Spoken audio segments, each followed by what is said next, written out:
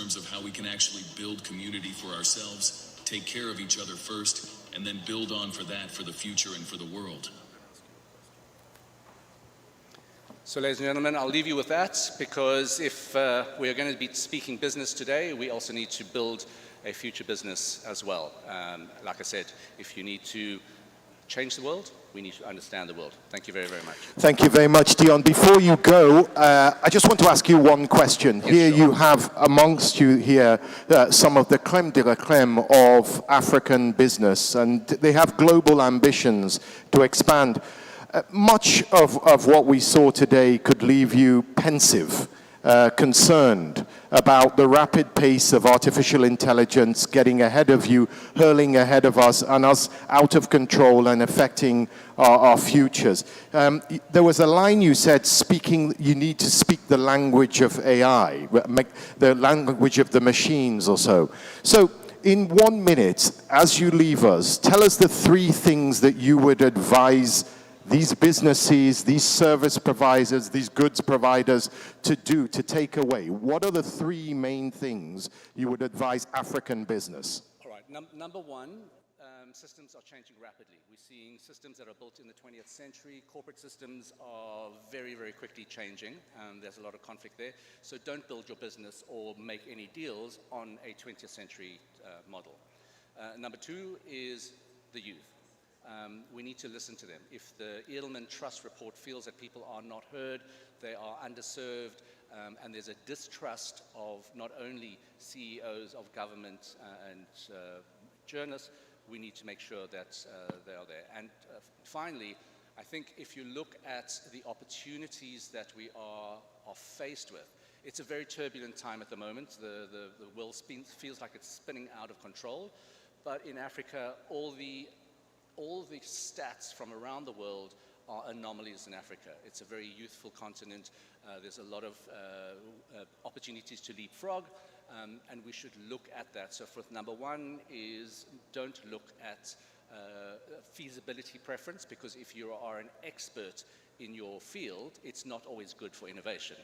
You resort to something called the feasibility preference, and it's now the opportunity to look forward and do things in a completely different way.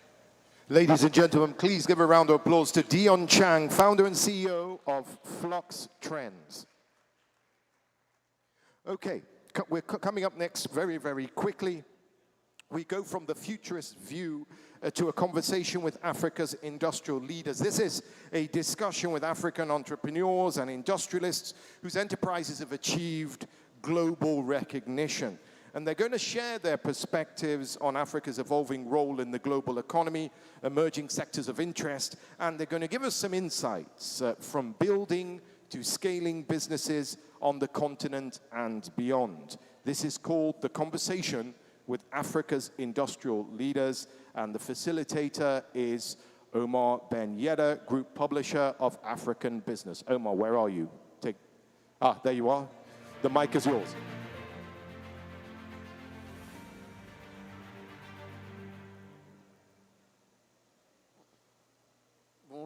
Bonjour à tous. J'ai l'honneur en fait d'être en conversation avec Monsieur Amor Habès. On a beaucoup d'industriels algériens aujourd'hui parmi nous, et un des grands groupes et une grande réussite algérienne, c'est le groupe Faderco. Donc je voudrais inviter le directeur général de Faderco, Monsieur Amor Habès, de venir avec moi et de parler de façon positive de ce qui existe dans le monde des affaires. On a eu un topo un peu négatif. Une vision un peu négative, on va dire, mais je sais qu'en fait, votre groupe est en train de grandir à une croissance très rapide. Et je sais qu'également, on va commencer peut-être par l'IA. Je ne voulais pas commencer par ça, mais le monsieur a parlé de l'IA. Je sais que vous êtes un champion de la fabrication de papier spécialisé dans l'hygiène personnelle, mais la technologie reste au sein de vos pensées, et vous avez même créé un incubateur au sein de votre entreprise. C'est-à-dire on ne penserait pas en fait qu'un groupe qui se spécialise dans la fabrication de papier spécialisé dans l'hygiène personnelle utiliserait l'intelligence artificielle et la technologie pour en fait augmenter ses ventes et augmenter ses parts de marché. Donc peut-être une petite réflexion sur ce que vient de dire le monsieur sur l'intelligence artificielle et également en fait la technologie au sein de votre entreprise. Tout d'abord, merci pour l'invitation. Effectivement, l'intelligence artificielle vient aujourd'hui comme un sujet d'actualité qui est vraiment au cœur de nos industries et de nos business. C'est pas venu comme ça, c'est venu justement il y a quelques années où nous avons vu ce vent arriver déjà en Algérie d'intelligence, de start-up, de jeunes, portés par des jeunes entrepreneurs.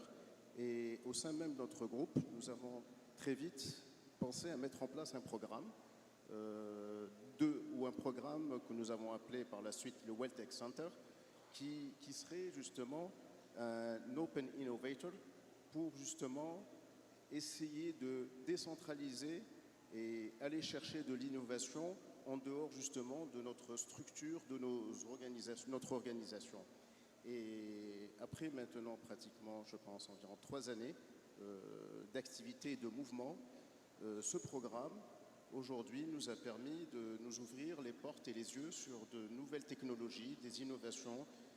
Je peux parler par exemple de la gestion des ressources en eau que nous avons dans nos industries, la gestion des énergies que nous consommons, la gestion de nos déchets, donc une meilleure valorisation de nos déchets. Donc là, nous avons identifié pas mal de start-up et de jeunes entrepreneurs que nous accompagnons, à qui nous ouvrons les portes de nos usines, de nos installations, notre technologie, pour innover, pour proposer des solutions innovantes. Ensuite, il y a aussi des sujets liés aux produits même. Comme vous avez dit, nous développons des marques, nous développons des produits pour le consommateur algérien et aussi international maintenant. Et grâce justement à de jeunes qui utilisent l'intelligence artificielle et d'autres solutions, cela nous permet d'innover, de penser de nouveaux produits, d'étudier des comportements, d'étudier aussi, d'aller plus vite dans la prise de décision sur des innovations produits. Et l'année prochaine, je pense que votre groupe fête ses 40 ans, Oui. mais je sais que la croissance n'a pas été, on va dire, et ce n'est jamais le cas, c'est jamais vraiment une croissance linéaire exacte.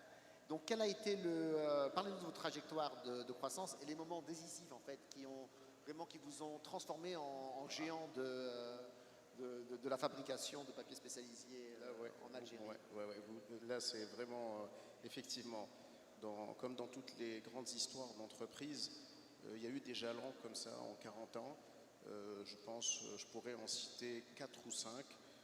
Ça a été d'abord le démarrage de Faderco en 1986, qui avait démarré justement sur un échec, un business qui avait démarré sur un échec, mais grâce à la persistance des fondateurs à l'époque et la pertinence, ils ont tenu coup pendant presque une dizaine d'années pour justement repenser le business et encore aller de l'avant. Et c'est ce qui a permis, en début 2000, à repenser tout le business de Faderco, aller encore de l'avant vers les produits d'hygiène. Donc je dirais 86, 2000, les premiers investissements, et ça a coïncidé avec aussi l'essor de l'économie algérienne, le début, le redémarrage, le relancement de l'économie algérienne. Il y a eu aussi une grande étape cruciale que je dirais, ça a été en 2012-2015, ça a été la période où nous avons décidé d'installer de nouvelles usines hors d'Alger. Nous nous sommes installés à Sétif. Et troisième jalon aussi très important, ça a été notre engagement dans le processus d'intégration. Nous avons très vite, il y a très longtemps, tracé une vision long-termiste de notre business. Et nous avons décidé à l'époque, justement, nous avons eu cette volonté d'être leader sur notre marché, déjà, pour mettre les bases. Et très vite, nous avons compris qu'il fallait commencer à intégrer toute la chaîne de valeur et maîtriser nos intrants. Et depuis 2015 maintenant, Faderco s'est engagé à fabriquer ses propres matières premières. Donc c'est tout un processus qui est très long. Et jusqu'à aujourd'hui, jusqu'à cette année 2025, nous sommes passés d'un taux d'intégration il y a 15 ans, je dirais de 30 ou 35% environ. Ça veut dire que pratiquement presque tous nos intrants ont été importés, à aujourd'hui un niveau d'intégration qui avoisine les 70%. Je dirais que ça a été un jalon aussi important parce que cela nous a permis de maîtriser la qualité de nos produits, d'être plus réactifs sur les commandes, en local et en international, mais aussi une meilleure maîtrise des coûts et une montée en puissance surtout de nos équipes techniques. Donc ça a été aussi un grand tournant dans l'histoire de Faderco. Et donc, d'après ce que j'ai cru comprendre, vous êtes un B2C, bien sûr, vous vendez au grand public, mais vous vendez également la matière première à vos concurrents et vous vendez également maintenant les solutions que vous avez évoquées, techniques et informatiques, à des concurrents également et à d'autres clients, c'est bien ça? Absolument. Faderco, il faut savoir que Faderco est une entreprise en mouvement. Et effectivement, nous découvrons tout le temps, nous ne sommes pas très fermés dans notre mode de management, nous sommes très ouverts à ce qui peut arriver, nous sommes très attentifs à ce qui se passe aussi dans l'écosystème local et international. Très vite, nous avons eu des capacités de production qui nous ont permis d'aller vers l'international et aller nous frotter justement à des industriels comme nous, notamment en Europe. Et c'est ce qui nous a permis un peu de rehausser aussi beaucoup le niveau de maturité de nos ingénieurs et de la maîtrise des process de production. Effectivement, comme vous l'avez bien dit, donc ça a commencé par du B2C, par le développement de marques pour le consommateur local. Ces marques aujourd'hui sont devenues tellement fortes et ancrées chez le consommateur algérien que nous avons décidé aussi de les partager avec au-delà de nos frontières, notamment en Tunisie, en Libye et vers d'autres marchés.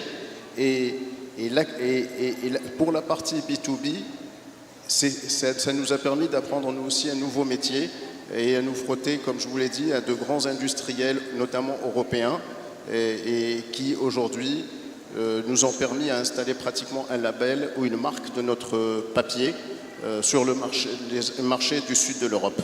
Wow, incroyable. Et concernant votre vision, on va dire, pour le groupe, j'ai cru comprendre que vous étiez architecte, donc plutôt que quelqu'un qui a fait une école de commerce. Vous pensez que ça vous a aidé dans la gestion de l'entreprise, dans la vision que vous voyez, une vision peut-être plus à long terme, bâtir quelque chose sur des fondations qui sont très fortes et c'est une autre philosophie, on va dire. Vous venez de définir justement le métier de l'architecte. C'est exactement tout cela. L'architecte l'architecte urbaniste a toujours eu une vision long-termiste et aussi innovante, de comprendre un peu le comportement de la société. Et tous ces éléments-là clés m'ont personnellement beaucoup aidé et permis à piloter, on va dire, le groupe familial que je représente. Et comme j'ai dit, cette ouverture d'esprit et ma formation m'a permis justement de laisser libre cours à tous les collaborateurs et même d'apporter un nouveau mode de gouvernance à notre groupe qui justement, les résultats, alhamdoulilah, sont là aujourd'hui avec des croissances à 2 chiffres tous les ans et qui laisse encore qui nous permet encore de maintenir cette vision à long terme de nos projets. Et dites-moi, en fait, en Algérie, moi je suis tunisien, et je sais qu'il y a des groupes tunisiens qui ont essayé de rentrer en Algérie, mais ils ont trouvé le marché assez difficile et assez compliqué. Même dans des concurrents, certains de vos concurrents qui se spécialisent également dans l'hygiène personnelle. Pourquoi est-ce que vous pensez qu'ils n'ont pas réussi à conquérir ce marché algérien? Alors, en fait, c'est comme je le disais tout à l'heure au tout début, le marché algérien n'est pas compliqué, n'est pas difficile. Il est juste exigeant. Exigeant en qualité, en innovation en produits. Vous avez en face de vous un consommateur qui connaît très bien les produits, qui sait ce qu'il veut et qui est prêt à mettre le prix qu'il faut sur la qualité des produits. Ça, nous l'avons compris, nous, très vite, par rapport justement, quand on est arrivé dans le secteur de l'hygiène, dans le segment des produits d'hygiène corporelle, effectivement, il y avait des produits internationaux, de grands groupes, de multinationales, qui étaient déjà établis en Algérie, mais qui voyaient l'Algérie comme un marché et qui n'avaient pas adapté leurs produits, à l'époque, aux consommateurs. Autre phénomène aussi, c'est que notre approche long-termiste nous a permis justement d'investir sur une technologie de pointe. Et effectivement, qui dit technologie, dit aussi des ressources humaines adaptées, des ressources humaines à former. Ce n'est pas seulement une question de financement ou de capital d'investissement, c'est surtout aussi cette approche du marché qui nous a permis aussi d'aller jusqu'au consommateur, donc maîtriser carrément les routes de distribution en B2C, bien entendu, mais aussi apporter une gouvernance très agile, très libre, très flexible à notre organisation. Je pense que c'est la combinaison de tous ces facteurs-là qui a permis de justement surpasser et de dynamiser notre marché et d'aller très vite et de s'accaparer les parts de marché année par année. Merci beaucoup pour vos interventions. Ladies and gentlemen, a warm round of applause for Mr. Amor Habes, who is the Managing Director of... Merci à vous.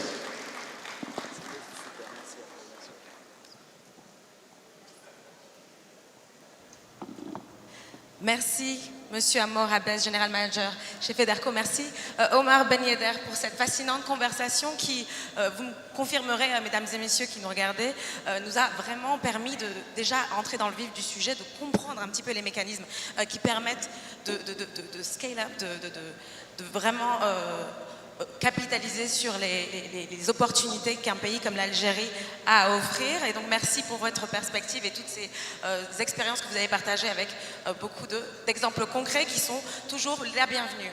Ladies and gentlemen, just a quick reminder and housekeeping notes as we continue this program. You have noticed throughout the course of IATF 2025 that our speakers are Anglophones, Francophones, sometimes Arab speaking. So if you want to make sure that you follow the proceedings as you should fully, please ask the technical teams here for translation headsets so you can follow the discussions. Mesdames et messieurs, vous l'aurez remarqué, nous avons des intervenants qui s'expriment en français, certains en anglais, d'autres en arabe. N'hésitez pas, donc si vous n'avez pas de casque de traduction, à en demander à l'équipe technique, la régie qui se trouve, il me semble, tout au fond de la salle ou même de votre côté. N'hésitez pas à leur demander des casques de traduction pour pouvoir suivre donc ces discussions fascinantes. Sans transition, nous allons poursuivre notre programme avec la suite de cette matinée qui continue donc à se pencher ou à s'appesantir sur les questions du secteur privé et de la croissance dans le secteur privé en Afrique. Cette fois-ci avec une perspective de CEO qui est tout aussi importante, n'est-ce pas? This panel will dive into the industries reshaping Africa's future, from technology and renewable energy to fintech, agriculture, and beyond. And we have visionary leaders at the helm of these sectors that will reveal how they are driving innovation, fueling sustainable growth, and positioning Africa as a global competitor. And to moderate this discussion, I'm now going to welcome, the facilitator, and I'm please going to urge you, ladies and gentlemen, to give him a warm round of applause. We have Akim Merchant, Director and Head of Africa at Convergence. Ladies and gentlemen, give him a round of applause as he enters the podium.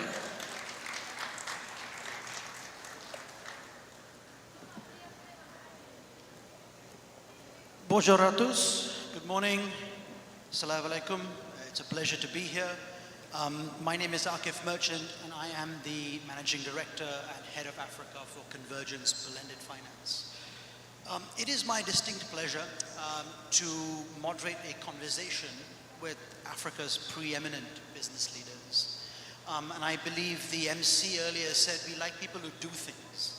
So these are not just thought leaders, these are also action-oriented individuals leading some of the most vibrant organizations on the continent. So with that, may I please invite on stage Chinua Azubike, Managing Director and CEO of Infracredit Nigeria,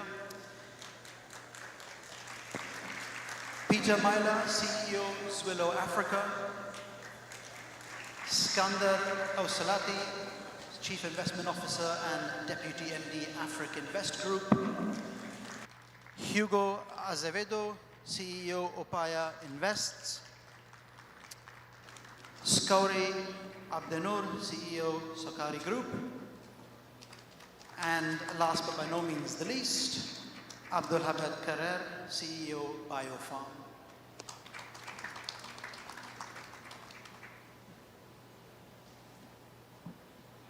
So we have around 45 minutes to have an in-depth and rich conversation. And we've got 6 gentlemen. So I'm going to request all of you to keep your answers as brief and as to the point as possible so that we ensure that everyone gets their fair share. The idea for this particular conversation is to really bring out some of the financial innovation, the business innovation, the process innovation, but also strategic leadership from all of your individual organizations to give us, the audience, a sense in the room about what makes your organizations leaders in their respective fields. So Chinua, since I've known you the longest, I'm going to start with you.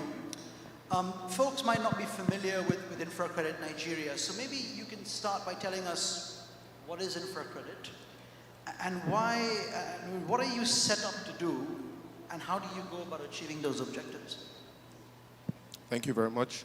Good morning, and it's a pleasure to be here. So InfraCredit was established to address a market failure that many African countries tend to struggle with, which is how do we mobilize access to long-term patient capital from our domestic markets to drive infrastructure development. Many countries, we tend to borrow in foreign currency when revenues coming from the projects in local currency. And so in Nigeria, where InfraCredit was established, we've had a huge volatility in currency risk. And so InfraCredit was set up by at the time, our Sovereign Wealth Fund alongside international DFIs and private capital subsequently to de-risk projects, enable our local pension funds, insurance companies who hold a vast pool of resources. AFDB estimates within the continent, sovereign wealth funds, pension funds, insurance companies hold roughly about up to $2 trillion. How do we mobilize this capital? By addressing the perception of risk versus actual risk, using guarantees to enable financing that is in tenors of up to 20 years to finance development. And so InfraCredit was set up to address that market gap. And over the past 8 years, what we've been able to demonstrate is enabling infrastructure companies providing services in telecoms, transport, energy access to mobilize 20-year, 10, 15-year financing, patient capital to build roads, to build telecom infrastructure, create jobs, support local economic growth. Great, thank you, Chinua. Your organization is particularly important in this moment because we've been having this conversation around how do we mobilize domestic resources for Africa's sustainable development that reside here on the continent. And what you're doing is really helping to bring those resources into the infrastructure sector to support that build out across Nigeria. So thank you for your work. Peter, if I may come to you. I should also add, Peter, by the way, is the former Chief Investment Officer at FMO, one of the leading development finance institutions that is active here on the continent. Peter, you left FMO to essentially lead Zwillow Africa. What problem or market gap or market failure is Zwillow set up to solve for? And I also believe you're one of the early investors in this organization. So what potential did you see? No, thank you. Yes, I am an early investor. I invested in Zwillow 3 years ago. The thesis was the business was expanding into Western Balkans, from Kosovo, Serbia, Albania, and it was a simple business to say they are providing cash to the businesses. My experience comes from private equity for the last 16 years. I've analyzed a lot of businesses both from Africa, Asia to Latin America. One thing that I have noticed, or coming back to what problem is Zwillow trying to solve, businesses have got revenue, they can show EBITDA, however, they do not have cash. Cash is the oxygen for the businesses. I have seen businesses filing for bankruptcy, having revenue and EBITDA. I yet to see a business filing for bankruptcy, having cash. So then coming to the point of what market failure, as your question, are we trying to solve? We have seen it in the Western Balkans. If you were to look what I call an anchor buyer or a large company in any industry, whether it's in supermarkets, it's industrial, it's a large mining company, it's a large bank, it's a large automobile manufacturing. Typically, they pay their suppliers 60, 90, on the continent, even up to 120 days. So what does it mean? A supplier has sold the goods, has to wait for at least 60 days if you're lucky. The suppliers we hear, they can even wait for 120 days. And that's where what I will call companies, they fail. What does Velo does? We do invoice discounting. Invoice discounting is nothing new. It's an old 100-year plus product. But I'll explain how it works in the olden way and different to what we do. A supplier walks to the financing company with an invoice and say, can you be able to give me cash? The financing company contact the supplier to verify the invoice, verify the contracts, then they make the payment. You are at risk of invoice fraud, invoice dispute, and worse, the anchor buyer pays the supplier, the financing company has to chase the supplier. So I call it friction, or you see high non-performing loans. At Velo, what are we trying to do? One, we provide, it's a supply financing program with the anchor buyer. Our customer is the anchor buyer. We say, if we give you 100, how many suppliers would you like us to pay? And they can select from the catalog. We load that on our tech system so that the anchor buyer knows who we paid, we know who we paid, and how much we need to be paid. Simple as that. It's scalable, and we can pay even a small invoice of $5 to a supplier. While the traditional supply financing, they will have a minimum how much they could be able to pay, which again creates a problem, especially in the continent, where 80% of goods being supplied to any supermarket comes from 1,000 suppliers.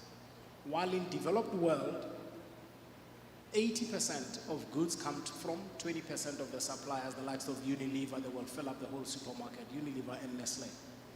So in our markets, then you find a small supplier, what we'll call micro SMME, is waiting for that 120 days, just for that payment of $50 or $100. And that's where is the crunch. So our program, we are able to execute and be able to pay.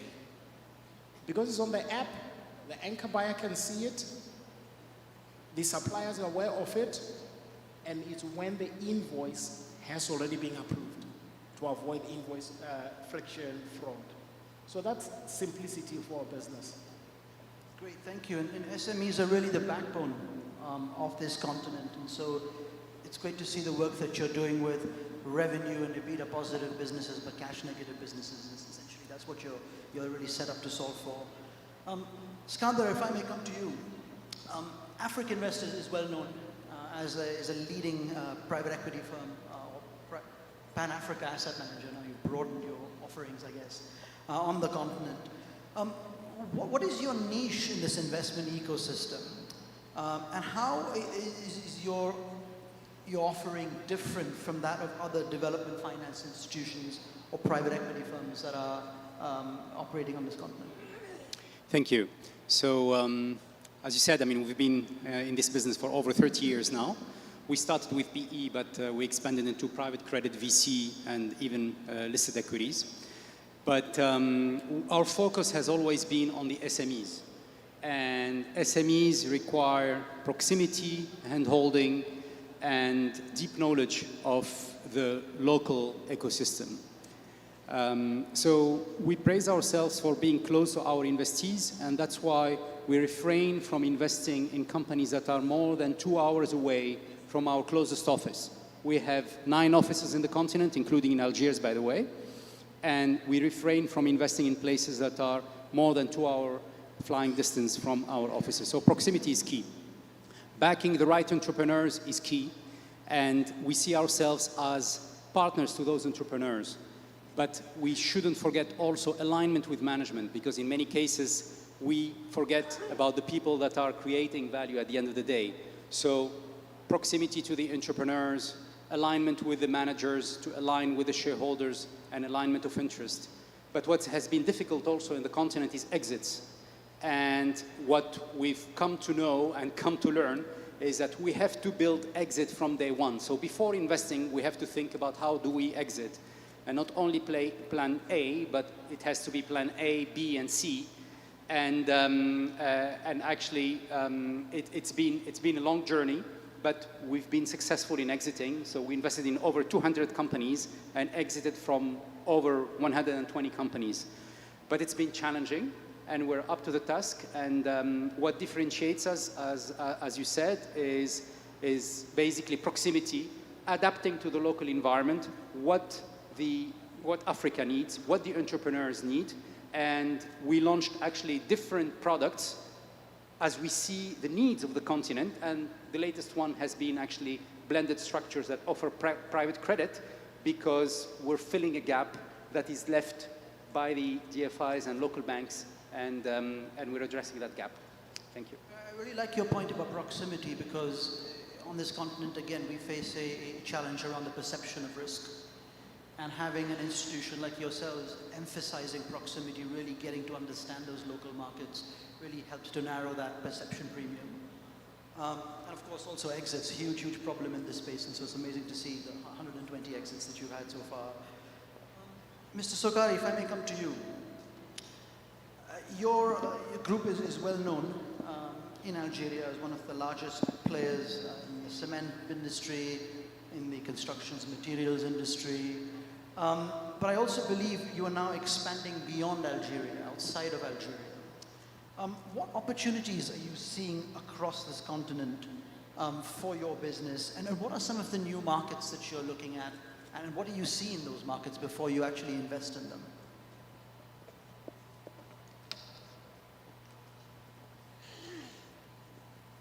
Allô, bonjour. Bonjour tout le monde, merci pour cette invitation. Bon, le groupe Chouakri, c'est en effet un groupe qui est l'un des premiers investisseurs dans les matériaux de construction, notamment dans la brique. On a commencé par la brique, une briqueterie, et après nous sommes passés au ciment. Nous sommes parmi les premiers acteurs de la fabrication de ciment. Donc, auteur dans ce domaine, le groupe a réalisé une cimenterie et exploité une cimenterie avec le groupe Holcim. Nous sommes 51% du groupe Holcim en Algérie avec deux cimenteries. L'une à Biskra de 3 millions de tonnes et la deuxième, elle est de 200 000 tonnes de ciments spéciaux, mortiers. Pour le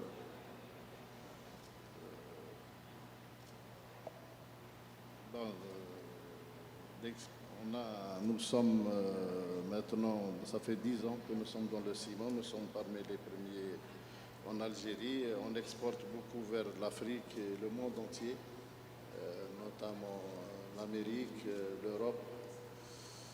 Avec le groupe Holcim, nous sommes en train de, avec l'expertise qu'ils ont, pour être aussi compétitifs, parce que il y a, comme vous savez, que le ciment, c'est un produit, pour fabriquer le ciment, il faut consommer beaucoup d'énergie. Et on dégage beaucoup aussi de CO2. Nous sommes en train de travailler aussi sur ce volet pour le recyclage des déchets et aussi la décarbonation. Nous sommes en train de travailler sur ce volet. Bon, le groupe Chouakri, nous sommes aussi dans l'agriculture. Pour le ciment, nous sommes classés actuellement, notre usine, elle est numéro 1 monde. Ça fait la deuxième année. Et on a toujours été dans le top 5 monde du groupe Lafarge, du groupe Holcim, pardon. Nous sommes aussi dans l'agriculture. On fait l'agriculture aussi au sud algérien. les maraîchers qu'on exporte aussi vers l'Europe. Et nous avons d'autres projets dans la pétrochimie. Nous avons une usine de formaldéhyde. Elle va être finie on termine, on a commencé les installations. Les équipements sont là. Les équipements sont là. Nous allons bientôt, dans 6 mois, on va mettre en marche l'usine de formaldéhyde que l'Algérie importe. Cette matière, l'Algérie l'importe de l'étranger. Donc on va arrêter une facture d'importation très importante et exporter aussi. Nous avons aussi des partenariats avec le groupe Volvo pour les camions et le groupe Paulina qu'on vient d'acquérir 51% de son usine d'acierie à Tougourt.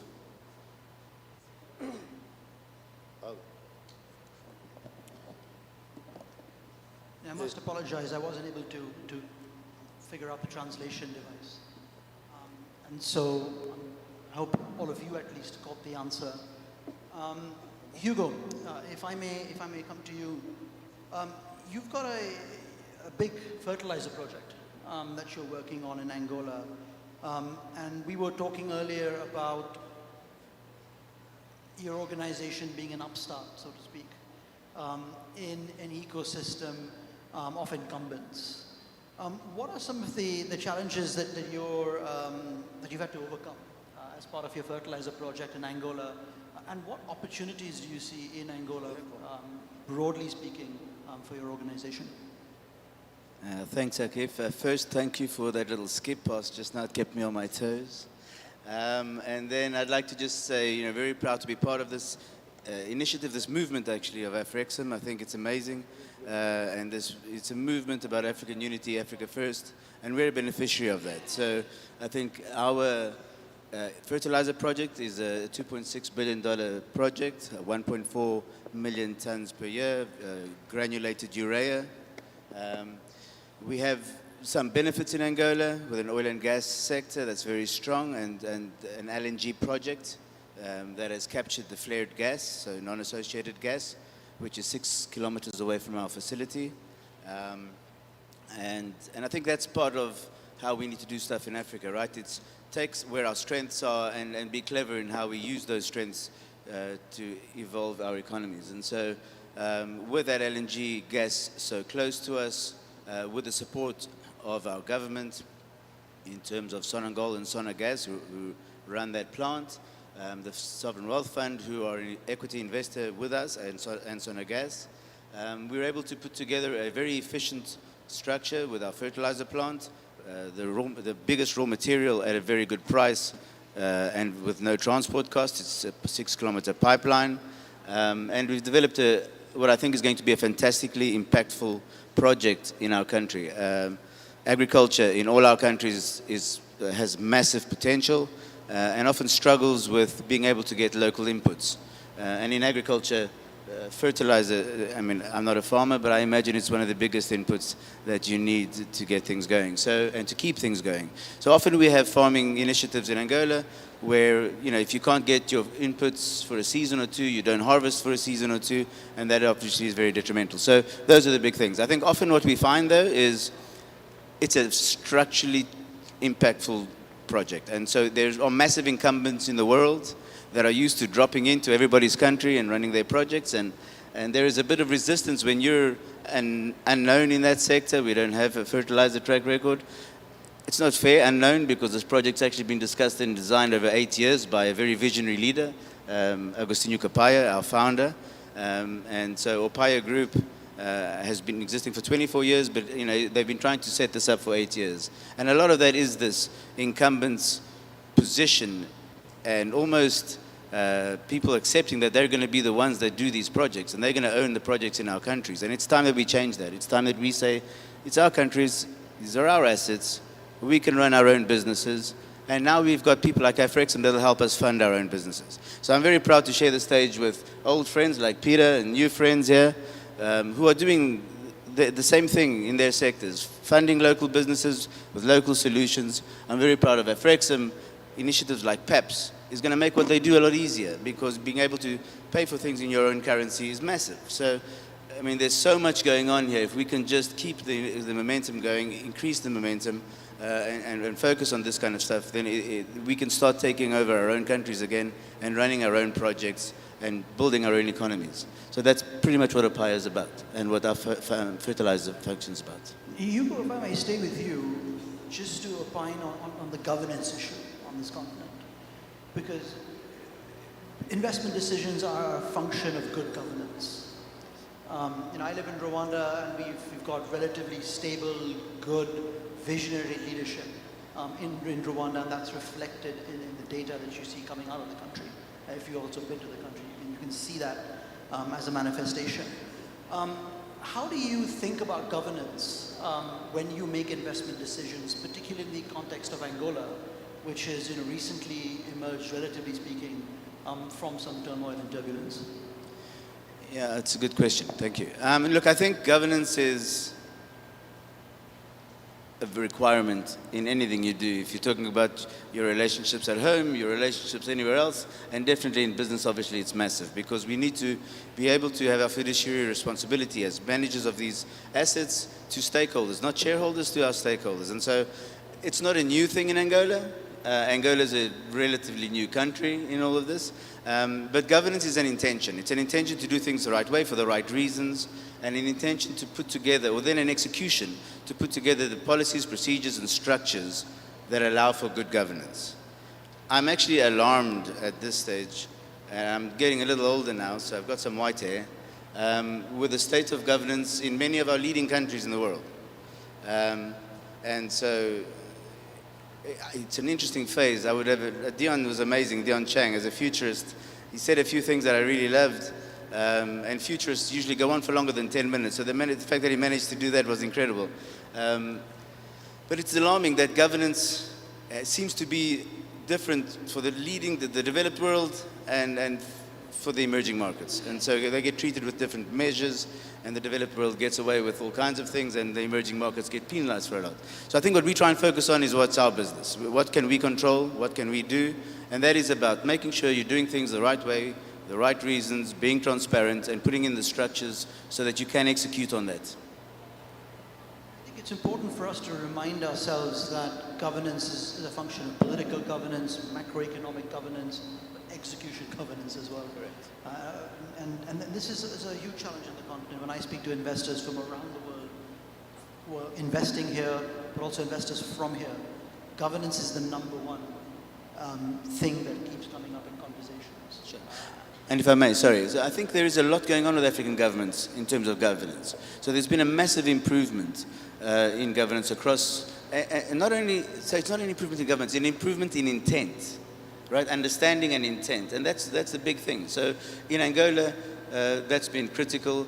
We look at Mauritius just recently out of the grey list. So there's been a lot of work done across the continent, and Angola is no different in terms of governments enforcing of the governance, and then our companies following suit. That's why the implementation also of the Africa Continental Free Trade Agreement is really, really important. It's one thing to have a document that outlines these principles, but there's another thing to actually implement that document and to really make sure that the operationalization of this Continental Free Trade Agreement really comes to fruition. Abdul Wahid, if I may come to you. Your organization is a regional pharmaceutical champion, a leader in Algeria. How do you, at BioPharm, manage innovation, but also affordability, trying to reduce the cost of drugs, trying to make it more accessible? As a business leader in the pharmaceutical space, how do you balance both those priorities, innovation, but also affordability?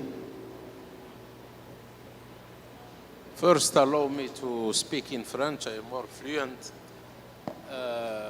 Le sujet de l'abordabilité, de l'accessibilité des médicaments aux populations est un sujet qui concerne pas seulement l'Afrique, mais aussi les pays riches. Donc c'est un sujet qui est mondial. d'autant plus que l'innovation, les produits innovants sont de plus en plus chers.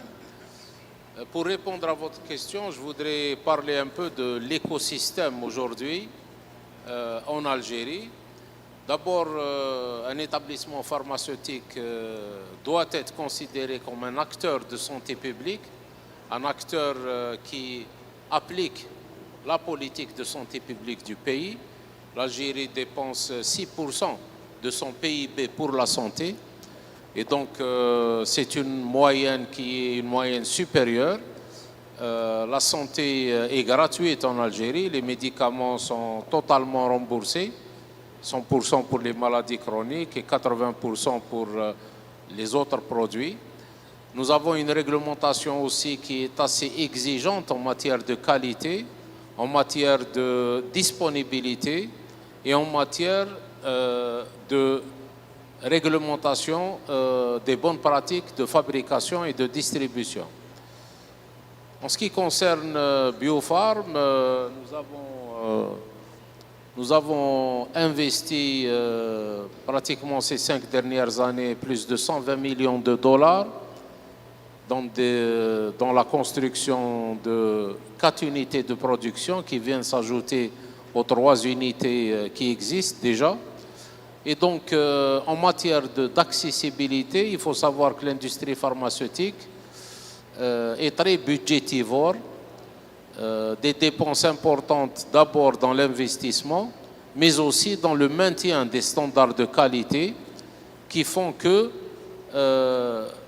il y a un prix. La santé n'a pas de coût, mais elle a un prix. Et ce qu'on peut dire, c'est que nous pouvons concilier entre l'accessibilité des médicaments et la qualité, à 2 conditions. La première condition, c'est que les producteurs ne doivent jamais faire de concessions par rapport à la qualité des produits, malgré la pression à la baisse qui est faite par les différentes autorités de santé de différents pays. La deuxième, c'est que les autorités de santé des pays doivent considérer le médicament et le rémunérer à son juste prix. J'espère avoir répondu à votre question. Thank you for your answer once again. This translation device doesn't seem to be working. Chinua, if I may come to you, I'll come back to you. Infracredit Nigeria is now looking at taking this model that you really pioneered and successfully built out and bringing it to other countries. We were recently in Accra together, and you're looking to bring this out to Ghana as well. How do you identify countries across this continent that might be a relevant country to transplant the Nigeria model to? What are some of those ingredients that those countries need to have before you say, okay, we need an infracredit-like organization or entity in that country? How do you choose them? Thanks. So I'd look at it more from, what are the conditions, the local conditions that make it attractive for mobilization of long-term domestic credit to the private sector, leveraging, pools of capital from your savings and your pensions or your insurance, and also using the capital market as a platform to distribute, financing. And what we've seen in certain countries, we've done our preliminary analysis, is firstly you've got pension funds, youthful population. So when you look at the average age in some countries, 19 years, it means that the domestic pools of savings with the pension fund is up to 30 years in terms of, retirement schemes. So that capital can be allocated more productively. And then they have a capital markets where you've got an exchange where bonds are listed or issued, and some enabling environment. It doesn't have to be perfect, but you see examples of entrepreneurs, private sector, providing essential services like just transportation, trucking, energy access, telecom access, that are actually borrowing in foreign currency whilst their revenue is in local currency because they actually price their services for the end users in local currency.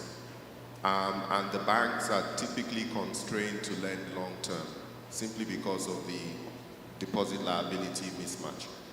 And so those challenges create an opportunity to essentially replicate a solution that is taking advantage of what these countries already have, but also helping build local capacity, because what this does is really transformational in terms of how new asset classes are created, how businesses are able to expand, accessing credit that is 10, 15 years, fixed rate borrowing, and importantly, how capacity is built to be able to structure and execute projects locally. And so our assessment, even in Ghana and a few other markets, demonstrate a real chance that, you know, what we estimate in Africa as what the FDB estimates of up to $2 trillion can be mobilized. One, two, we can create jobs, we can achieve some level of pathway to financial sovereignty, because development needs also to be driven by domestic capital, and that's what attracts international capital ultimately. So we do have sleeping giants in our pools of capital, and there's a unique opportunity to essentially exchange knowledge, replicate what works, and drive development. And again, you touch on a very, very important point of local currency finance. Oftentimes, you've got banks making loans in hard currency, businesses charging in local currency, there's a mismatch, and that's another huge, huge challenge, but also an opportunity. I mean, you look at it and frame it as an opportunity here on the continent, and that's also what you're looking to solve for.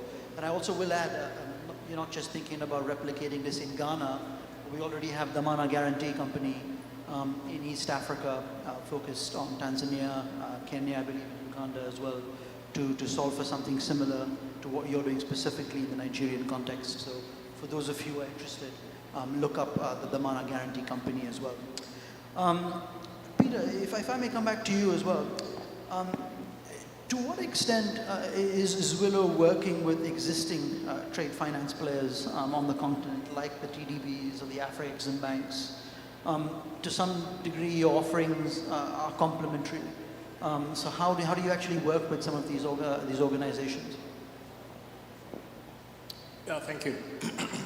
So, in short, we are working with almost both the African development banks and the African banks. And why the collaboration? So, the founder of Zvelo, Admir, he sits on the advisory of our TDB, Trade Development Bank. And this is the seat that he has held and has worked with them for several years trying to solve this. There is capital willing to be able to provide trade finance, is the how. And this is where, as I mentioned before, Zvelo's unique selling proposition is the ability to be able to provide a $5 to the micro SMME. And our app, speaking of the DFIs, our app, you could be able to report all the ESG standards by Sustainable Development Goals. As you load the invoice, we want to know the founders immediately, male or female, what is on the invoice, was it food, what SDG, it gets allocated automatically on input. So we do not prepare reports on a monthly or periodic basis. You can click now on our system, you can see which SDG we are filling up the bucket. So that's something that the app, and Admi and I, we come from DFIs. We created to be as painful as it is to make sure that it meets those requirements. And the other private credit providers, you mentioned the banks. The banks, as I mentioned, they're already providing invoice discounting. Their challenge is single obligor limits or prudential limits. Most of these anchor buyers, the banks are already full. They cannot take any more risk. And the rise of private credit, it comes soon. We're already in bar 3. Wait until we hit bar 4. You'll see more banks distributing the risk. So the banks are already speaking with us that can they be able to own the relationship with the anchor buyer, which we are okay. Secondly, can they be able to distribute their risk or underwriting to us, which is fine. We are out there. Our business is very simple. Assets and liability mismatch. We manage them on a daily basis. So we're okay, they can be able to originate and distribute to us as long within our price that is acceptable. So in short, we are working with Afrexim, TDB, and also the African banks. Again, you're solving for regulatory risk or regulation mismatch as well on the continent. And you're really supporting those banks to balance their regulatory liabilities. And as you said, you know, at Basel III, already making life complicated for banks. Regulation will only get tighter as we move forward. And so your organization, I think, will only improve in terms of its working relationships with these banks. Skander, if I may come to you, and just for the audience, by the way, we've got another 15 minutes, and so we're going to open it up to questions from the audience. I really want to hear your opinions or your questions for our wonderful panel. So do think of these questions as I invoke moderator's privilege and ask one more question. Skander, as a Pan-African investment group, you work with LPs, your limited partners. What do your LPs see in Afreximbank? Why do they place money with you? Yeah, thank you for this difficult question. Look, I mean, I think, firstly, we've been blessed by the continued support of multiple DFIs in our funds. But what we've been able to demonstrate to our LPs is our capacity to deploy, but our capacity to return capital. It's not easy to return capital in Africa, but we've been able, as I mentioned earlier, to exit from over 120 companies. Lately, we've been using innovative structures, I mean, in some cases, self-liquidating instruments, but more importantly, we've been partnering with banks for bridges to exit. So when working on an exit, and the exits in Africa can take like 1 to 2 years, and in some cases for regulated industries, it takes like 6 months to get the regulatory approvals. So we provide our LPs with some liquidity by actually putting on some leverage on the acquisition vehicle to return capital to our investors. But the short answer is basically what LPs are looking for is basically a trusted partner to deploy their capital I would say and delivering a risk-adjusted return, because what they're looking for at the end of the day is what they used to call before the dual bottom line, which is returns but also impact. And we've been able to demonstrate that the impact across the investments that we've made has been great, both in terms of job creation, in terms of impact on the local economies, and also tax collection in many instances, let alone, I mean, the environmental aspects. And we put a lot of emphasis on governance and improvement in governance in our investees, which actually outlive our investment period, which is usually 5 to 6 years. I think you mentioned another very interesting point about your dual proposition of financial return, but also development impact. And you know, we were speaking about blended finance earlier. You leveraging that approach to really reduce risk or shift risks on one hand and or enhance returns on the other hand, to really mobilize those private investors who are your LPs. I would love to open this up to the audience. Do we have a mic? Do we have a mic that we can hand around? You've got a mic there. Questions? Anybody has any questions? Any reflections? Yes, the lady in the white, please. And if you have a question, it'd be great if you can direct it to someone on the panel, if it's specific.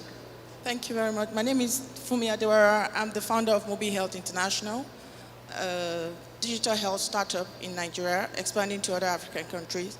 Thank you very much for the very insightful discussion on the panel. My question is directed actually to the first speaker regarding invoice discounting. Regarding? Invoice discounting. We do know that invoice discounting escalates the cost of finance, and particularly the government institutions are very notorious for delayed payment.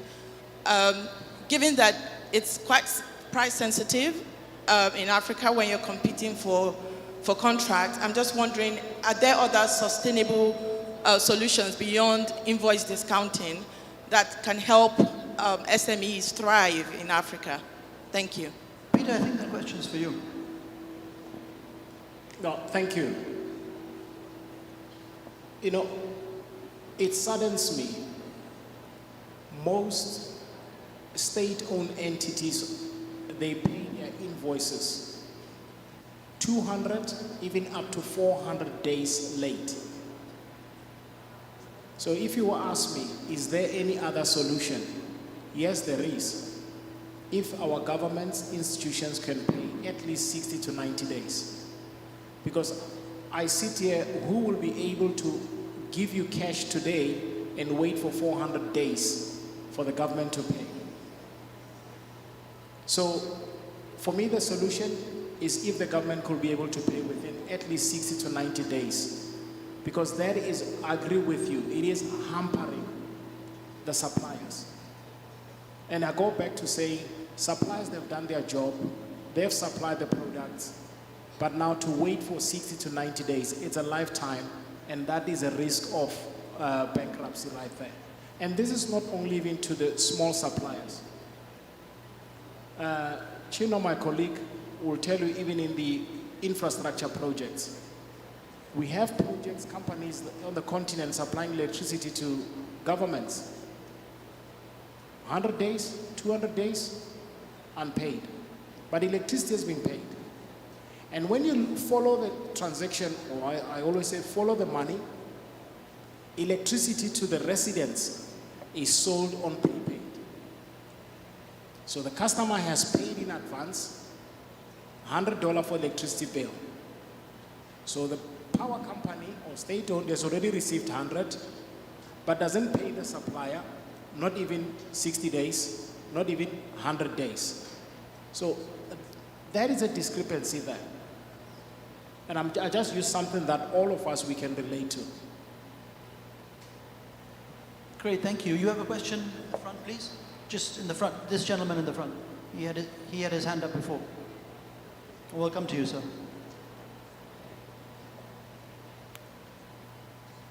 Hi, I am Faris from Mabani. For the third Sorry, we can't hear you. I am Faris from Mabani Group. Just I want to ask about the regulation. We mentioned for regulation, I think 6 months up to 1 year or more than. I think the same problem now, yesterday already for Afreximbank, the same suffering now for the governments, the facilitation for the work for financial institutes and for the company, the private sector, SMEs or other company now, how to cross the border. I think for regulation, there is a big problem, not just the issue for the money or for how to kind of finance the projects or finance the SMEs companies. Sometimes the problem comes from the government because just for approval, we take the decision maker now, have the responsibility about how let the people to start working, how regulate it quickly enough to be adapted this new revolution of industrial and commercial needs in Africa in general. I think the regulation is a big issue for the Afreximbank, the same for FAC, FAT, all of them the same problem now, not just for the money, not just for the people able to working together, the problem for regulation from the government. So I think we should do something in that as a leaders, how we gonna let them to be adapted all of these initiatives, from the private sector and from some firms or institute of finance. Just I want from your side just send a message for them to be aware about what we have and what's right now the obstacles in the way for the private sector and financial institute. Your point was more around regulation, implementation, and the government acting as an enabling partner or a partner for the private sector. So, get out of the way versus get in the way. Hugo, you have a comment to reflect on that? Yeah, I think, look, I agree completely. I think that's changing in Africa now. I think there is a lot more support from government for a lot of these things. I do think that there is a space for some more radical change in some of these aspects, right? And so entrepreneurs, for instance, make it easier to open a business, more tax incentives, maybe less reporting in the first 3 years, and then some mentorship programs. And that's not a public sector thing. So the mentorship programs I've seen work very well in Tanzania, for instance, with NMB Bank, where the banks have business clubs that involve accountants and involve all that kind of stuff. And they give some strategy education, they give administration education, and accounting and all that kind of stuff, and then some mentorship of the entrepreneurs. But we do need to create a space for entrepreneurs to start businesses, to be successful in businesses, and then as they be successful, you can start regulating them a little bit more. So I think there are some things we can do better, and there will always be things we can do better, but I think it is starting to change. There is some acknowledgement from government that they need to make the space more workable. How many government officials do we have in this room? How many policymakers, government officials in this room? Are you a government official or do you have a question? I guess all the government officials are hiding. They're keeping their hands down. Their notebooks are full listening to everyone. We have time for one more question. That gentleman, please. Good morning, everyone. I'm Naman Mousbia from the International Institute of Banking and Finance, Algeria. And my question is to address it to banks and also to countries who don't adopt the regulation for ESG. How we can assess the risk for any kind of SMEs or any kind of corporate in the absence of any standards, they don't adopt any standards. There is no mandatory standards, and also there is no application in the business model for the banks for the ISSB standards or any other framework, for example. Thank you very much. Who wants to take that question about standards? And they weren't able to hear that question. It's essentially around standards. How do we get banks to implement standards like ISSB and other banking protocols and standards? Yeah, so we invest actually in financial institutions across the continent, and basically during due diligence we look at what has been implemented within these banks, financial institutions in terms of standards, and actually we help them through the support of our LPs and technical assistants be ahead of the curve and prepare themselves for the next standards that are coming on board. So we've been doing that in partnership with our LPs through technical assistance, I would say, to bring those. Technical assistance, and there's many technical assistance platforms that support banks. Just one more question, yes, please. That lady. Can we get her the mic as well? That lady, the mic.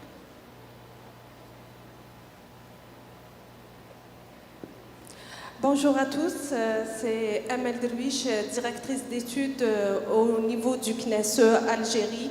Ma question, ça va être une question d'ordre général à l'ensemble de nos panélistes. Pour dire quels sont aujourd'hui vraiment les leviers les plus déterminants pour accélérer la croissance durable du secteur privé africain malgré les défis liés et plus particulièrement au financement. Je vous remercie. Our French speakers, do you want to take that answer? I think French speakers were excluded in this debate. La croissance durable, c'est une affaire de longue haleine. C'est une exigence de plus en plus pressante dans tous les secteurs industriels.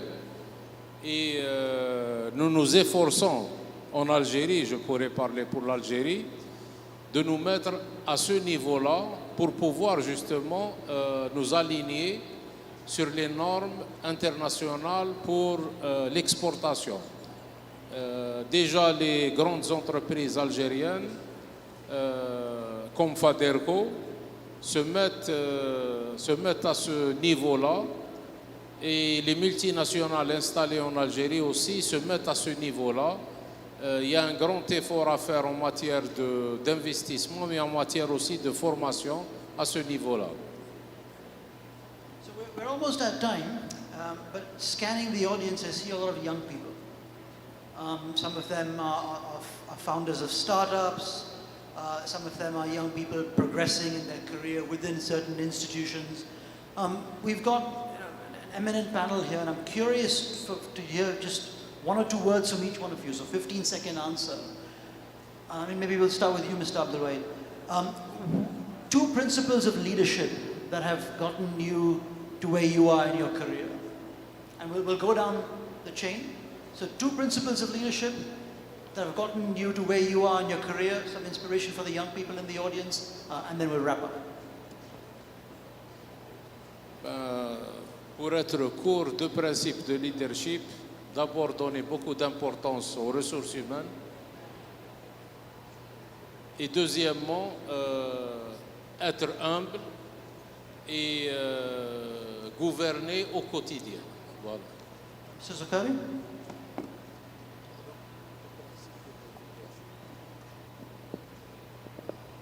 Il n'y a pas de secret, il faut croire en soi. Il faut croire en soi et avoir beaucoup de patience. Et je pense que pour réussir, il faut travailler dur. Ça ne vient pas facile. Nous, je prends l'exemple, j'ai travaillé difficilement pour arriver là où je suis. Donc, ça ne pardonne pas, il faut travailler, il faut croire en soi. Et la réussite, elle est assurée quand on est sûr de... voilà. Hugo? Yeah, I think take responsibility, don't look for blame. People fall into the blame game a lot and it doesn't get the situation resolved. And then hold your nerve. You know, people say be resilient, all that kind of stuff, but it's nervous work out there and it's dangerous and you make mistakes and other people look like they make mistakes and you've got to hold your nerve. I think those are the two big things for me. Skandal. Yes, proximity to your team and leading by example. For me, it's both personal and professional. Work hard, play hard, and be kind. And lastly, keep it simple. It's too complicated. It's too complicated. So that's it for me. So being result-oriented is very important. Always focus on delivering outcomes. And then leadership is really about presence and building capacity within your team. I think these are very two things that I learned. Great. With those inspirational words, I don't think I have anything more to add, except to offer my thanks to the panelists. So please give them a round of applause. And to all of you as well. Hopefully this conversation was inspirational. You got to know each of these organizations and what they do. So please interact with them. Please learn more about them. That's what we're here for. So thank you very much again. Thank you very much to our esteemed panelists and to our brilliant moderator for this inspiring, as you said. We're going to ask you, excusez-moi monsieur, s'il vous plaît, on va vous demander une photo de famille, s'il vous plaît, avant de terminer le panel très rapidement, une petite photo de famille. Oh, s'il vous plaît, ça nous ferait plaisir. Merci beaucoup. Thank you very much. We're just going to take a moment to capture this moment. This conversation around catalyzing private sector growth in Africa and these very precious and valuable insights from CEOs at the front line.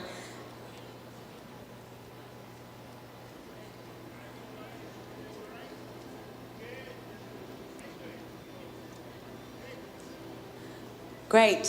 Thank you very much to our moderator and thank you to our panelists. This was a brilliant conversation. Ladies and gentlemen, we are going to continue on with our opening sequence of the investment forum. You heard from a few CEOs who have driven the private sector across Africa with their projects and companies. They've shared their achievements along with the challenges that they're still faced with. And there's going to be more of this kind of interactions. And of course, so stay with us. And as I mentioned earlier this morning, from 11:30 in just a few minutes, we will break into two side sessions. They're sector-specific conversations, one focused on innovation and growth, opportunities in Africa's tech ecosystem. That will take place inside room 1, which is outside on my right. And the other one will focus on investing in Africa's energy transition, and that will happen inside room 2. That will be on my left. I know there has been some problems with translation, live translation earlier, and I'm told that headsets are working and that from French to English, you need to go to channel 4. On a eu quelques problèmes de traduction simultanée il y a quelques instants. Juste pour vous donner quelques informations, donc nous avons la traduction simultanée de français à anglais sur la chaîne 4. Donc n'hésitez pas donc à utiliser ce canal-là pour avoir la traduction simultanée. Et comme je le disais en anglais à l'instant, donc deux secteurs spécifiques, enfin deux conversations autour de secteurs spécifiques dans les chambres parallèles dans 20 minutes, une vingtaine de minutes. Ce sera donc à ma droite, dans la side room 1, autour de tout ce qui va être technologie, et dans la deuxième session parallèle, sur ma gauche, donc side room 2, une conversation focalisée donc sur les questions d'énergie et de transformation de l'énergie.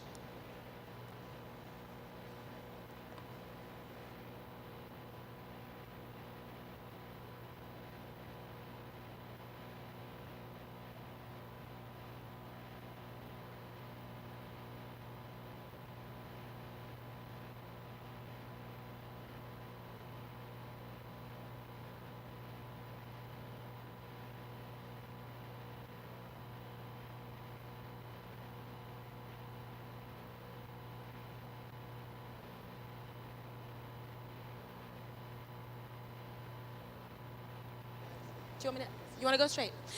And now, a moment that we've all been waiting for, to bring this opening session to a close. We're going to hear from a leader whose name has become synonymous with a vision, resilience, and innovation in Africa's energy sector. The Group Chief Executive of Rwanda, Wale Tinubu, and he'll be in conversation with Omar Ben Yedder, publisher, African Business Group. This conversation, you want to be sitting for this, ladies and gentlemen. So I'm please going to ask you all to join your seats so we can start this conversation between Omar Ben Yedder and Wale Tinubu. Mesdames et messieurs, je vais vous demander, s'il vous plaît, de rejoindre vos sièges, de regagner vos sièges. Nous allons commencer tout de suite notre prochaine conversation donc entre Monsieur Wale Tinubu Ladies and et gentlemen, Omar if we Ben could please Yedder. take our seats. Thank you.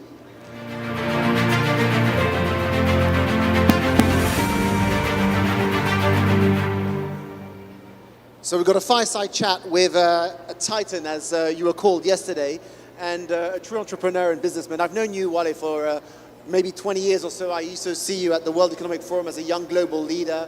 We recognized your company back, I think it was in 2008 or 9, as one of the fastest rising companies on the continent. But I know it hasn't always been easy, and you've had your challenges. You've done things that were improbable. Did you ever wake up and say, actually, this is too much, and what have I got myself into when the times were tough? Not really, no. I think well, first of all, good morning, everyone, and thanks for having me. Thanks for the sponsors as well of the event. They're doing a wonderful job bringing all of us from different walks of life into meet in Algiers.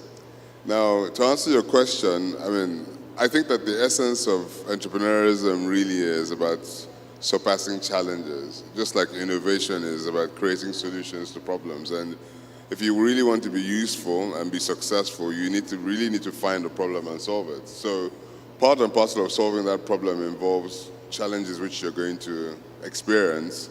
And our experience was no different. Every day we face challenges, and our success is really going to be defined entirely by our capacity to face tomorrow's challenge and also to effectively vision or plan for that challenge and create risk management metrics to manage those challenges. So right now, for example, in our operations today, there are a whole round of challenges which we are facing, and to go to the next level, it means that we must effectively solve those challenges. And yours is a very capital-intensive sector, which means big risk, high leverage, and also strong banks to support you.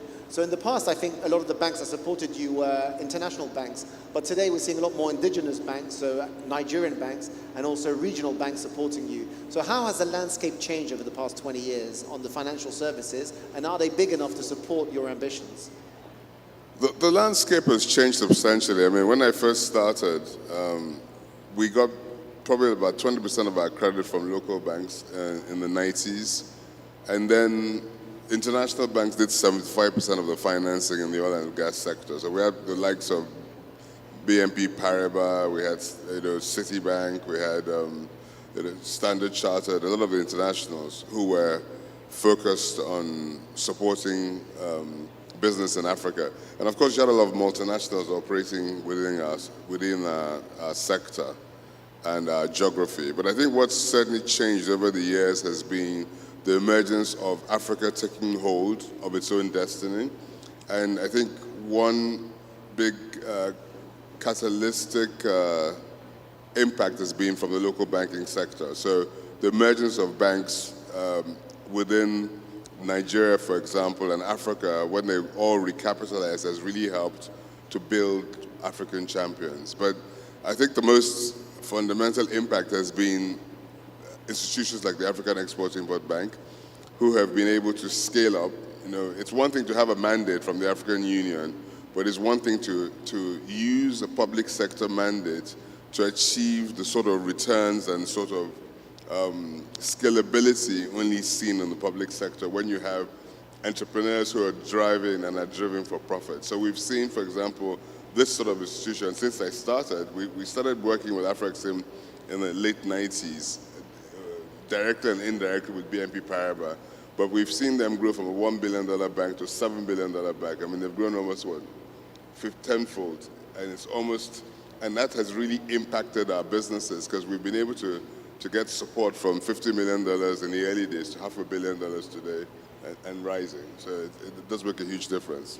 And I hear that many of the indigenous, or well, I don't want to call them indigenous, but African energy companies, they're the ones who've been driving the call for an energy bank, which is hopefully being operational very soon. So what do you think the role of that energy bank should be, and how do you see it supporting your institution?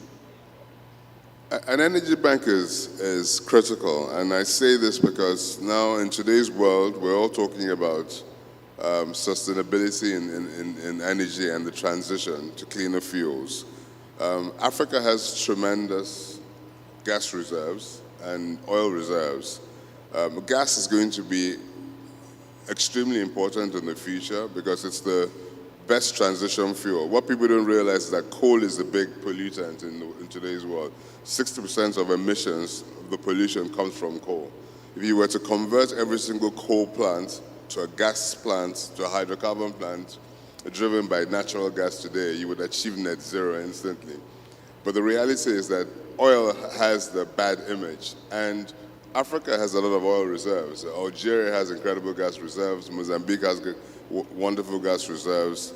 Ghana, Nigeria, Angola, and now recently, the rest of the West Coast countries, Cote d'Ivoire, Senegal, Mauritania, all having discoveries. Now, what we need is a just transition.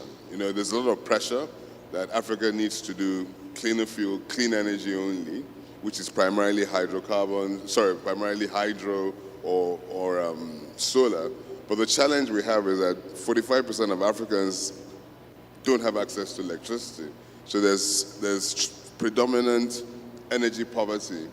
And so we do need to achieve energy sovereignty for our continent, and we need to use what we have to achieve what we need. You can't expect people to start to focus on clean energy when they're just dealing with survival in the first place. They have no access to electricity. And so having an African energy bank is critical because it means that we can pull our resources together, like what has happened with African Export-Import Bank. And I'm really happy that Afrexim is the one leading that charge with Apple, because so at least you know that the destiny is bound to be achieved, having had such a wonderful execution story for them in that regard. But having a bank in which the 8 or 9 African producers can contribute the capital to, Afrexim contributes its capital, they go into the international markets and raise money. It means that they can support indigenous champions on the continent, in Mozambique, in Angola, in Congo, you name it, and create a new African renaissance of local players who can exploit our hydrocarbon heritage to create economic prosperity for the continent. And tell us about your country, Nigeria. What's the current investment landscape like?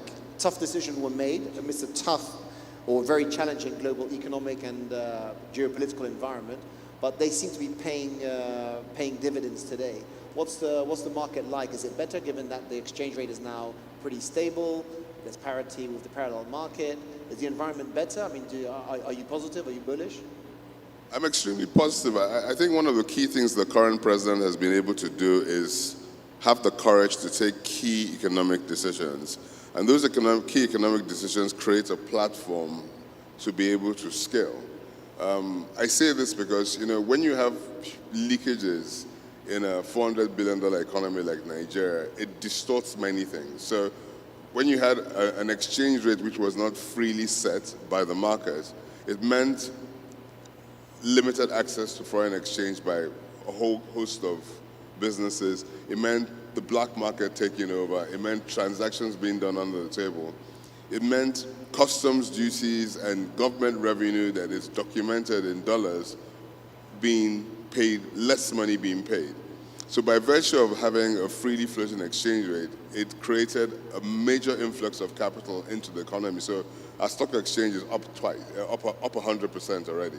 Okay? Why? Foreign investors know that they have fair value when they swap their dollars for naira and they're buying Nigerian equities, and they can bet on Nigerian equities without the risk that when they invest and when they're ready to divest, they then face shortages in forex or a distorted exchange rate and they can't get their true returns.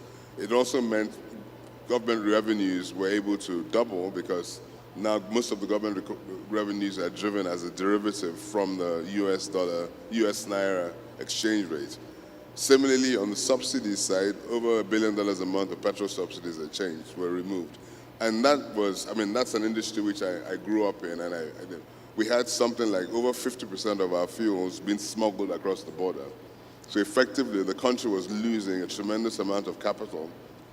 And it also ensured that there was a disincentive for people to invest in refining locally. So we're shipping out all this crude, we have poor refining capacity, we're importing all these products, and then we're subsidizing them and then smuggling them across the border. So it was not just a double whammy, a triple whammy of stupidity. So we're so happy that we've resolved these things. And all the indices are positive in the country. There's huge investment in the country. And on the social side, the student loans have come up. There's hospital supports. There's incredible things going on in the country. And so we're quite bullish about the future of Nigeria. So one of your competitors I read recently said he needs to demystify Nigeria because their share price suffer from the Nigeria discount. So you think we're going to be past that people discount the value of a company because it's Nigerian? There's always going to be a discount. And that discount is always, continental. Maybe Africa risk, discount the stock. West Africa risk discounted, Nigeria risk discounted. There are always going to be discounts. And I think the job of entrepreneurs is to take advantage of the discounts, okay? To say to foreign investors and foreign bankers that the business case is to support me to buy into my operation on the equity side or lend into this operation to bridge the gap between what this discount, regional discount is and what a global valuation ought to be. So let's take something as simple as the oil sector. So maybe in Nigeria, we're able to buy reserves at $1 a barrel. So a billion barrel field, maybe it costs you $1 billion in a tender, okay? That same field in Guyana or for example, Texas is worth $5 per barrel. But the oil comes to market, and the market is one common place. So cargoes shipped from Nigeria to the US and cargoes shipped from Guyana to the US, it's the same oil. So if it's based on API, same quality or similar quantity, but the difference is I'm able to ship at a substantial entry point, cheaper entry point than my competitors in the Western Hemisphere. So the investment thesis, therefore, is back us. Okay, we've got huge resources with a huge discount. You now have, indigenous champions able to struggle, okay, go through the motions, de-risk the challenges you face in our continent, okay, and extract these resources. And the same principle applies to mining or any other natural resource. Any kind of, it applies to agriculture, for example, the capacity to take agricultural products, process them, and export them into the European market. Africa loses a substantial amount of returns from our lack of beneficiation. And that's really where the value uplift is. And we're seeing institutions like Afrexim tap into that and support the creation of these, of being able to bridge this gap between commodity prices and finished products, and support our drive into the international markets. You mentioned that Afreximbank is a success story because of its execution story. So would you say that African companies know the terrain better? You understand the strategy of the country better, so you know how to grow the market. We're in Algeria, and many of the panelists before you were Algerian conglomerates that we don't necessarily know them outside of Algeria, but they've managed to kill the competition to some extent, and we don't see many foreign players, we see Algerian players, which is what we're seeing in the oil and gas industry in Nigeria. But what's the secret behind successful execution, would you say, for a company like yours and for others on the continent?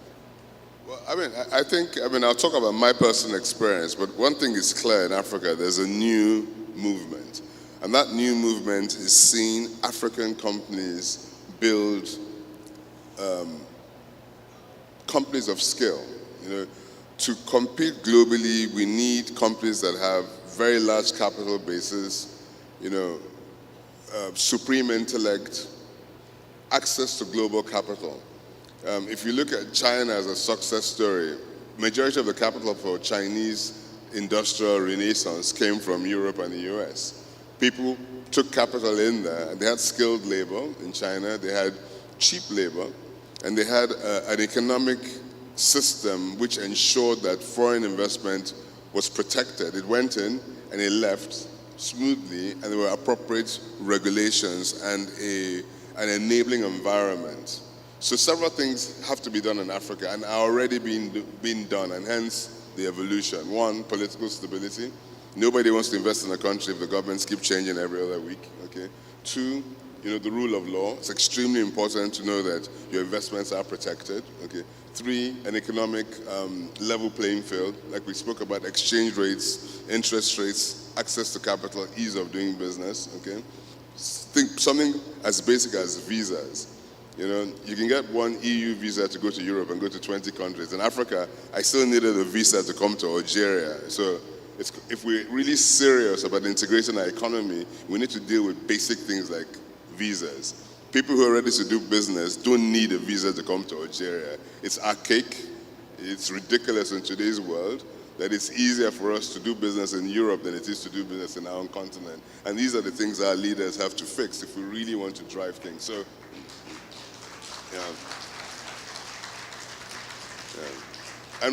And from my personal experience, the reason why we don't come to Algeria often to do business is that it's difficult to come here. Just like it's difficult for Algerians to come to Nigeria because they probably need visas. It's going to take them 4 weeks to get a visa. So they get on a plane and go to Dubai instead, right? And they go contribute to their economy. So the point is, the African Free Trade, Continental Free Trade Act is only going to be driven by us not just dealing with the big steps, but dealing with the basic fundamental, what I call the software. Ease of doing business, ease of travel. PAPS that Afrexim has launched is an incredible system. The capacity for people to pay local currency. I want to buy goods and services in Kenya, and I pay in Naira in Nigeria, and it's on an app driven by an African bank that has 52 member states, and my goods and services, I'm able to pay for something out of Algeria, something out of Kenya, something out of Senegal. Those little things drive trade phenomenally more than the big things. And I think it's wonderful to see the renewed focus on simplicity to ensure trade gets done. In my personal experience, I think that our success story has been driven by, belief in our capacity. We're an audacious company. We want to do the impossible. We strive at it.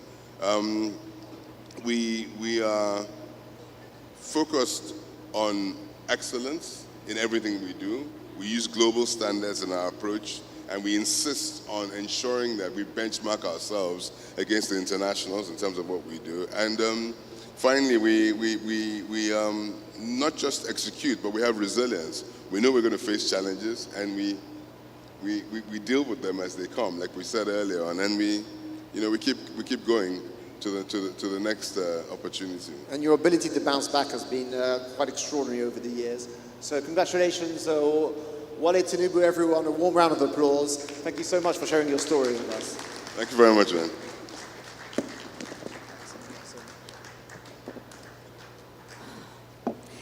Thank you, Mr. Wale Tinubu, for sharing such invaluable insights, and thank you, Omar Ben Yedder, for leading this conversation so smoothly.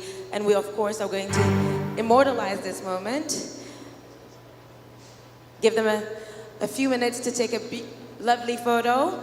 Ladies and gentlemen, we're going to continue with the program for the day. We're going to ride through it, no break. As I mentioned earlier, we have 2 parallel sessions this morning that will start at 11:30 sharp. So please start making your way to the side sessions in the side rooms right now. We have 2 sector-specific conversations, one focused on innovation and growth, opportunities in Africa.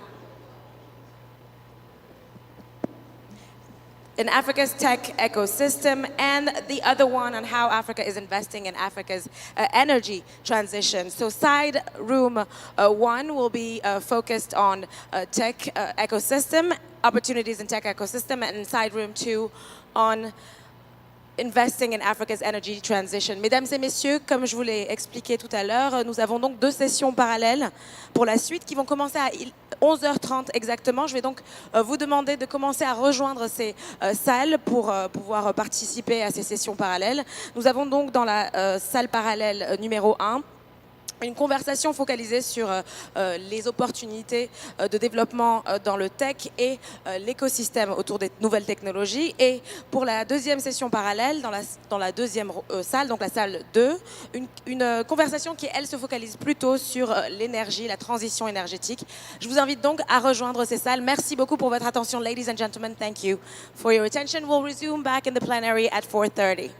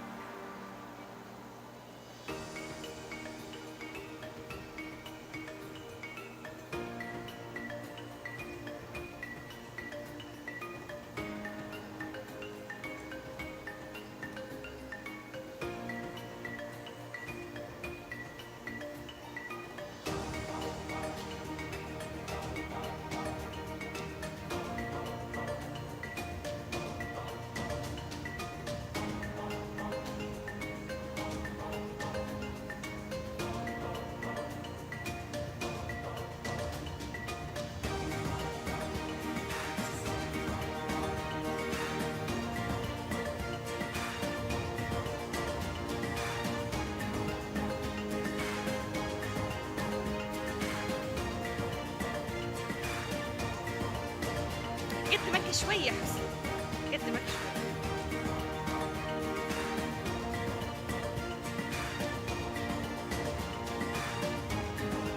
So مشيت بس.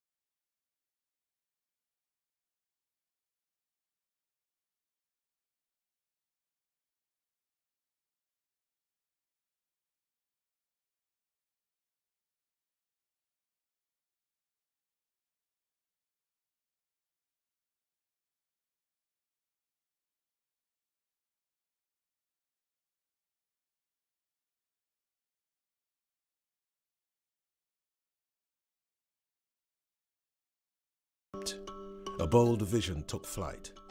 From a shared dream of Afreximbank, the African Union, and the AFCFTA Secretariat, the Intra-African Trade Fair was born.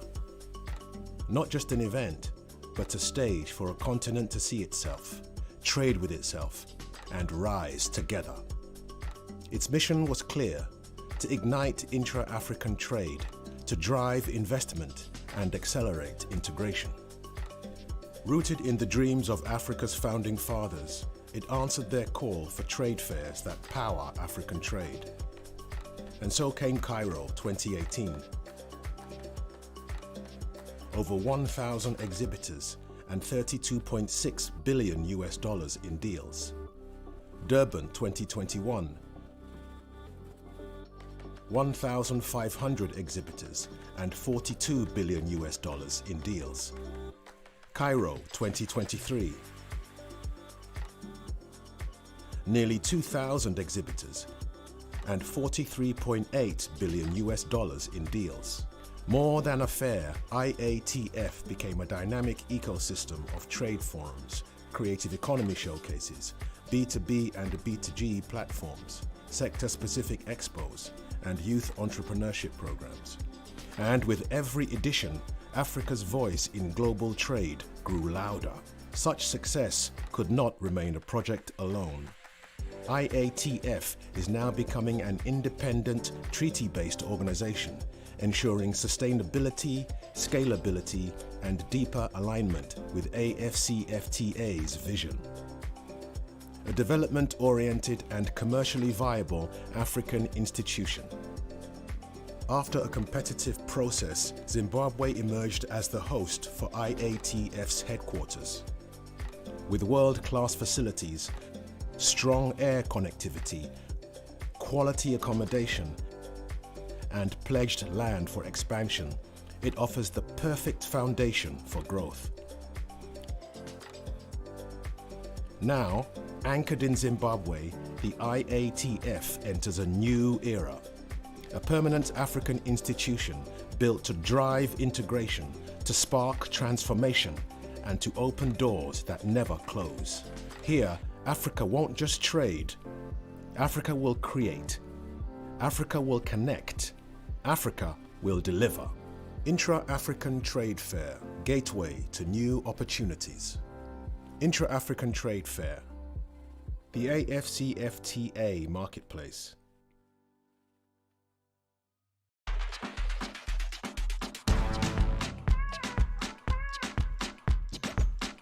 When you hear the sound, wherever you are, then know that Africa is talking business. Intra-African Trade Fair, Intra-African Trade Fair.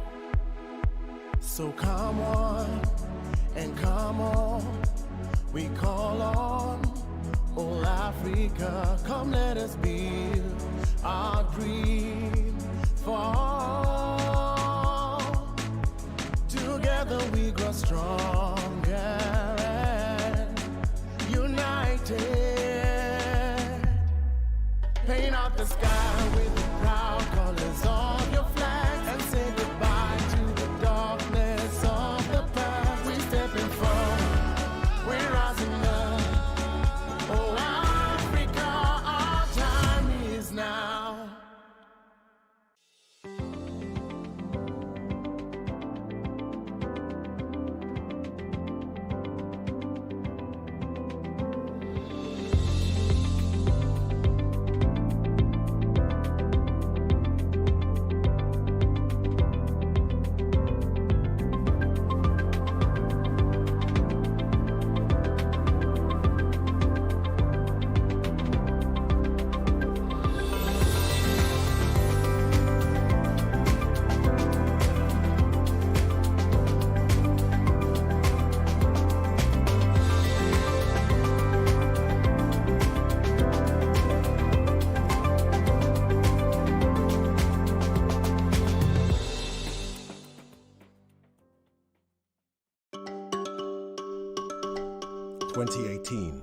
Cairo, Egypt. A bold vision took flight. From a shared dream of Afreximbank, the African Union, and the AFCFTA Secretariat, the Intra-African Trade Fair was born. Not just an event, but a stage for a continent to see itself, trade with itself, and rise together. Its mission was clear: to ignite intra-African trade, to drive investment and accelerate integration. Rooted in the dreams of Africa's founding fathers, it answered their call for trade fairs that power African trade.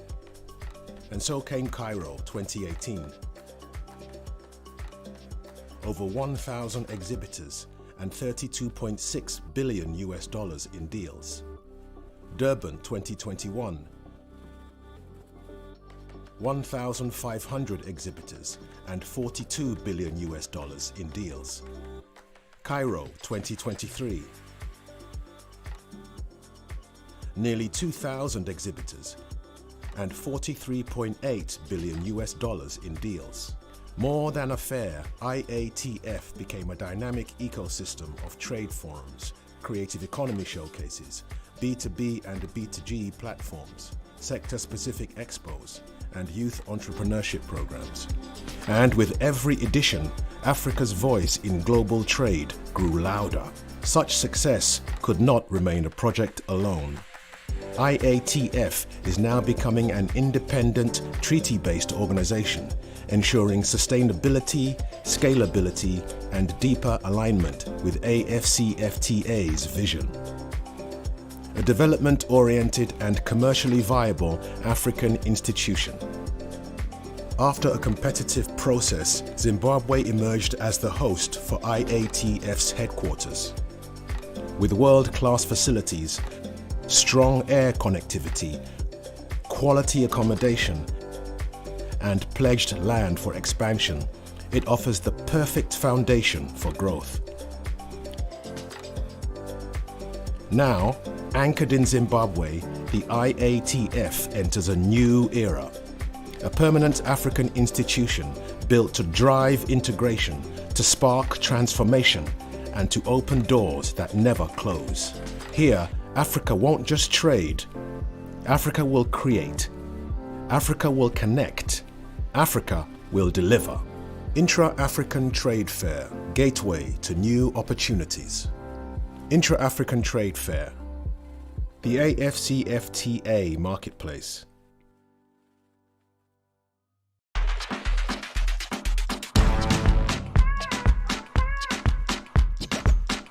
When you hear the sound, wherever you are, then know that Africa is talking business. Intra-African Trade Fair, Intra-African Trade Fair.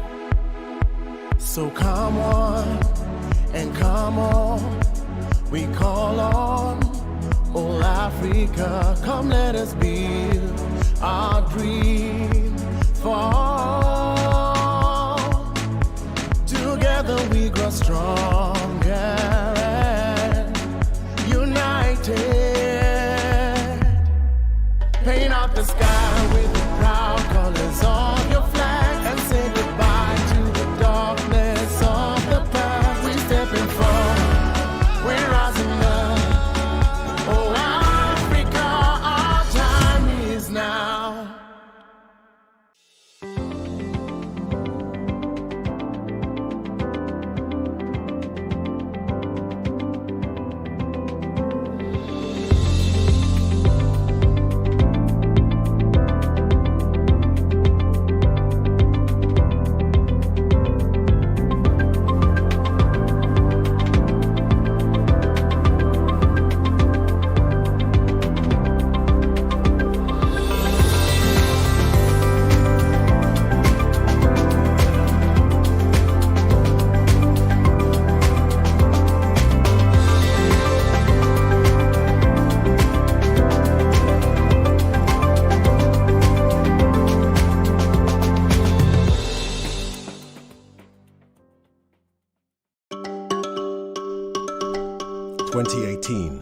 Cairo, Egypt.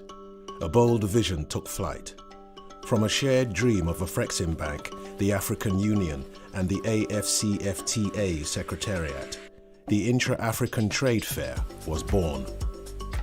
Not just an event, but a stage for a continent to see itself, trade with itself, and rise together. Its mission was clear: to ignite intra-African trade, to drive investment and accelerate integration. Rooted in the dreams of Africa's founding fathers, it answered their call for trade fairs that power African trade. And so came Cairo 2018. Over 1,000 exhibitors and $32.6 billion in deals. Durban 2021.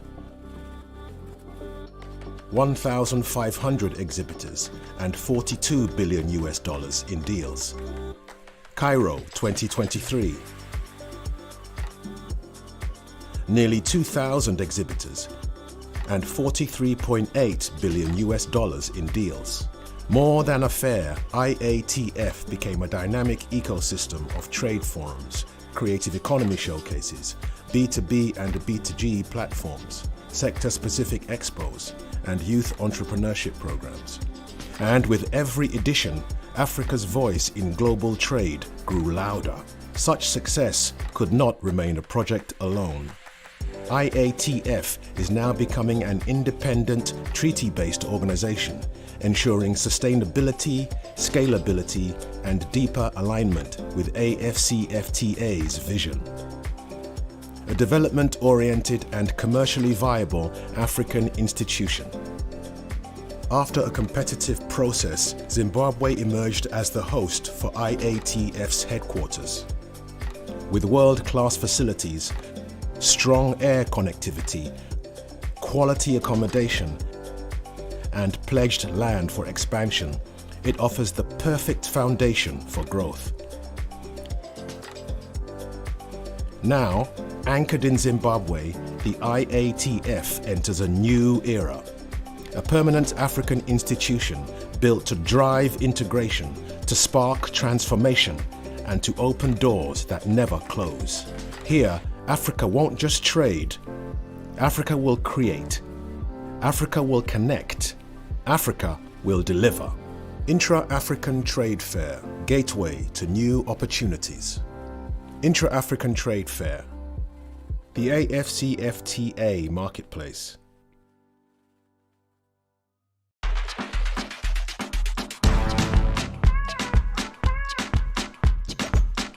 When you hear the sound, wherever you are, then know that Africa is talking business. Intra-African Trade Fair, Intra-African Trade Fair. So come on and come on, we call on all Africa. Come let us build our dream for all. Together we grow stronger and united. Paint out the sky with the proud colors of your flag and say goodbye to the darkness of the past. We stepping forward, we're rising up. Oh Africa, our time is now.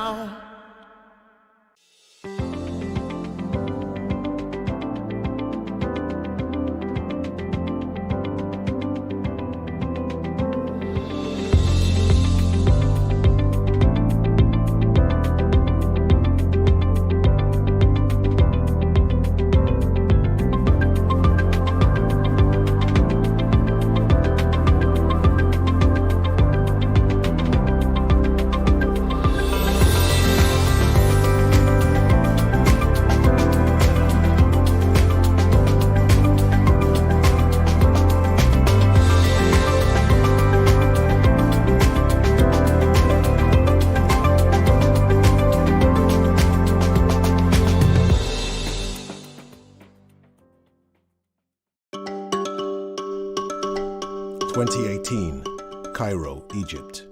A bold vision took flight. From a shared dream of Afreximbank, the African Union, and the AFCFTA Secretariat, the Intra-African Trade Fair was born. Not just an event, but a stage for a continent to see itself, trade with itself, and rise together. Its mission was clear: to ignite intra-African trade, to drive investment and accelerate integration. Rooted in the dreams of Africa's founding fathers, it answered their call for trade fairs that power African trade. And so came Cairo 2018. Over 1,000 exhibitors and $32.6 billion in deals. Durban 2021. 1,500 exhibitors and $42 billion in deals. Cairo 2023. Nearly 2,000 exhibitors and $43.8 billion in deals. More than a fair, IATF became a dynamic ecosystem of trade forums, creative economy showcases, B2B and B2G platforms, sector-specific expos, and youth entrepreneurship programs. And with every edition, Africa's voice in global trade grew louder. Such success could not remain a project alone. IATF is now becoming an independent, treaty-based organization, ensuring sustainability, scalability, and deeper alignment with AFCFTA's vision. A development-oriented and commercially viable African institution. After a competitive process, Zimbabwe emerged as the host for IATF's headquarters.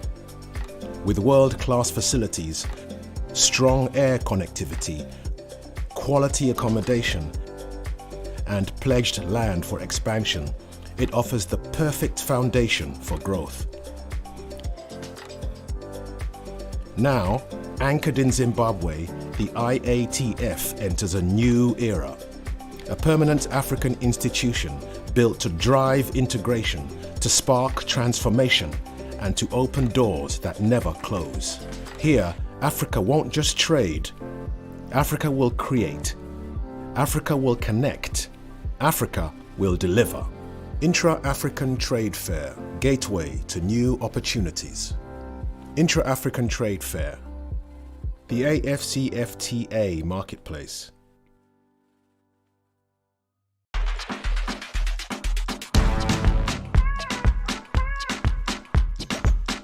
When you hear the sound, wherever you are, then know that Africa is talking business. Intra-African Trade Fair, Intra-African Trade Fair.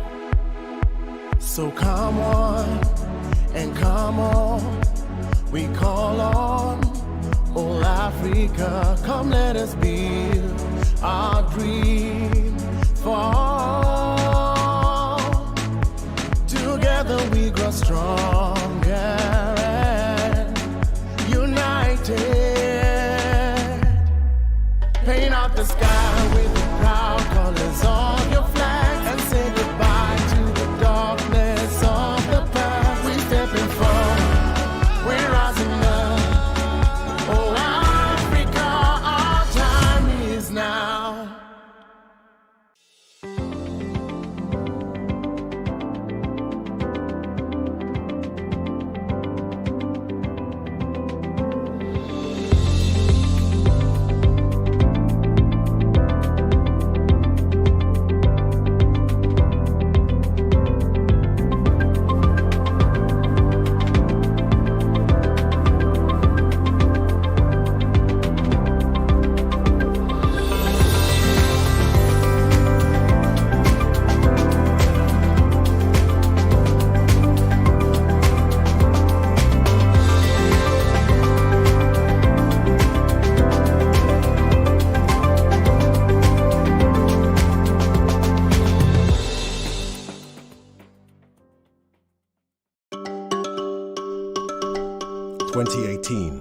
Cairo, Egypt. A bold vision took flight. From a shared dream of Afreximbank, the African Union, and the AFCFTA Secretariat, the Intra-African Trade Fair was born. Not just an event, but a stage for a continent to see itself, trade with itself, and rise together. Its mission was clear: to ignite intra-African trade, to to drive investment and accelerate integration. Rooted in the dreams of Africa's founding fathers, it answered their call for trade fairs that power African trade. And so came Cairo 2018. Over 1,000 exhibitors and $32.6 billion in deals. Durban 2021. 1,500 exhibitors and $42 billion in deals. Cairo 2023. Nearly 2,000 exhibitors and $43.8 billion in deals. More than a fair, IATF became a dynamic ecosystem of trade forums, creative economy showcases, B2B and B2G platforms, sector-specific expos, and youth entrepreneurship programs. And with every edition, Africa's voice in global trade grew louder. Such success could not remain a project alone.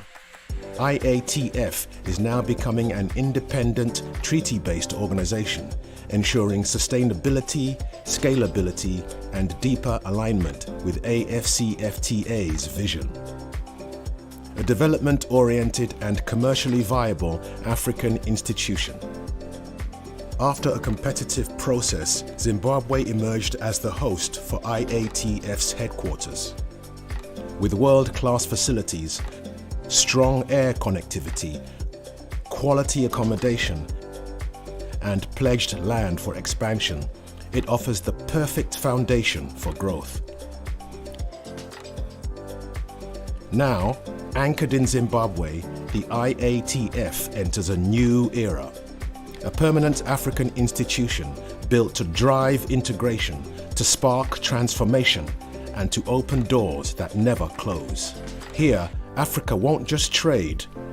Africa will create. Africa will connect. Africa will deliver. Intra-African Trade Fair, gateway to new opportunities. Intra-African Trade Fair, the AFCFTA marketplace.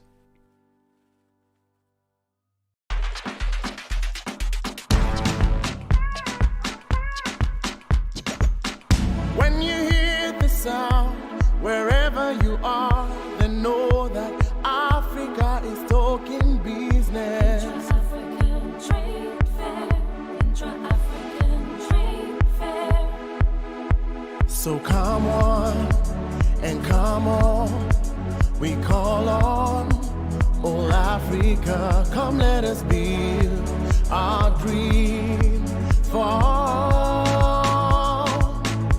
Together we grow stronger and united.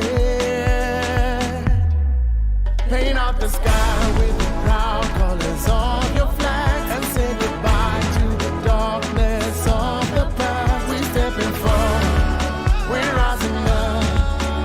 Oh Africa, our time is now.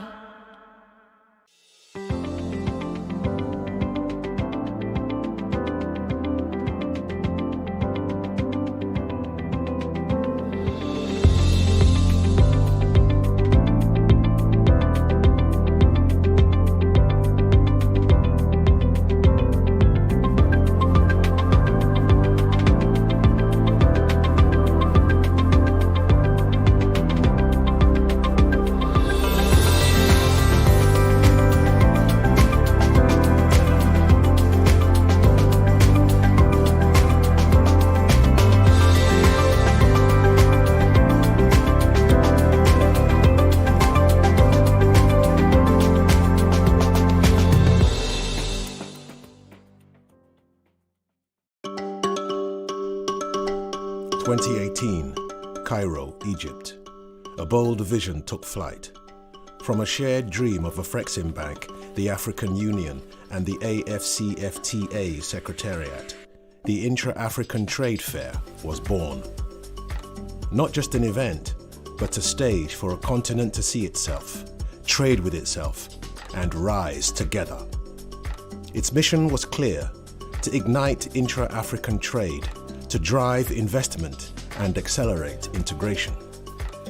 Rooted in the dreams of Africa's founding fathers, it answered their call for trade fairs that power African trade. And so came Cairo 2018. Over 1,000 exhibitors and $32.6 billion in deals. Durban 2021. 1,500 exhibitors and $42 billion in deals. Cairo 2023. Nearly 2,000 exhibitors and $43.8 billion in deals. More than a fair, IATF became a dynamic ecosystem of trade forums, creative economy showcases, B2B and B2G platforms, sector-specific expos, and youth entrepreneurship programs. And with every edition, Africa's voice in global trade grew louder. Such success could not remain a project alone. IATF is now becoming an independent, treaty-based organization, ensuring sustainability, scalability, and deeper alignment with AFCFTA's vision. A development-oriented and commercially viable African institution. After a competitive process, Zimbabwe emerged as the host for IATF's headquarters. With world-class facilities, strong air connectivity, quality accommodation, and pledged land for expansion, it offers the perfect foundation for growth. Now, anchored in Zimbabwe, the IATF enters a new era. A permanent African institution built to drive integration, to spark transformation, and to open doors that never close. Here, Africa won't just trade. Africa will create. Africa will connect. Africa will deliver. Intra-African Trade Fair, gateway to new opportunities. Intra-African Trade Fair, the AFCFTA marketplace.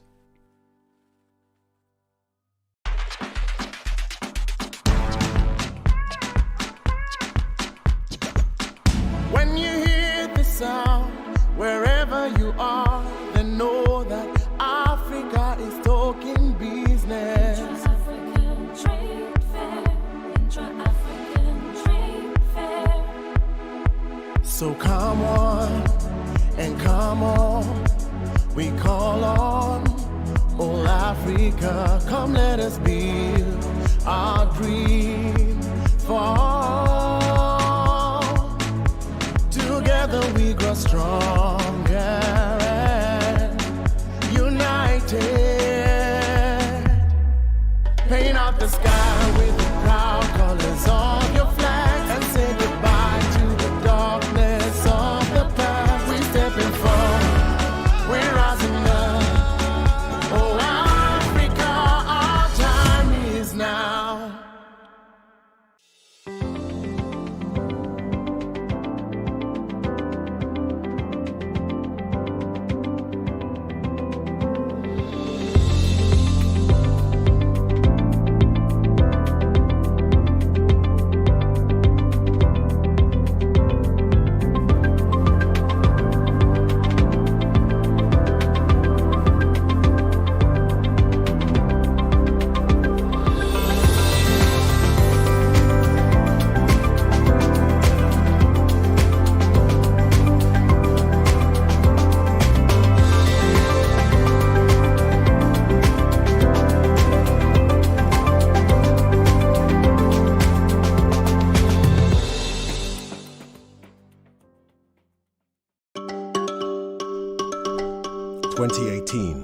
Cairo, Egypt.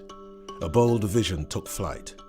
From a shared dream of Afreximbank, the African Union, and the AFCFTA Secretariat, the Intra-African Trade Fair was born.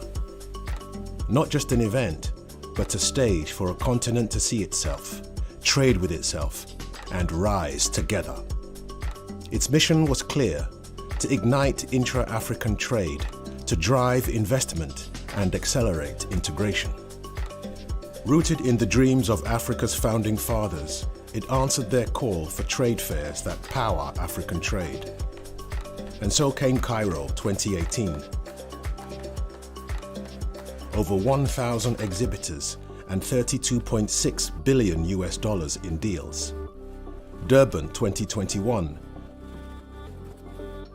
1,500 exhibitors and $42 billion in deals. Cairo 2023. Nearly 2,000 exhibitors and $43.8 billion in deals. More than a fair, IATF became a dynamic ecosystem of trade forums, creative economy showcases, B2B and B2G platforms, sector-specific expos, and youth entrepreneurship programs. And with every edition, Africa's voice in global trade grew louder. Such success could not remain a project alone. IATF is now becoming an independent, treaty-based organization, ensuring sustainability, scalability, and deeper alignment with AFCFTA's vision. A development-oriented and commercially viable African institution. After a competitive process, Zimbabwe emerged as the host for IATF's headquarters.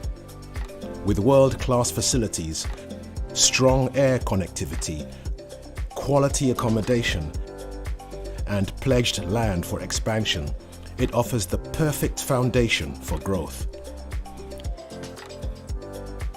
Now, anchored in Zimbabwe, the IATF enters a new era.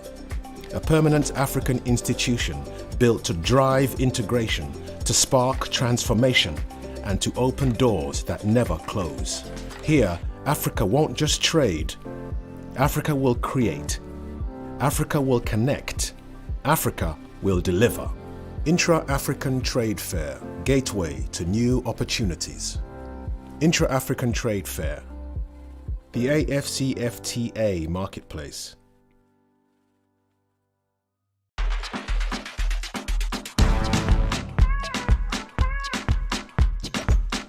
When you hear the sound, wherever you are, then know that Africa is talking business. Intra-African Trade Fair, Intra-African Trade Fair. So come on and come on, we call on all Africa. Come let us build our dream fall. Together we grow stronger and united. Paint out the sky with the proud colors of your flag and say goodbye to the darkness of the past. We stepping forward, we're rising up. Oh Africa, our time is now.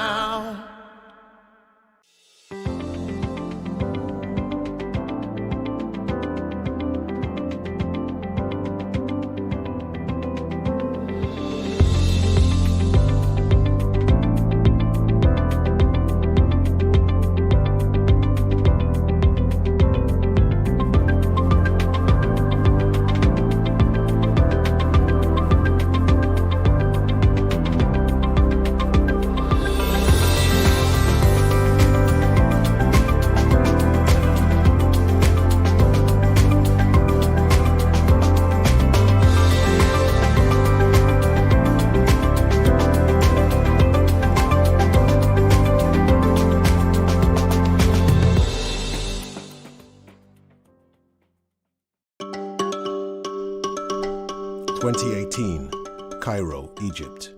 A bold vision took flight. From a shared dream of Afreximbank, the African Union, and the AFCFTA Secretariat, the Intra-African Trade Fair was born. Not just an event, but a stage for a continent to see itself, trade with itself, and rise together. Its mission was clear: to ignite intra-African trade, to drive investment, and accelerate integration. Rooted in the dreams of Africa's founding fathers, It answered their call for trade fairs that power African trade. And so came Cairo 2018. Over 1,000 exhibitors and $32.6 billion in deals. Durban 2021.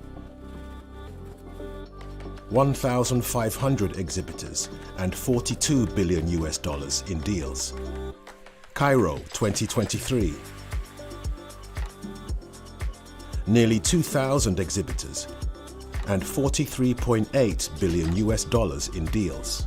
More than a fair, IATF became a dynamic ecosystem of trade forums, creative economy showcases, B2B and B2G platforms, sector-specific expos, and youth entrepreneurship programs. And with every edition, Africa's voice in global trade grew louder. Such success could not remain a project alone.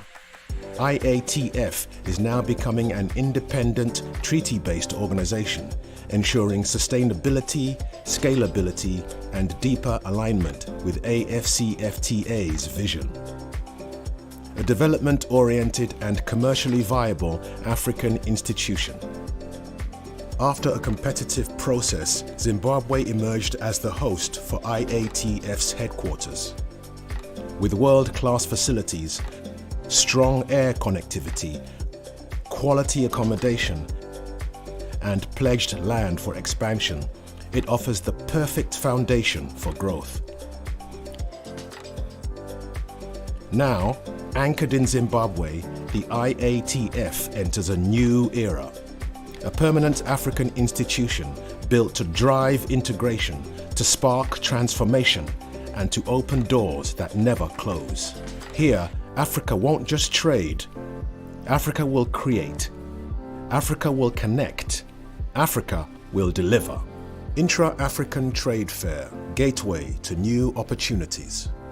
Intra-African Trade Fair, the AFCFTA marketplace.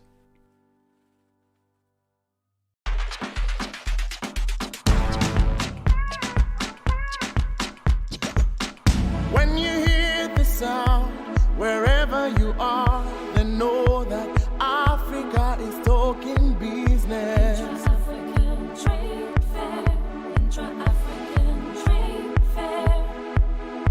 So come on and come on, we call on all Africa. Come let us build our dream fall.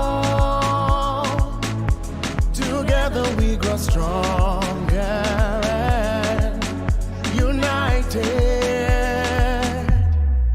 Paint out the sky with the proud colors of your flag and say goodbye to the darkness of the past. We stepping forward, we're rising up. Oh Africa, our time is now.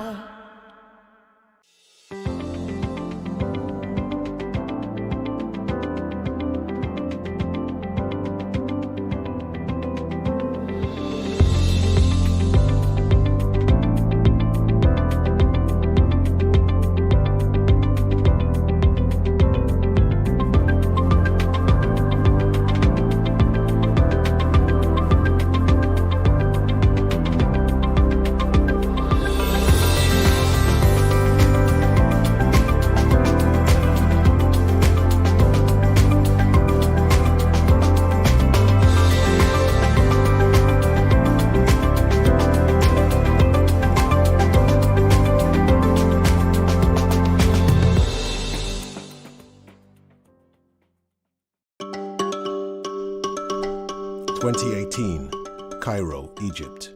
A bold vision took flight. From a shared dream of Afreximbank, the African Union, and the AFCFTA Secretariat, the Intra-African Trade Fair was born. Not just an event, but a stage for a continent to see itself, trade with itself, and rise together. Its mission was clear: to ignite intra-African trade, to drive investment, and accelerate integration. Rooted in the dreams of Africa's founding fathers, it answered their call for trade fairs that power African trade. And so came Cairo 2018. Over 1,000 exhibitors and $32.6 billion in deals. Durban 2021. 1,500 exhibitors and $42 billion in deals. Cairo 2023. Nearly 2,000 exhibitors and $43.8 billion in deals. More than a fair, IATF became a dynamic ecosystem of trade forums, creative economy showcases, B2B and B2G platforms, sector-specific expos, and youth entrepreneurship programs. And with every edition, Africa's voice in global trade grew louder. Such success could not remain a project alone. IATF is now becoming an independent, treaty-based organization, ensuring sustainability, scalability, and deeper alignment with AFCFTA's vision. A development-oriented and commercially viable African institution. After a competitive process, Zimbabwe emerged as the host for IATF's headquarters. With world-class facilities, strong air connectivity, quality accommodation, and pledged land for expansion, it offers the perfect foundation for growth. Now, anchored in Zimbabwe, the IATF enters a new era. A permanent African institution built to drive integration, to spark transformation, and to open doors that never close. Here, Africa won't just trade. Africa will create. Africa will connect. Africa will deliver. Intra-African Trade Fair, gateway to new opportunities. Intra-African Trade Fair, the AFCFTA marketplace.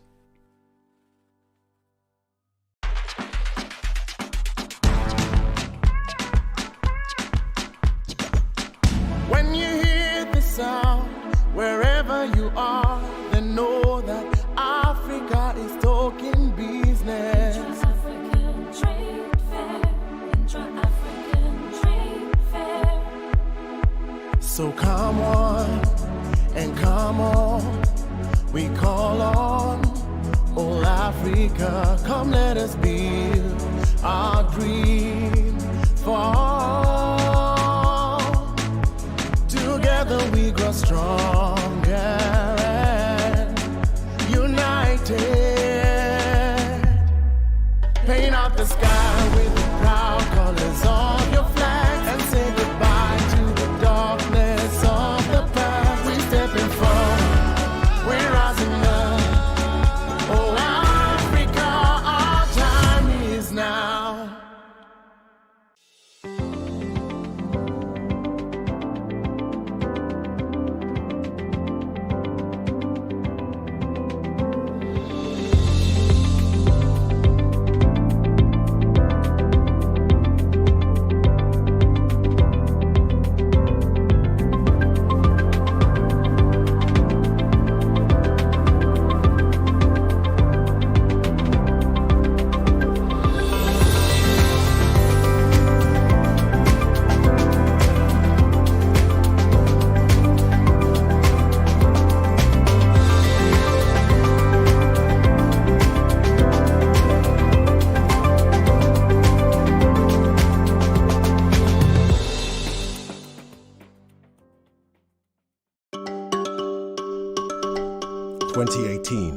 Cairo, Egypt. A bold vision took flight. From a shared dream of Afreximbank, the African Union, and the AFCFTA Secretariat, the Intra-African Trade Fair was born. Not just an event, but a stage for a continent to see itself, trade with itself, and rise together. Its mission was clear: to ignite intra-African trade, to drive investment, and accelerate integration. Rooted in the dreams of Africa's founding fathers, it answered their call for trade fairs that power African trade. And so came Cairo 2018. Over 1,000 exhibitors and 32.6 billion US dollars in deals. Durban 2021, 1,500 exhibitors and 42 billion US dollars in deals. Cairo 2023, nearly 2,000 exhibitors and 43.8 billion US dollars in deals.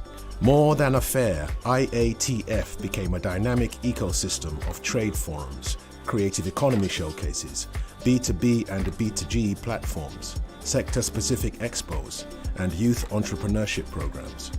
And with every edition, Africa's voice in global trade grew louder. Such success could not remain a project alone. IATF is now becoming an independent, treaty-based organization, ensuring sustainability, scalability, and deeper alignment with AFCFTA's vision. A development-oriented and commercially viable African institution. After a competitive process, Zimbabwe emerged as the host for IATF's headquarters. With world-class facilities, strong air connectivity, quality accommodation, and pledged land for expansion, it offers the perfect foundation for growth. Now, anchored in Zimbabwe, the IATF enters a new era. A permanent African institution built to drive integration, to spark transformation, and to open doors that never close. Here, Africa won't just trade. Africa will create. Africa will connect. Africa will deliver. Intra-African Trade Fair, gateway to new opportunities. Intra-African Trade Fair, the AFCFTA marketplace.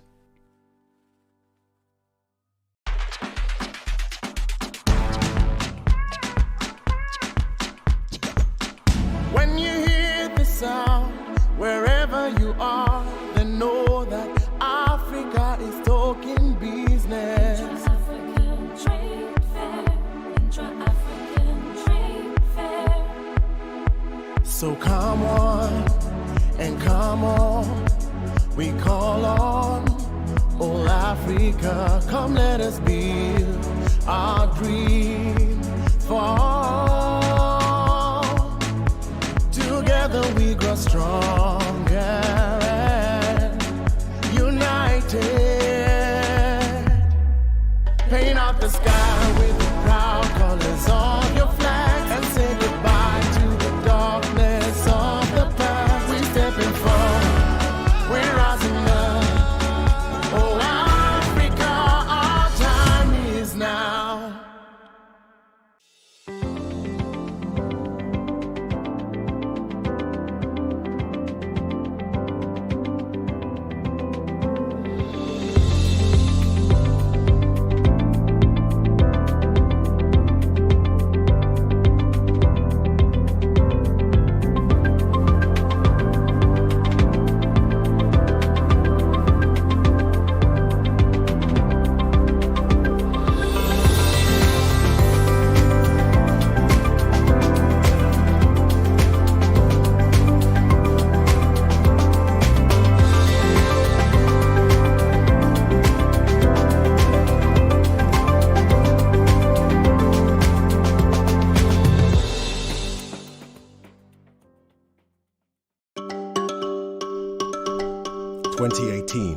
Cairo, Egypt.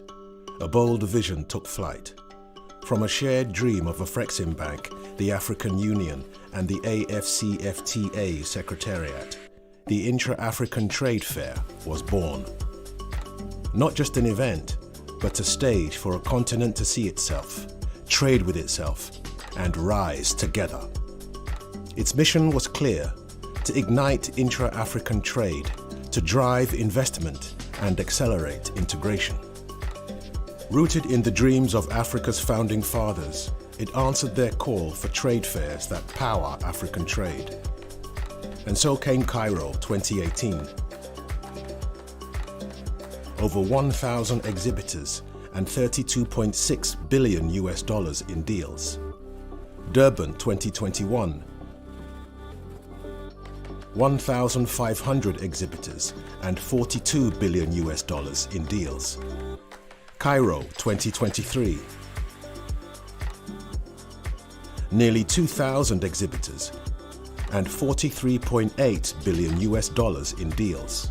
More than a fair, IATF became a dynamic ecosystem of trade forums, creative economy showcases, B2B and B2G platforms, sector-specific expos, and youth entrepreneurship programs. And with every edition, Africa's voice in global trade grew louder. Such success could not remain a project alone. IATF is now becoming an independent, treaty-based organization, ensuring sustainability, scalability, and deeper alignment with AFCFTA's vision. A development-oriented and commercially viable African institution. After a competitive process, Zimbabwe emerged as the host for IATF's headquarters. With world-class facilities, strong air connectivity, quality accommodation, and pledged land for expansion, it offers the perfect foundation for growth. Now, anchored in Zimbabwe, the IATF enters a new era. A permanent African institution built to drive integration, to spark transformation, and to open doors that never close. Here, Africa won't just trade. Africa will create. Africa will connect. Africa will deliver. Intra-African Trade Fair, gateway to new opportunities. Intra-African Trade Fair, the AFCFTA marketplace.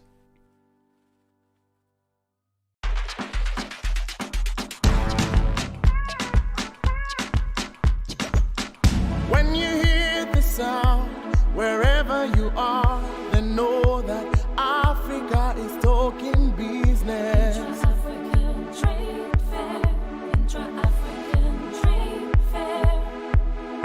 So come on and come on, we call on all Africa. Come let us build our dream for all. Together we grow stronger and united. Paint out the sky with the proud colors of your flag and say goodbye to the darkness of the past. We stepping forward, we're rising up. Oh Africa, our time is now.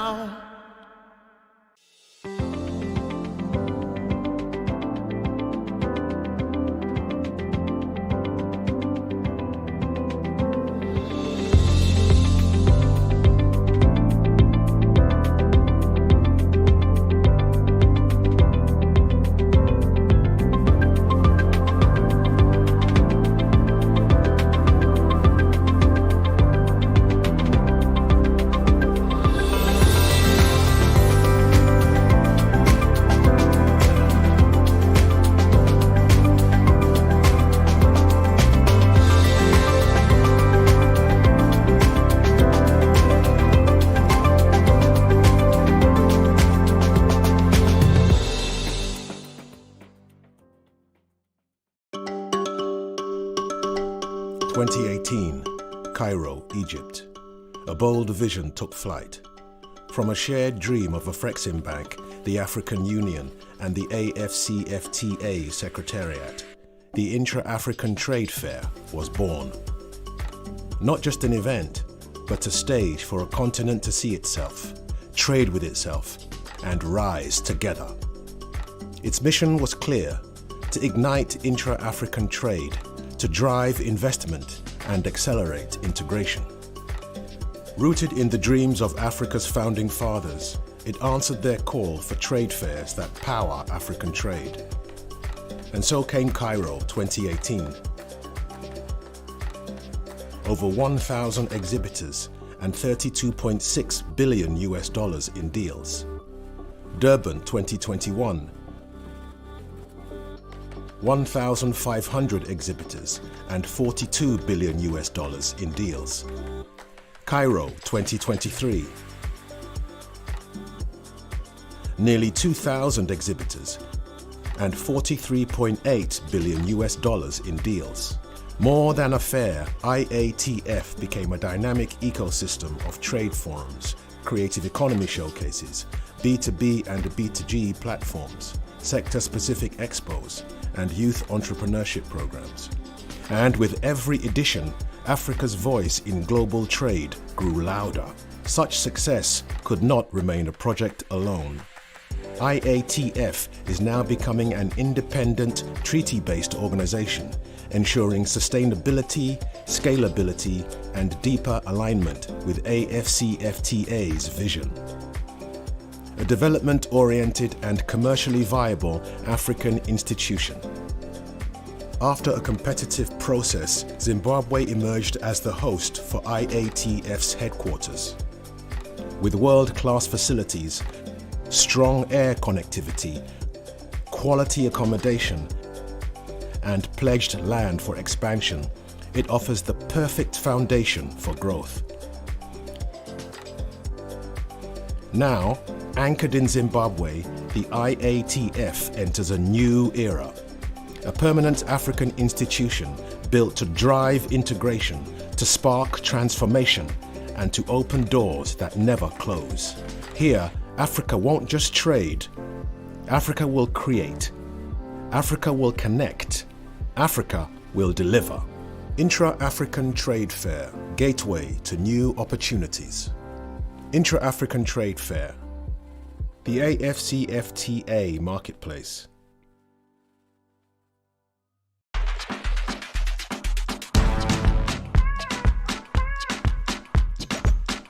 When you hear the sound, wherever you are, then know that Africa is talking business. Intra-African Trade Fair, Intra-African Trade Fair. So come on and come on, we call on all Africa. Come let us build our dream for all. Together we grow stronger and united. Paint out the sky with the proud colors of your flag and say goodbye to the darkness of the past. We stepping forward, we're rising up. Oh Africa, our time is now.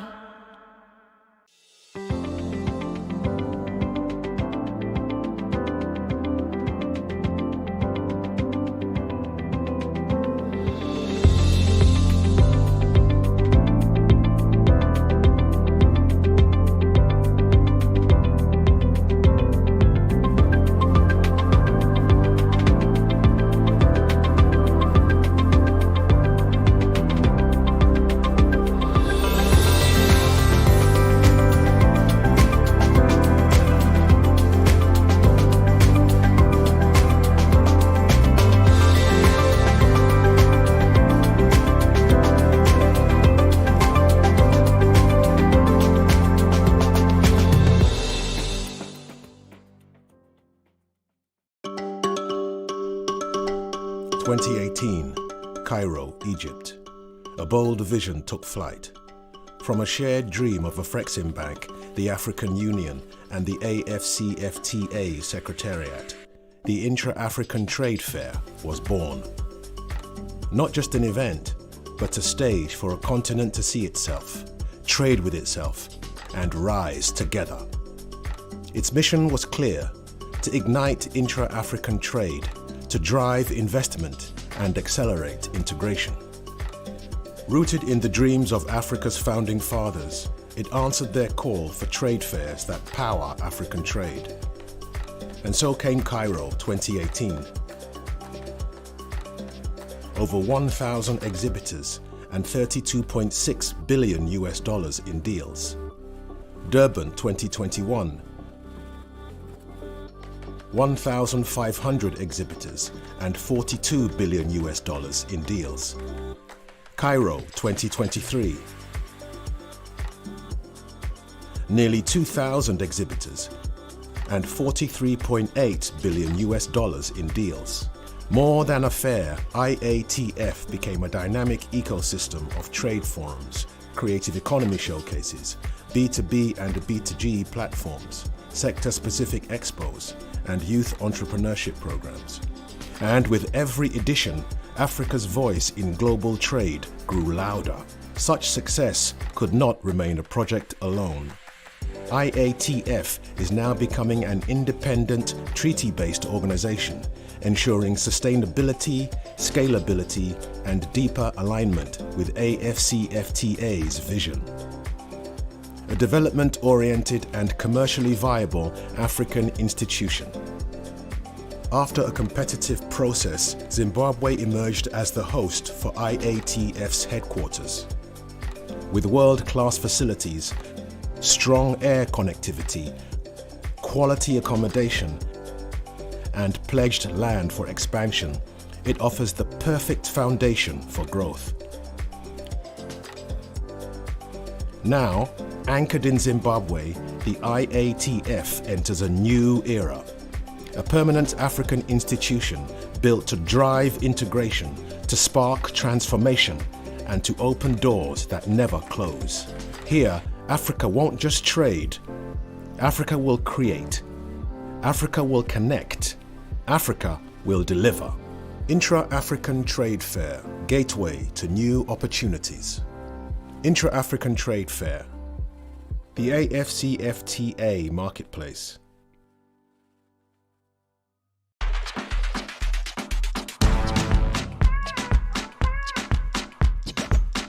When you hear the sound, wherever you are, then know that Africa is talking business. Intra-African Trade Fair, Intra-African Trade Fair.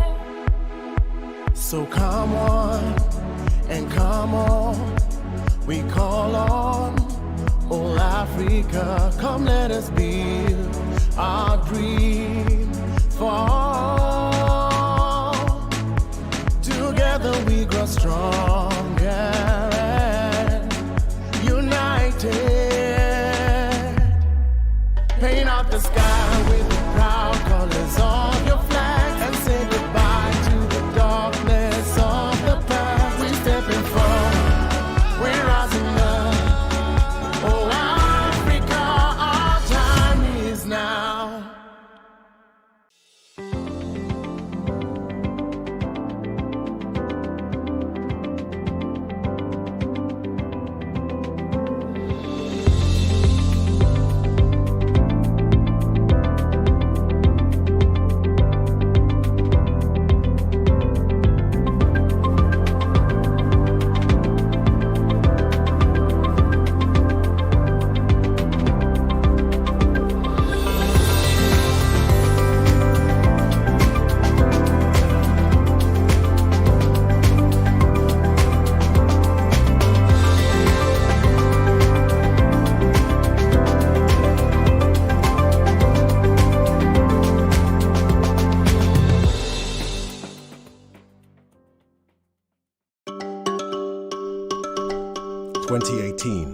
Cairo, Egypt. A bold vision took flight. From a shared dream of Afreximbank, the African Union, and the AFCFTA Secretariat, the Intra-African Trade Fair was born. Not just an event, but a stage for a continent to see itself, trade with itself, and rise together. Its mission was clear: to ignite intra-African trade, to drive investment, and accelerate integration. Rooted in the dreams of Africa's founding fathers, it answered their call for trade fairs that power African trade. And so came Cairo 2018. Over 1,000 exhibitors and $32.6 billion US dollars in deals. Durban 2021. 1,500 exhibitors and $42 billion US dollars in deals. Cairo 2023. Nearly 2,000 exhibitors and $43.8 billion US dollars in deals. More than a fair, IATF became a dynamic ecosystem of trade forums, creative economy showcases, B2B and B2G platforms, sector-specific expos, and youth entrepreneurship programs. And with every edition, Africa's voice in global trade grew louder. Such success could not remain a project alone. IATF is now becoming an independent, treaty-based organization, ensuring sustainability, scalability, and deeper alignment with AFCFTA's vision. A development-oriented and commercially viable African institution. After a competitive process, Zimbabwe emerged as the host for IATF's headquarters. With world-class facilities, strong air connectivity, quality accommodation, and pledged land for expansion, it offers the perfect foundation for growth. Now, anchored in Zimbabwe, the IATF enters a new era. A permanent African institution built to drive integration, to spark transformation, and to open doors that never close. Here, Africa won't just trade. Africa will create. Africa will connect. Africa will deliver. Intra-African Trade Fair, gateway to new opportunities. Intra-African Trade Fair, the AFCFTA marketplace.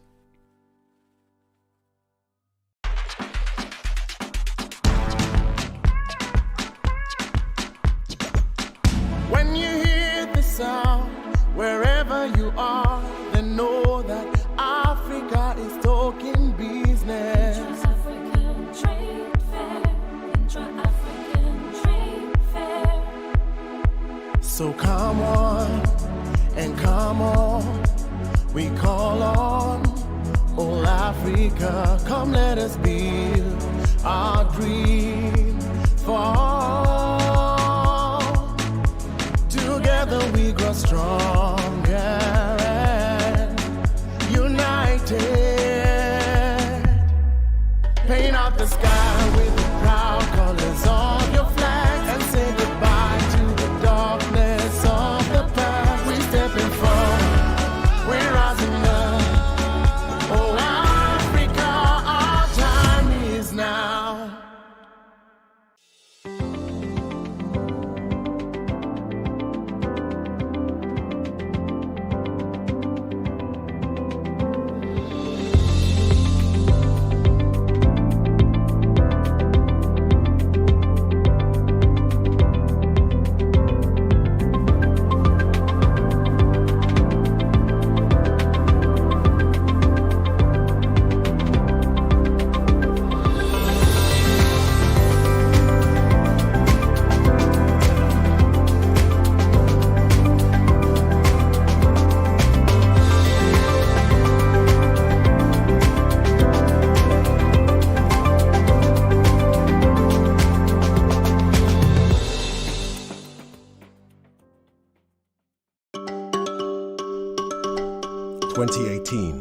Cairo, Egypt. A bold vision took flight. From a shared dream of Afreximbank, the African Union, and the AFCFTA Secretariat, the Intra-African Trade Fair was born. Not just an event, but a stage for a continent to see itself, trade with itself, and rise together.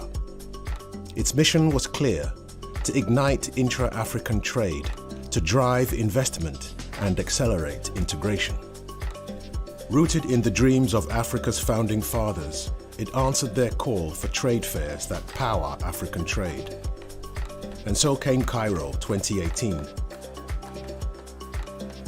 Over 1,000 exhibitors and $32.6 billion in deals. Durban 2021.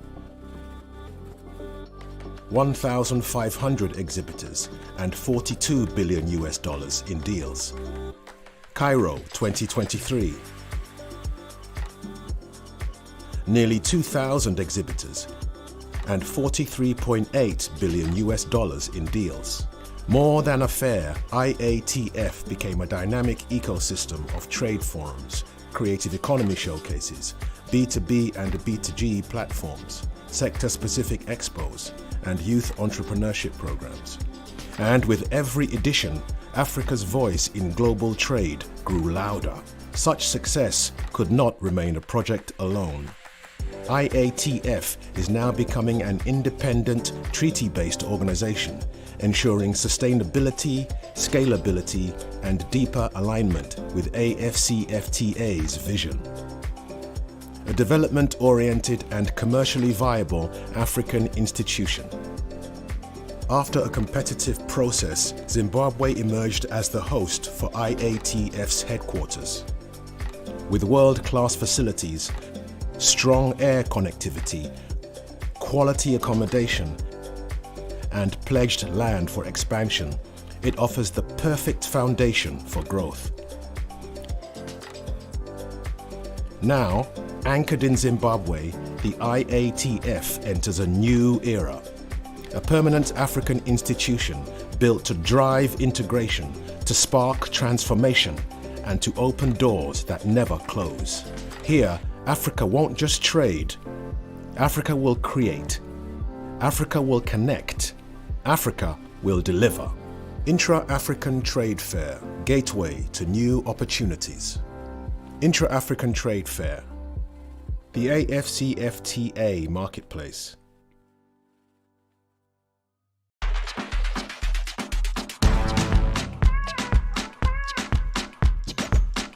When you hear the sound, wherever you are, then know that Africa is talking business. Intra-African Trade Fair, Intra-African Trade Fair. So come on and come on, we call on all Africa. Come let us build our dream fall. Together we grow stronger and united. Paint out the sky with the proud colors of your flag and say goodbye to the darkness of the past. We stepping forward, we're rising up. Oh Africa, our time is now.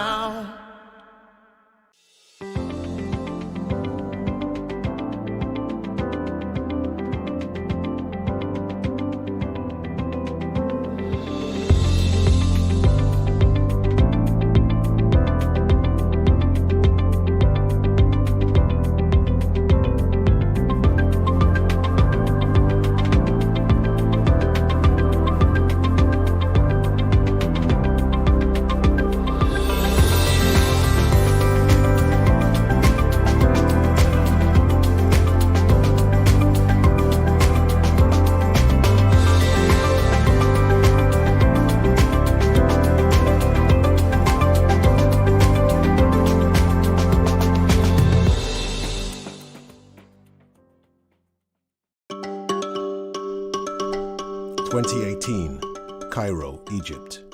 A bold vision took flight. From a shared dream of Afreximbank, the African Union, and the AFCFTA Secretariat, the Intra-African Trade Fair was born.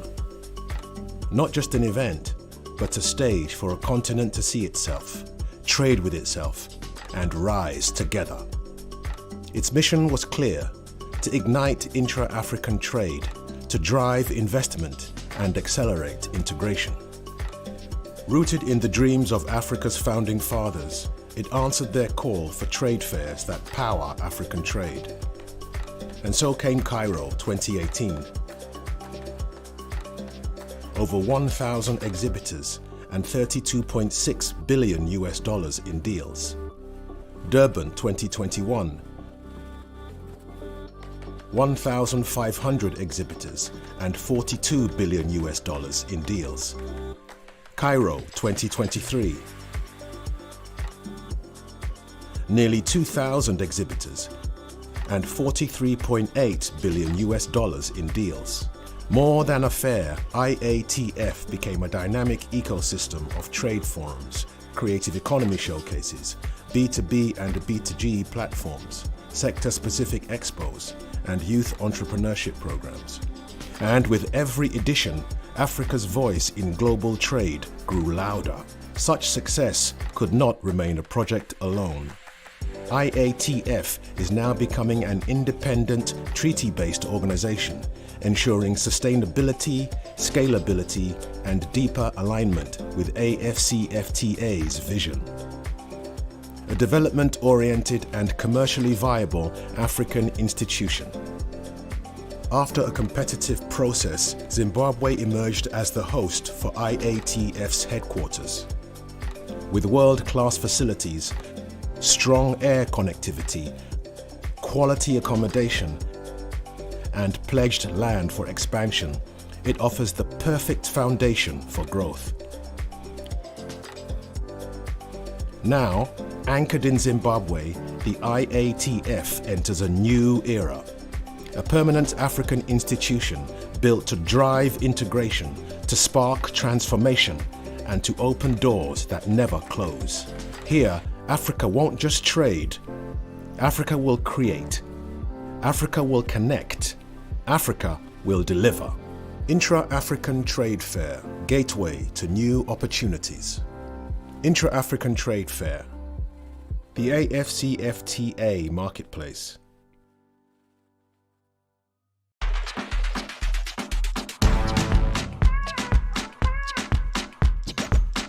When you hear the sound, wherever you are, then know that Africa is talking business. Intra-African Trade Fair, Intra-African Trade Fair. So come on and come on, we call on all Africa. Come let us build our dream for. Together we grow stronger and united. Paint out the sky with the proud colors of your flag and say goodbye to the darkness of the past. We stepping forward, we're rising up. Oh Africa, our time is now.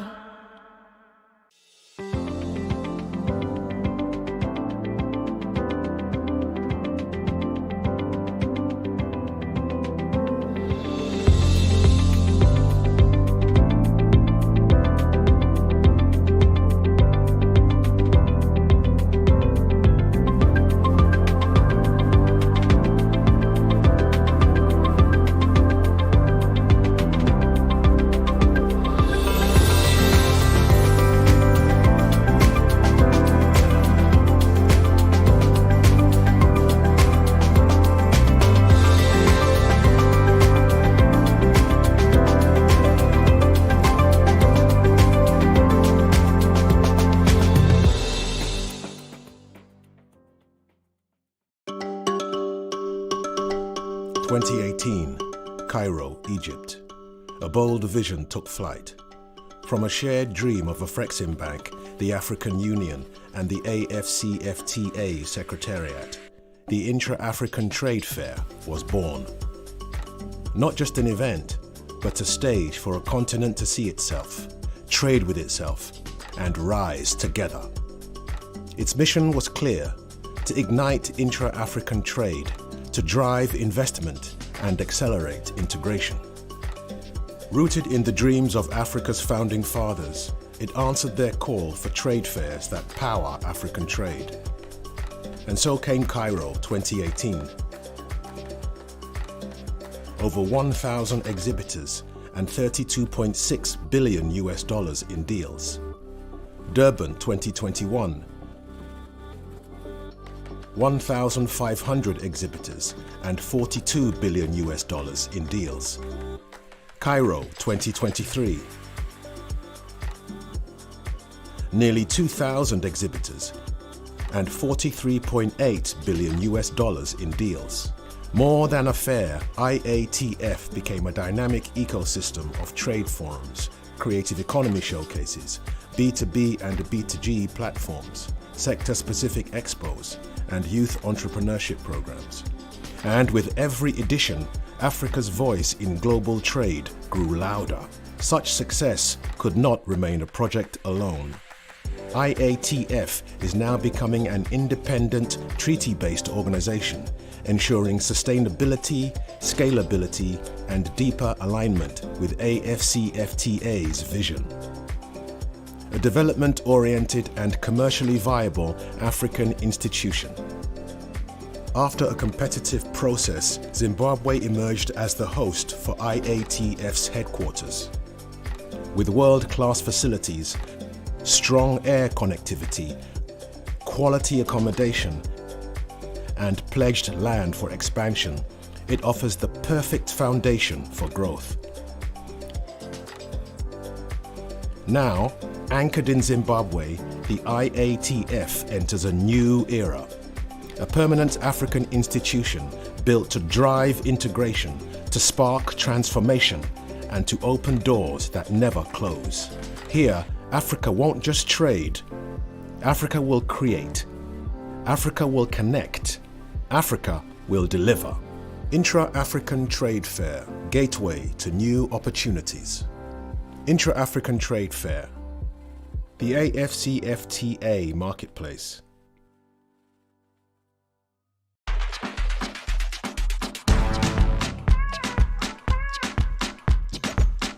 When you hear the sound, wherever you are, then know that Africa is talking business. Intra-African Trade Fair, Intra-African Trade Fair.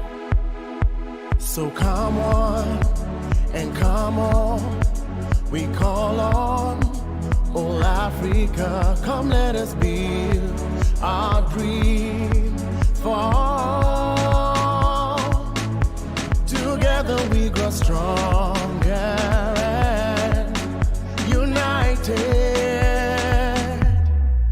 Paint out the sky with the proud colors of your flag and say goodbye to the darkness of the past. We stepping forward, we're rising up. Oh Africa, our time is now.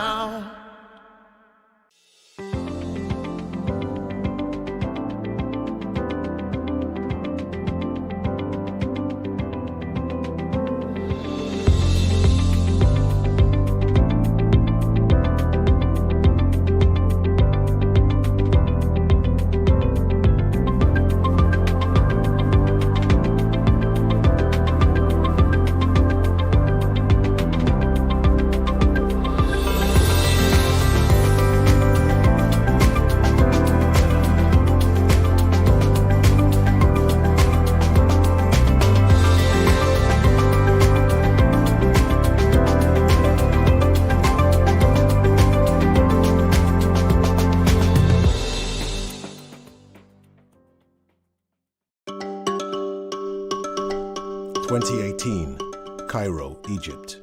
A bold vision took flight. From a shared dream of Afreximbank, the African Union, and the AFCFTA Secretariat, the Intra-African Trade Fair was born. Not just an event, but a stage for a continent to see itself, trade with itself, and rise together. Its mission was clear: to ignite intra-African trade, to drive investment, and accelerate integration. Rooted in the dreams of Africa's founding fathers, it answered their call for trade fairs that power African trade. And so came Cairo 2018. Over 1,000 exhibitors and $32.6 billion in deals. Durban 2021. 1,500 exhibitors and $42 billion in deals. Cairo 2023.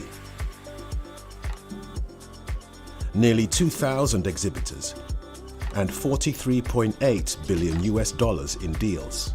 More than a fair, IATF became a dynamic ecosystem of trade forums, creative economy showcases, B2B and B2G platforms, sector-specific expos, and youth entrepreneurship programs. And with every edition, Africa's voice in global trade grew louder. Such success could not remain a project alone. IATF is now becoming an independent, treaty-based organization, ensuring sustainability, scalability, and deeper alignment with AFCFTA's vision. A development-oriented and commercially viable African institution. After a competitive process, Zimbabwe emerged as the host for IATF's headquarters. With world-class facilities, strong air connectivity, quality accommodation, and pledged land for expansion, it offers the perfect foundation for growth.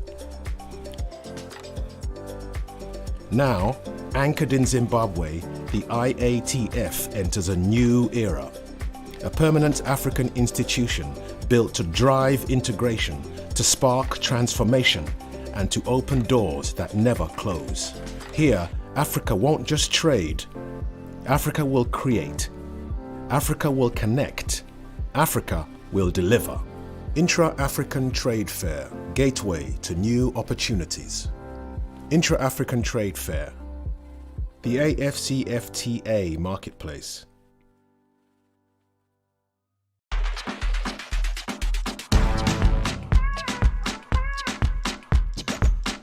When you hear the sound, wherever you are, then know that Africa is talking business. Intra-African Trade Fair, Intra-African Trade Fair. So come on and come on, we call on all Africa. Come let us build our dream fall. Together we grow stronger and united. Paint out the sky with the proud colors of your flag and say goodbye to the darkness of the past. We stepping forward, we're rising up. Oh Africa, our time is now.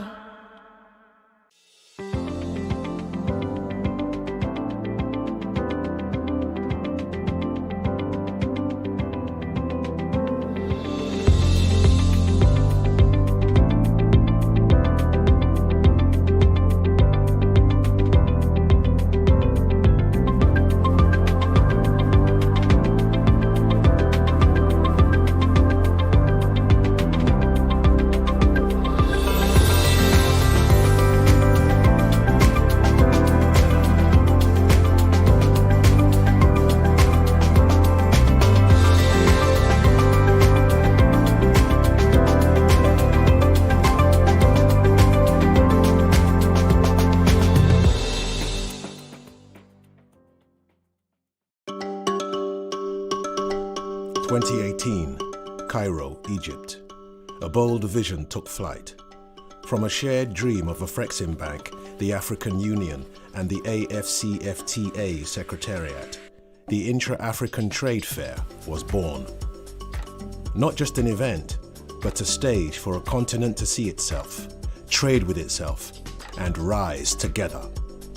Its mission was clear: to ignite intra-African trade, to drive investment, and accelerate integration. Rooted in the dreams of Africa's founding fathers, it answered their call for trade fairs that power African trade. And so came Cairo 2018. Over 1,000 exhibitors and $32.6 billion in deals. Durban 2021. 1,500 exhibitors and $42 billion in deals. Cairo 2023. Nearly 2,000 exhibitors and $43.8 billion in deals. More than a fair, IATF became a dynamic ecosystem of trade forums, creative economy showcases, B2B and B2G platforms, sector-specific expos, and youth entrepreneurship programs. And with every edition, Africa's voice in global trade grew louder. Such success could not remain a project alone. IATF is now becoming an independent, treaty-based organization, ensuring sustainability, scalability, and deeper alignment with AFCFTA's vision. A development-oriented and commercially viable African institution. After a competitive process, Zimbabwe emerged as the host for IATF's headquarters. With world-class facilities, strong air connectivity, quality accommodation, and pledged land for expansion, it offers the perfect foundation for growth. Now, anchored in Zimbabwe, the IATF enters a new era.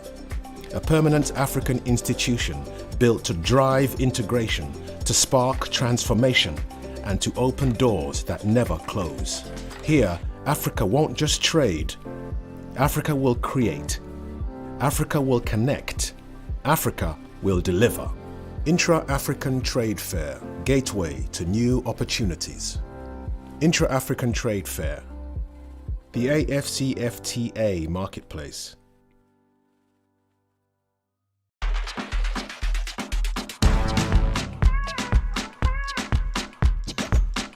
When you hear the sound, wherever you are, then know that Africa is talking business. Intra-African Trade Fair, Intra-African Trade Fair. So come on and come on, we call on all Africa. Come let us build our dream for together we grow stronger and united. Paint out the sky with the proud colors of your flag and say goodbye to the darkness of the past. We stepping forward, we're rising up. Oh Africa, our time is now.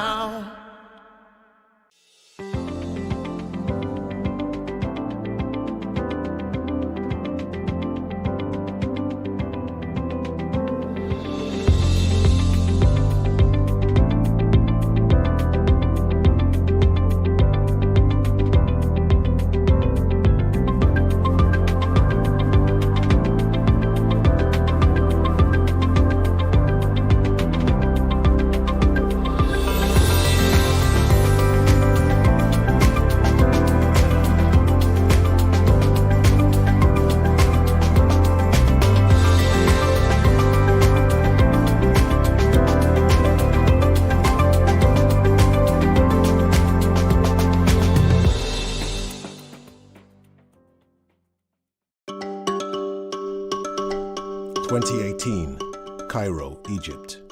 A bold vision took flight. From a shared dream of Afreximbank, the African Union, and the AFCFTA Secretariat, the Intra-African Trade Fair was born. Not just an event, but a stage for a continent to see itself, trade with itself, and rise together. Its mission was clear: to ignite intra-African trade, to drive investment, and accelerate integration. Rooted in the dreams of Africa's founding fathers, it answered their call for trade fairs that power African trade. And so came Cairo 2018. Over 1,000 exhibitors and $32.6 billion in deals. Durban 2021. 1,500 exhibitors and $42 billion in deals. Cairo 2023. Nearly 2,000 exhibitors and $43.8 billion in deals. More than a fair, IATF became a dynamic ecosystem of trade forums, creative economy showcases, B2B and B2G platforms, sector-specific expos, and youth entrepreneurship programs. And with every edition, Africa's voice in global trade grew louder. Such success could not remain a project alone. IATF is now becoming an independent, treaty-based organization, ensuring sustainability, scalability, and deeper alignment with AFCFTA's vision.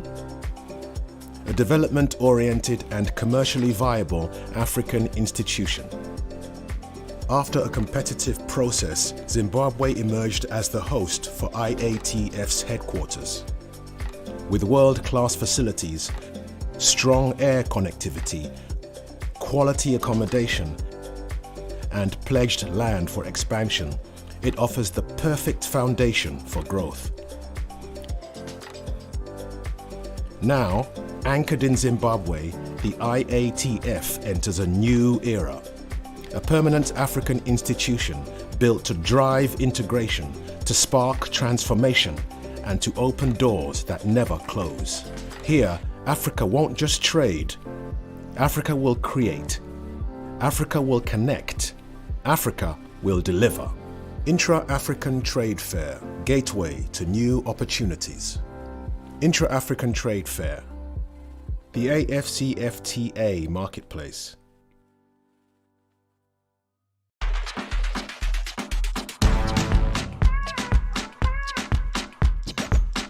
When you hear the sound, wherever you are, then know that Africa is talking business. Intra-African Trade Fair, Intra-African Trade Fair. So come on and come on, we call on all Africa. Come let us build our dream for. Together we grow stronger and united.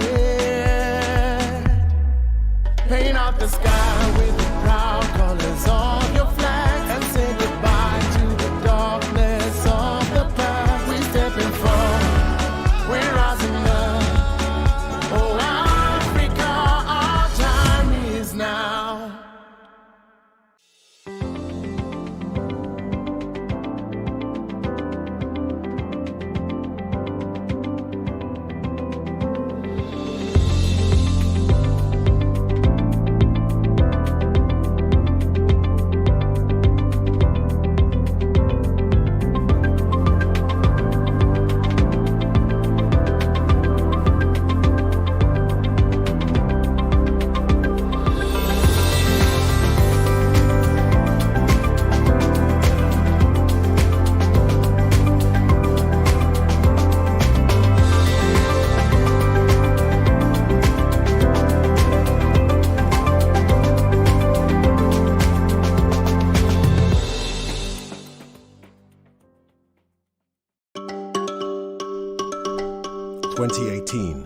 Cairo, Egypt. A bold vision took flight. From a shared dream of Afreximbank, the African Union, and the AFCFTA Secretariat, the Intra-African Trade Fair was born. Not just an event, but a stage for a continent to see itself, trade with itself, and rise together. Its mission was clear: to ignite intra-African trade, to drive investment, and accelerate integration. Rooted in the dreams of Africa's founding fathers, it answered their call for trade fairs that power African trade. And so came Cairo 2018. Over 1,000 exhibitors and $32.6 billion in deals. Durban 2021. 1,500 exhibitors and $42 billion in deals. Cairo 2023. Nearly 2,000 exhibitors and $43.8 billion in deals. More than a fair, IATF became a dynamic ecosystem of trade forums, creative economy showcases, B2B and B2G platforms, sector-specific expos, and youth entrepreneurship programs. And with every edition, Africa's voice in global trade grew louder. Such success could not remain a project alone.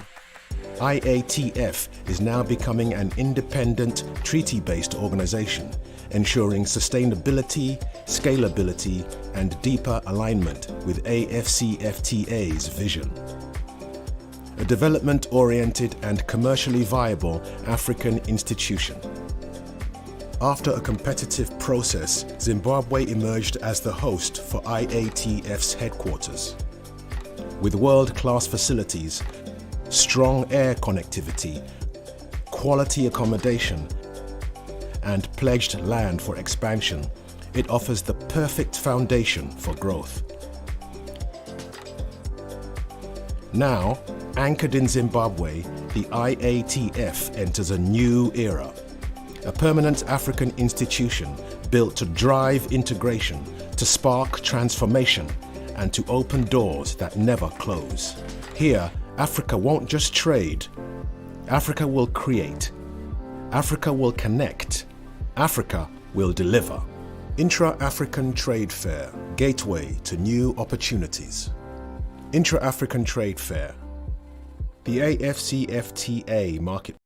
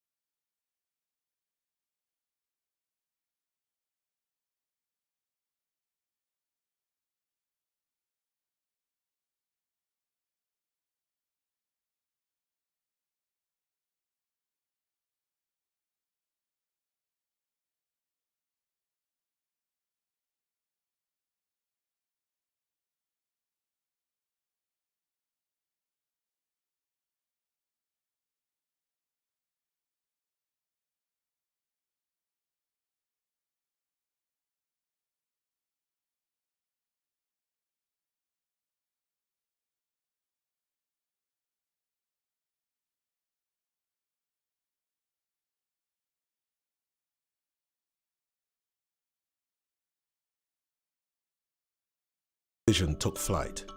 From a shared dream of Afreximbank, the African Union, and the AFCFTA Secretariat, the Intra-African Trade Fair was born.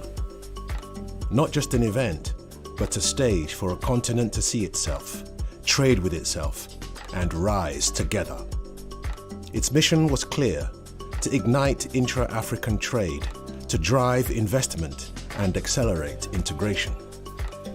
Rooted in the dreams of Africa's founding fathers, it answered their call for trade fairs that power African trade. And so came Cairo 2018. Over 1,000 exhibitors and $32.6 billion in deals. Durban 2021. 1,500 exhibitors and $42 billion in deals. Cairo 2023.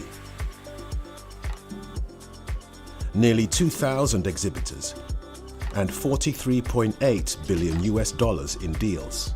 More than a fair, IATF became a dynamic ecosystem of trade forums, creative economy showcases, B2B and B2G platforms, sector-specific expos, and youth entrepreneurship programs.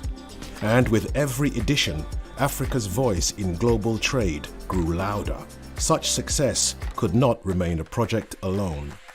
IATF is now becoming an independent, treaty-based organization, ensuring sustainability, scalability, and deeper alignment with AFCFTA's vision. A development-oriented and commercially viable African institution. After a competitive process, Zimbabwe emerged as the host for IATF's headquarters. With world-class facilities, strong air connectivity, quality accommodation, and pledged land for expansion, it offers the perfect foundation for growth. Now, anchored in Zimbabwe, the IATF enters a new era. A permanent African institution built to drive integration, to spark transformation, and to open doors that never close. Here, Africa won't just trade. Africa will create. Africa will connect. Africa will deliver.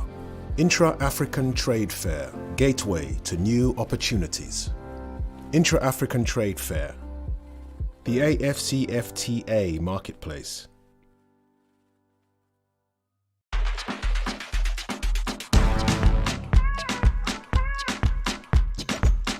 When you hear the sound, wherever you are, then know that Africa is talking business. Pavilion. We sure hope you had a beautiful day of the Investment Forum and that you enjoyed every single conversation, insights that our experts shared with you throughout the day. This day has not finished yet. We're coming to a close, but we still have a full session ahead of us for another 2.5 hours. So I'm now going to invite anyone in the room to please join their seats so we can proceed with the rest of the program. So ladies and gentlemen, if you could please make your way into your seats so we can resume.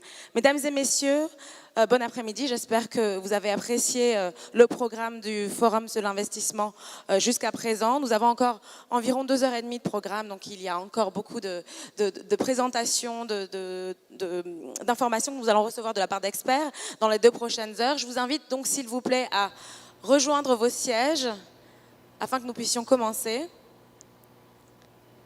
Merci beaucoup. Je vous invite donc à regagner vos sièges le plus rapidement possible. Merci.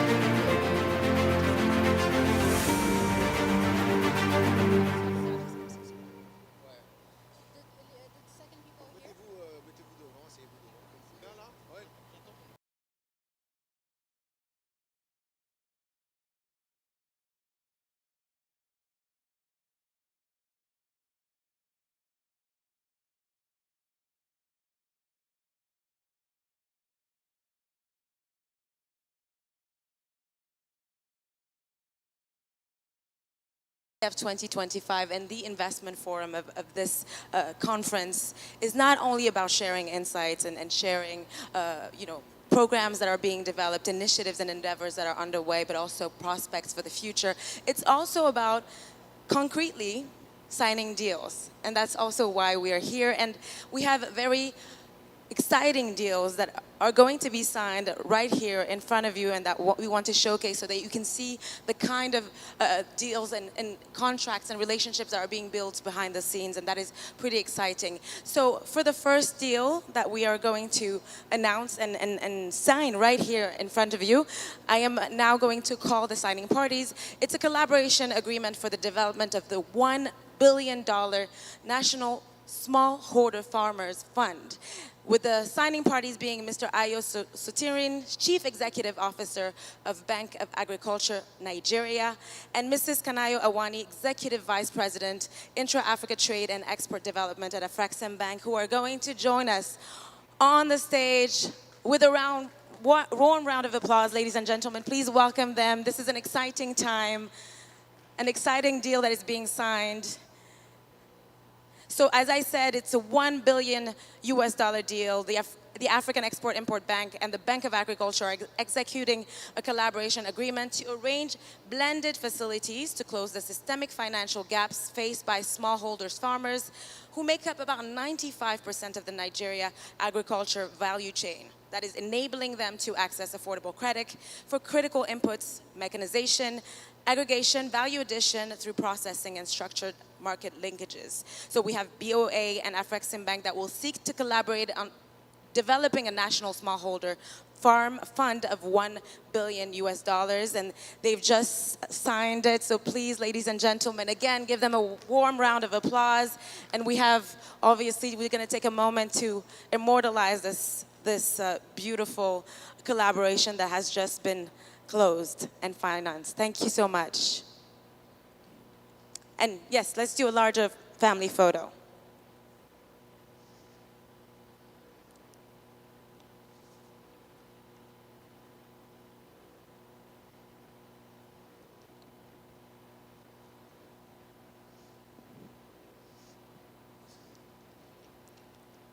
$1 billion for National Smallholder Farmers Fund. Thank you very much. And once again, we're going to give them a round of applause. This is concrete projects that are being developed right there under your eyes. Thank you. And for the second deal now, ZETDC is it's a facility signing of $210 million. So that is the Zimbabwe Electricity and Transmission and Distribution Company, Private Limited, that hereby will sign the facility agreement to acknowledge that ZETDC is desirous of accessing the receivable-backed syndical dual-tranche trade loan of up to $210 million. And this is being signed, of course, with Afreximbank, with Mrs. Kanayo Awani, who's already on stage. So they're now going to sign this deal. And once again, ladies and gentlemen, if you could please give them a round of applause. This facility will enable ZETDC to reduce the power deficits and improve power stability. A stable and reliable electricity supply is essential for sectors like mining, manufacturing, and agriculture. Reliable and stable power supply by ZETDC will increase productivity and enable businesses to expand, which then contribute to increased trade and economic stability. So once again, this is an exciting deal that is being signed right here.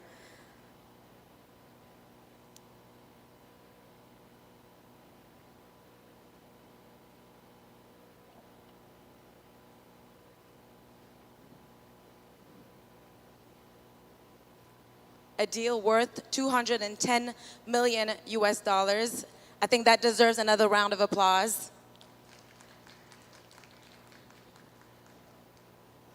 Thank you to the both of you, and we're now going to do another family photo, a group photo for this moment and for the second deal that we have today here.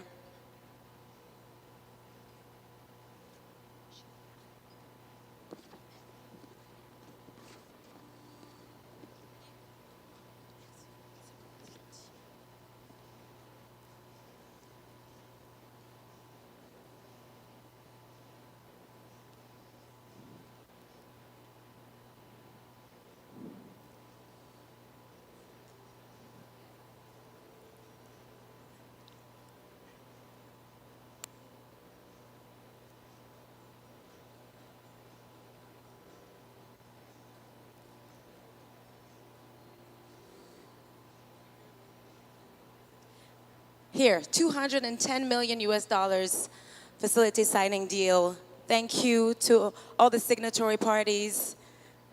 Oh, we'll take one more group photo. You're right, in front of the table. It's probably a better visual.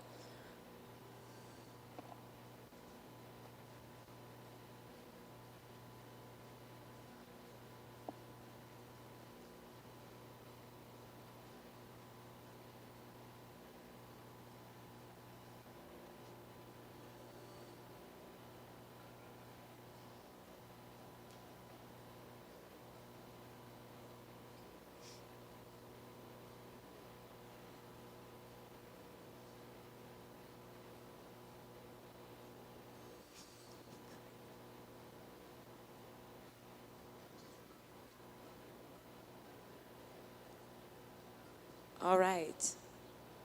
Thank you very much to our signatories. Thank you for also being here to show the kind of accomplishments that are being done here at the Investment Forum of the IATF 2025 and overall in these conferences. Thank you very much. So we are in the closing, Africa's Next Frontier, and we're speaking of partnerships for global impact. And we have about an hour left to go, so please stay with us, stay engaged before we close this program, this fascinating program of the Investment Forum. I'm now going to welcome Mr. Tebe Ikalafeng. He is the CEO of Brand Africa, and he happens to be one of the very few Africans that I know, at least, that have pretty much traveled inside and out of the entire continent, that know every single corner of it. And he is going to talk to us about the launch of Brand Africa Algeria. It's a project building leading homegrown brands and the Made in Africa story. It is a very important story, as you all know. So if you could please welcome him. Oh. From the Saharan winds that sweep through the north to the stone-hued echoes of great Zimbabwe. From the woven textures of West African style to the digital rhythms of East Africa's innovation. This is Africa, moving, making, rising. Since 2011, we have listened to voices across languages and landscapes, to stories woven by makers and markets, to a continent defining itself on its own terms. We are Brand Africa. Born on Africa Day, the Brand Africa 100, Africa's best brands, began as a declaration that African choices matter, that African brands belong in our homes, on our streets, in our dreams. These are not just brands, they are movements. They are footprints of belief, etched in food and fashion, in banking and beauty, in healing, in travel, and in trade. They reflect us, serve us, honor us, and carry us forward. Because every bottle shared, every shoe worn, every signal sent is a story of how we see ourselves and how we wish to be seen. We believe in a brand-led African renaissance, one that uplifts, includes, and inspires, where homegrown imagination meets global excellence, and our people shape prosperity from possibility. This is not just a ranking, it's a rhythm, a mirror, a movement, a story of identity, of urgency, of agency, of rising, of Africa. We are Brand Africa. Hello, everyone. So for those of you who don't believe me, I'm not Tebe Ikalefang. He's here today, and he's here to speak about something really important. So I'm very honored. I joined an amazing initiative called Brand Africa, marques les plus admirées d'Afrique. So Tebe was invited today to speak about the most admired brand on the continent. This is something we don't speak enough about. So I will tell you when it started. The journey started over 15 years ago. I have a lot of echo, guys. The journey started 15 years ago during the World Cup when South Africa hosted over 300,000 people to come and watch the football, the most loved game in the world. And the question was raised, what are African brands? World Cup is a world brand. Football players wear American brands, European brands. Where is Africa in this World Cup? So the question was raised by Tebe and his team, and I'm happy today that I joined this journey and helped them emphasize the message and spread the message, because it's important that we raise awareness on African brands. And we are all here to talk about African trade, about how we can exchange more with Africa. But the question is the identity of Africa. We each come from a different country, but the identity of the continent is important, and we should work on it all together. So the journey started in 2010, and the last results were published during a conference in Ethiopia. I will move on. Each year, the results are published in reports. So the top 100 brands, the most admired brands by Africans, are published in a report in African Business. Some of you have probably read their reviews and their magazines. The magazines are here. They've been distributed by the lovely staff. And you could also find the reports in the country reports that you see on the right side. Yes. You see the one of South Africa and the best brands.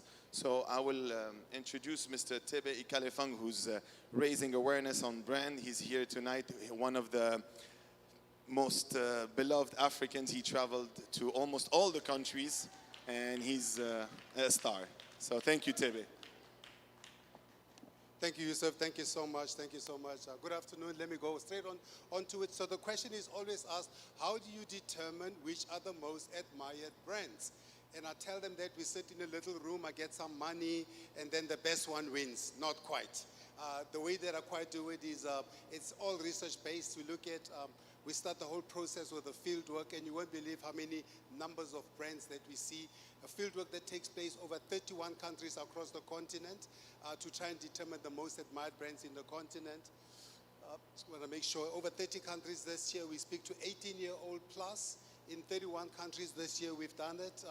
We speak in 8 languages, from French to Swahili to Arabic, to try and ask the questions, because the same thing means something different in different languages. So we try and make sure that we speak in the correct language. And we ask them a few questions. We ask them, what's your most admired brand? Any. Just ask them a question. We don't prompt them. Then the second, what's your most admired media brand? We started asking questions about media and financial services, because those are 2 of the catalytic categories in the continent. Obviously, media shaping the narratives about the continent, financial services being as a catalyst for development. Then we started adding a few more questions. We started asking, what is your most admired brand that contributes to a better Africa? Then we started asking them which brand contributes to a better environment. Then we started asking the third question, what country contributes to a better continent? So that's one that's been very interesting, because you always expect, I thought if you're asking Africans, what is your most admired country that contributes to a better continent? You expect that they will all say African countries, but not quite that way. Not all Africans feel the same way about their own continent. So what sets us apart? 3 things. The first thing is comprehensive, is Pan-African. The second one is that it is all research-based. No brand pays, and it's brand neutral. You cannot pay to get into the survey. You cannot campaign to get into the survey. The best work that you have to do is to build a great brand. So if you're not building a great brand, you cannot make it, because we just assess what the consumers say. And we do it in multiple ways, as I've said. In North Africa, we do face-to-face. In many other parts of the continent, we use mobile. In other parts, we do a combination of mobile and face-to-face. All depends on how people relate to research. So what have we learned in the last 10 years? We've learned a few things in the last 10 years. We've learned that only 20% of the brands that Africans admire are made in Africa. Only 20% of the brands that Africans admire are made in Africa. So Africans do not admire anything made in Africa. And that is the challenge that we're facing. So when we're here at the Intra-Africa Trade, the question should be, as we're moving brands, trade between countries and into the continent, what brands are moving? Most of them are not African brands. So that is the challenge that we're facing, and that's to me the most insightful part about the study over the last few years. And what are those big brands? Well, in the Americas is Nike. I spent almost a decade as chief marketing officer for Nike, and look at the damage that I've caused. Nike is the number one brand in the continent for the last 15 years in a row, 8 years in a row. In Europe, Adidas is the most admired brand. In Asia, it is Samsung. And in Africa, the most Pan-African brand is MTN. So our goal is to ensure that at least by 2050, that we have 50% of the brands that are most admired must come from Africa. So it's not an anti-Western brand, but it's a pro-African agenda. Is to ensure that the brands that come out of this continent that feed and develop Africans are made in the continent. So, and what are those studies for this year? So I just want to give you a highlight. This year we announced the results at the Africa Hall, which is the very place where 32 presidents met in 1963 to establish the African Union. So I'm going to give you a little bit of the, talking to me.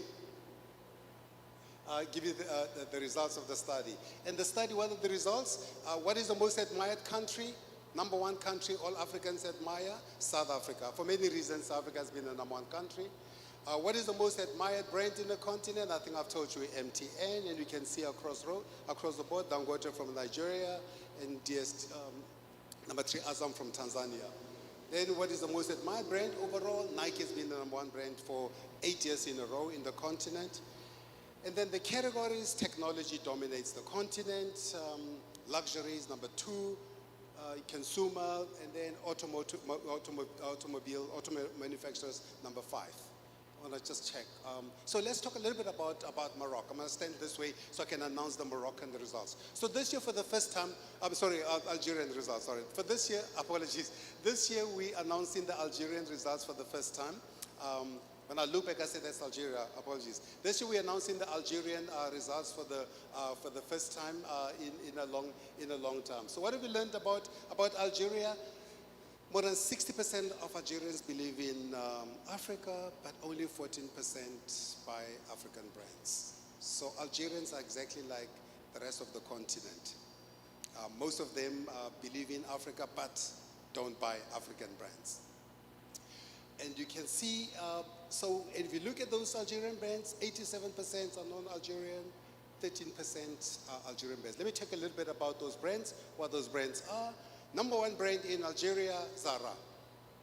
So overall, number one brand in Algeria, Zara. Number 2, Morocco, Nike. Number 3, Adidas. Samsung, number 4.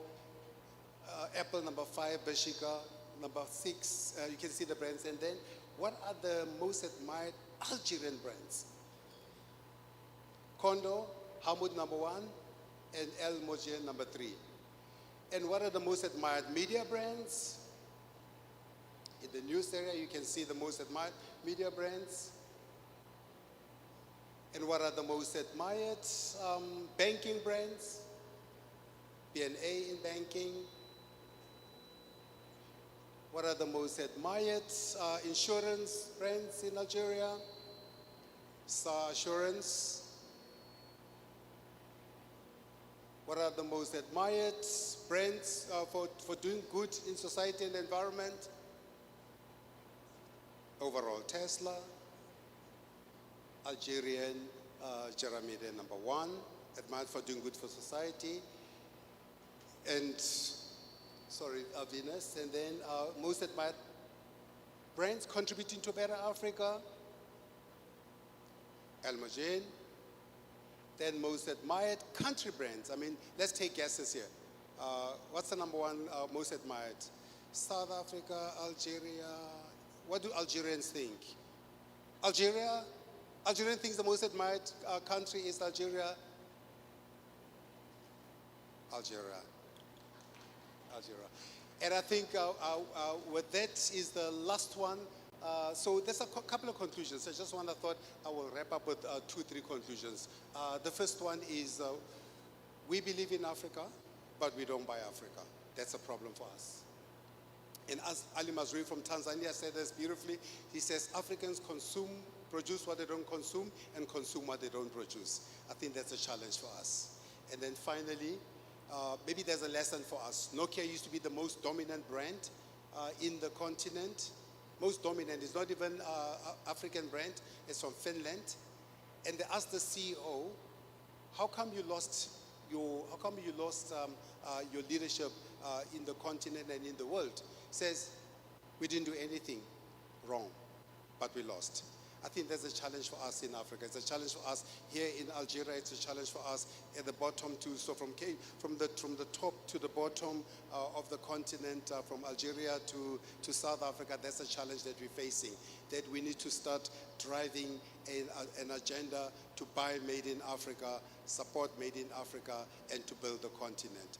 With that, those are the results from Algeria, and I wanted to just be very, very brief for to announce the results for the first time. Thank you.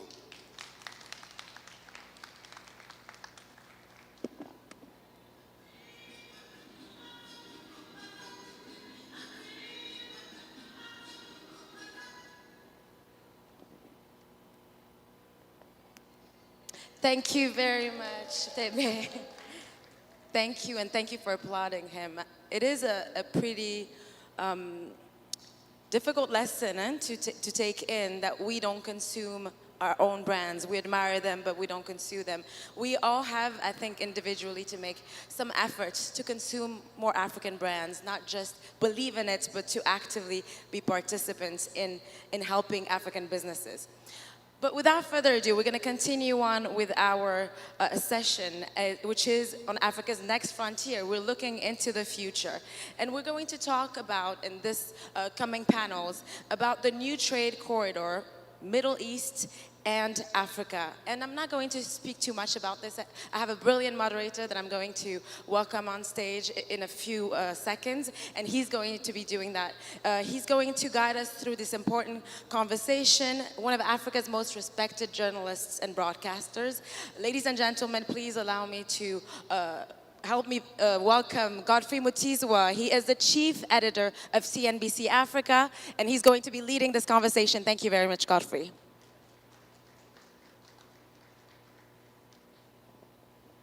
Thank you. Thank you. Good evening, everyone. It's been a long day. We're a bit heavy in the leg, in the eyes, in the brains. So I thought I'd begin with a quiz. Who knows what Africa's GDP is going to be in 2050? Africa's GDP in 2050. Tricky, right? We are talking $16 trillion. And that's a figure from a very respectable figure, the CEO of Dubai World, DP World. One more quiz, one more, while they are setting up, one more.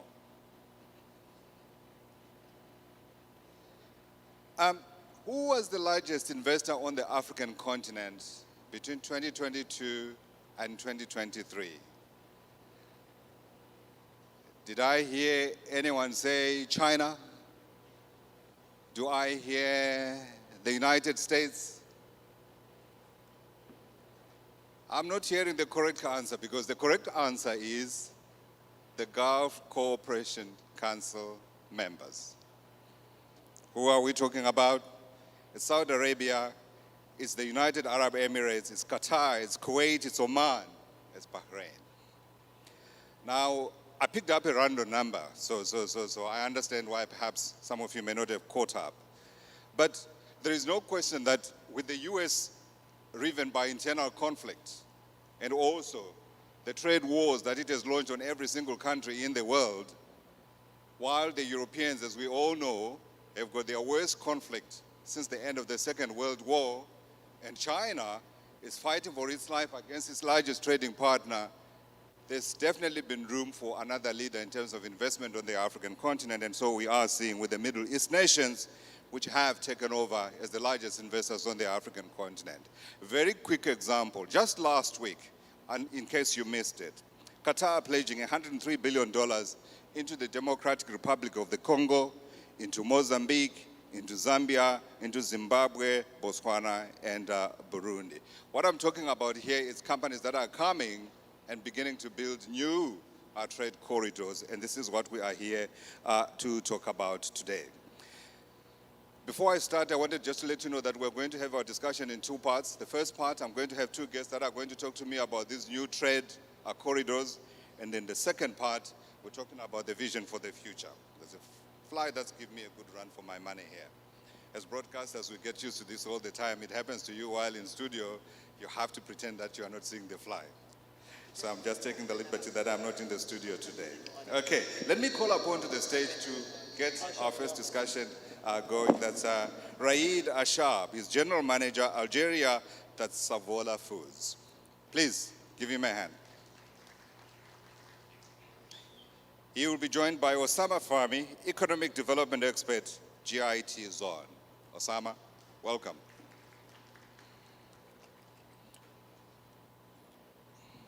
Thank you, gentlemen. Please take a seat. Let me start with you, Osama. You are the trade expert. You watch these flows. Talk to me about what you're seeing in terms of trade flows to the continent, trade flows in the Middle East, and perhaps how that's changing the trade corridors that we've had in the past. Let me start from the brands. That is a wonderful presentation about the brands, global brands and African brands. We have a big problem. The trust of Africans in African brands is not that much trust, because we have a problem. We have, I think that the African brands will sell more when we can sell our brands in America and Europe. Now, I will back to Middle East and Africa. I think partnerships and the corridors, we have a lot of factors that connect Africa and the Middle East. Now, we have a logistics barrier. We have a different barriers which is prohibit or reduce the inter-Africa trade. Right. Now, I think every year we have a progress in our partnerships in Africa as export intra-Africa or sell between African countries, but we have a great problem still right now. We should make a joint venture between manufacturers in African countries and other African countries. We should make a joint venture. Export, it will not work anymore. Every country in Africa want to sell, want to export, but they don't think about partnership. Okay, I think that we have to merge between export and investment.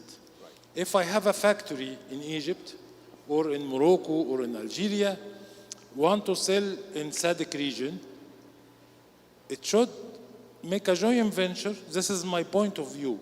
A joint venture with a business community in SADC region and make a factory inside, for example, Mozambique, okay, to sell to SADC region. Not only export the product, we have to invest, we have to partner, okay? Because I think in the next period, all the export countries couldn't export like before.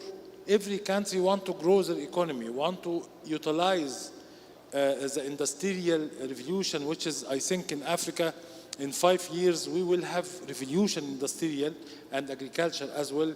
And also, I think we have to start from today to partner to each other. I think Africa now has a very good potential. The content is growing now. We have a raw material, we have a capabilities, we have a calibers.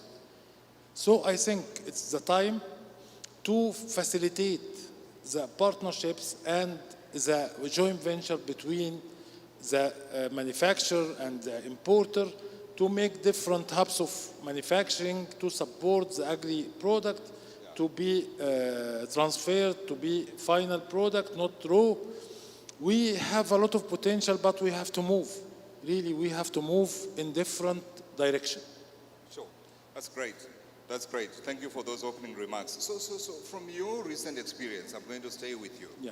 From your recent experience, what models have you seen that works best? You're a trade facilitator. So, and I'm talking here really, is it about free trade economic zones? Is it about logistics parks? Is it about bonded manufacturing facilities? What works best? From my point of view, and from the experience working now 9 years in Africa and trade facilitation, we find a lot of barriers, as I said before. Logistics is one of barriers, which is, I think, now we have a lot of potential of projects that solves the logistics problem. The second thing, we have AFCFTA. This is free trade for free borders. Now in Africa, I think we arrive more than 45 countries in the agreement. I think that we need something which is, we don't talk about it too much, the legal. Now, if I want to make a trade between Ghana and Morocco, I have to save the transaction between the importer and the exporter. Or I have shared investment between investor from Ghana and investor from Morocco want to make a factory in Ghana. The laws in Ghana, the commercial laws, is completely different than the commercial laws in Morocco. The laws in Algeria is completely different than the laws in Egypt. So I think the commercial laws should be not unified, but we have to make some general clauses to support or to encourage the partnerships and encourage the trade between the countries inside Africa. The barriers now also, we don't have two things in Africa. I think the manufacturer in Africa and even in the Egypt or Morocco or Algeria, they don't depend on R&D. Our target, I think, in the next 5 years to have market leaders. We don't have market leaders in Africa. My friend talked about Nike, Adidas. Yeah. We don't have a brand known all over the world. Yeah. We don't have insulin. Yani, IATF talk, nothing produced in Africa, no one can't live without it. Yeah. Okay, yeah. If we talk about products, we haven't a product as a market leader, global market leader. Yeah. When we have these market leaders, all the manufacturers in Africa will have a great progress and growth because they find like a role model, they can develop their business. Absolutely. Yeah. The second thing, which is the final point, after market leader, if we have market leaders, we have a shortage or a lack in marketing. Right. Okay, we have some good products in Africa, but they haven't a marketing or a reach to different markets, which is our goal or our target or our mission in our business, that we make this global reach. We have a very good product, but they don't have the tool of marketing which can spread all over the world and make the brand name. Yeah. Yeah. Okay, the franchising in Africa is still not mature that much. We don't have a franchises, big franchises like Zara, which is, they said Zara is the fairest. Yeah. We don't have like Zara in Africa because of marketing. We don't have a franchising model which is we can do global. This is some barriers we can discuss 2 years if we want to discuss, but this is a small. Absolutely, absolutely, and I think Tebe's point is very well made about the fact that we do not have brand leaders in Africa. That's a message that you are reinforcing. That's perhaps a message for Saviola to become the next brand leader in Africa, because you are already operating in Algeria. You're a big oil manufacturer. Talk a little bit, if you can, to your practical experience in terms of, number one, your logistics within Algeria, and then, of course, trying to move your product to the other African countries that you export to. You were telling me you export to Niger, you also export a little bit in the Middle East. Yeah, absolutely. I think it goes back again to the question of infrastructure. Do we have the right infrastructure to do these trade transactions or not? There is some, but we have a long way to go. If I give an example on our recent experience, like this year, we are having more and more customers who are interested to buy oil from us into Mauritania. Why Mauritania? Because there's a new line of maritime between Algiers and Mauritania, Nouakchott. So this is opening up the appetite for traders from Mauritania who trust Algerian brands and Algerian products to buy from Algeria. So we are observing, compared to previous expert experiences, that it is more smooth. The process is much more smooth. So infrastructure is key. But it's not enough. I mean, only one maritime line is not enough, and we cannot rely only on maritime in a continent like Africa. We're vast in terms of size, so we need, as countries, as continent, to invest more in road infrastructure and also rail infrastructure, so that we make access easier. Because without having this infrastructure, whatever brand you have, whatever marketing capability you have, the reach will be limited, and it will remain opportunistic and linked to price. We also have in Algeria, opportunities, but again, infrastructure remains challenging. If I talk about the sector we're in, which is oil, and some of my colleagues in sugar, we have huge capacities of production, so we can cater for the Africa continent needs.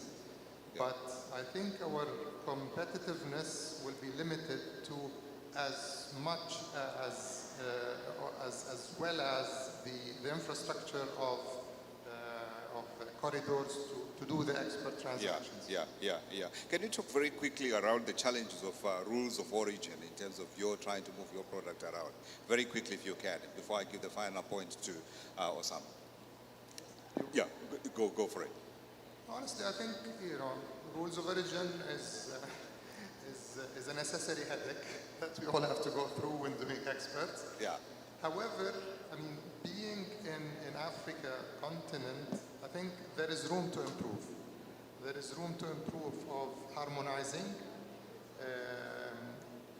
accepting or developing the so-called cumulation of origin, so that we can facilitate the move. Because these can be handicaps in the process of export between one country to another. So if we can harmonize and agree on a mechanism of cumulation of rules of origin, I think that will facilitate big time the transactions within the African countries. Absolutely. Osama, very quickly, I wanted to comment from you on alignment of standards that will enable people to transit customs. As we know, that's a big bugbear for many companies. Quicker and perhaps more efficiently. I think, from my experience, this is not impossible. We can do this, but we need a lot of efforts, because every country, have their ports, have their customers' rules. I dreamed last year of United States of Africa. I dream was United States of Africa. This is my personal dream. I worked in Africa a lot of time, but we have a potential. We can be very strong.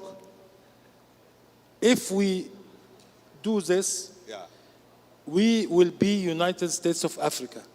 That no one can be like us.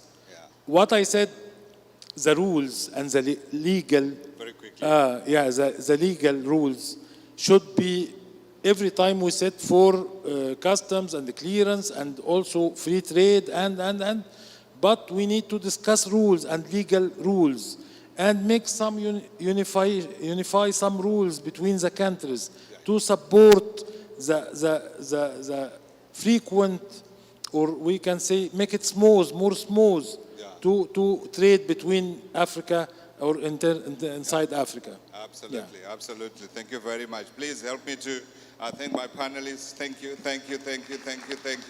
I always say Africa is a country, and then people say, are you mad? Thank you very much. Thank you, gentlemen. Thank you, Osama. Thank you, Rai. Thank you. Thank you. Please help me to thank them. Let's move on now to our closing session. Oh, sorry. I need to keep quiet for a second.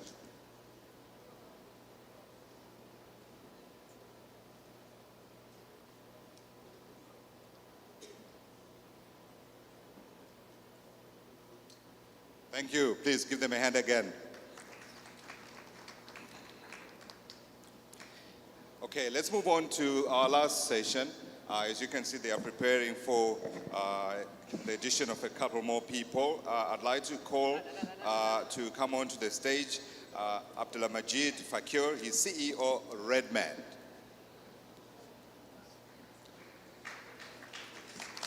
Thank you, sir. I will sit you over there. Yes. Yeah, you can sit over there. Thank you. Let me also call upon Ms. Marlene Ngoy, CEO BIDA. Marlene, thank you. Welcome. Please take a seat. I'd like to invite Haji Khalil, founder, Big Mama Technology. And last but not least, we're inviting Gilead John Terry, Director General, Tanzania Investment and Special Economic Zones Authority. Is he here? Oh, okay, it doesn't look like he's here. All right, so we're going to be a chair short. Let me move over quickly here. And really, so our discussion here today, this is about moving from the vision. I mean, you heard one of our speakers here talking about the United States of Africa, to reality, i.e. making sure that this does actually happen. So, Marlene, I'm going to start with you, just in terms of our ability to be able to move beyond the rhetoric, to move beyond the high-sounding statements, to practically making trade work on the African continent. You sit in an important chair. Please share your vision. Thank you very much. Thank you everyone for being here a little bit late in the day. Thank you for the question. I think that that's one of the, what you just described is what really drives FEDA. So just as everybody, or maybe some people don't know, FEDA is the investment arm of Afreximbank. So a few years ago, Afreximbank decided to say if we're going to finance bold, transformational project, we can't just do it with debt facilities. We need to be able to invest into equity. Why equity? Because it's important to have patient capital. When you are doing something bold, you cannot be repaying that project with interest and monthly payments. You need time. And then equally,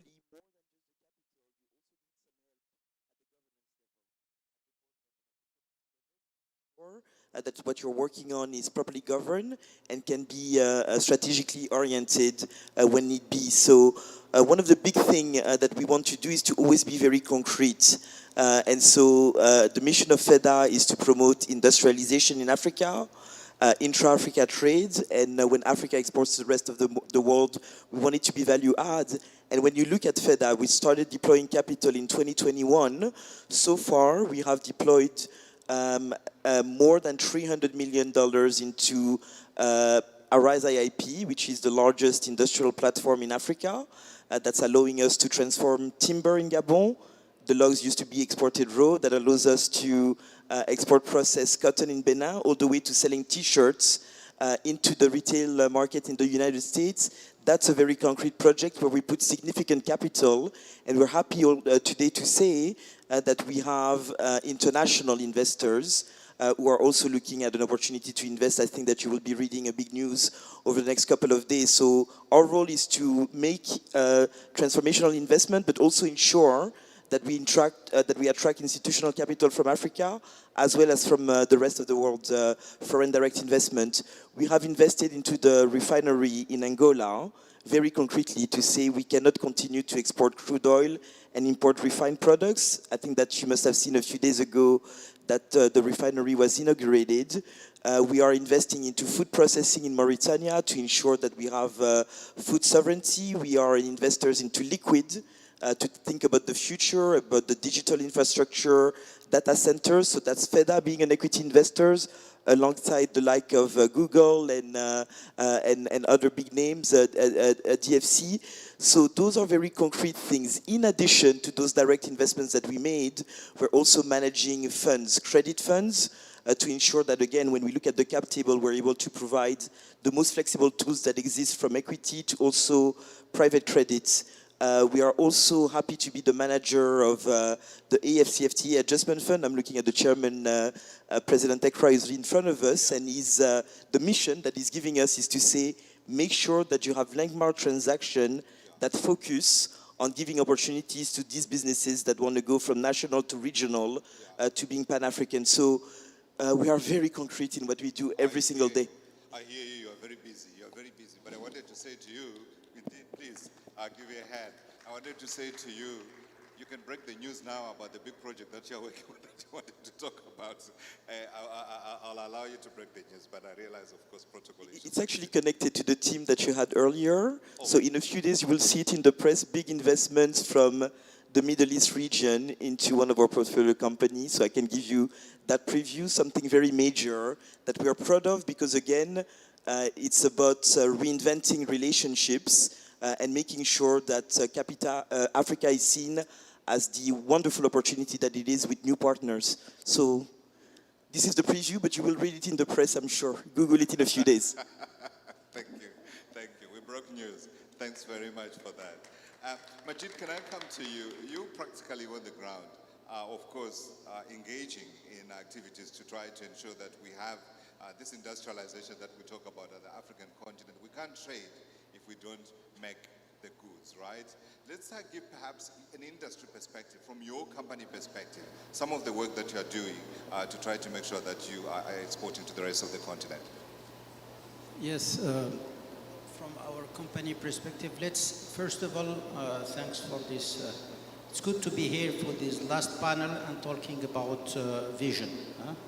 I think we are very optimistic and positive.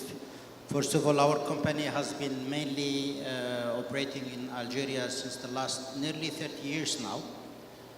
Started with, we are two twin brothers, started in the middle of the desert selling mineral water, and today we are 3,000 people employed directly in the country.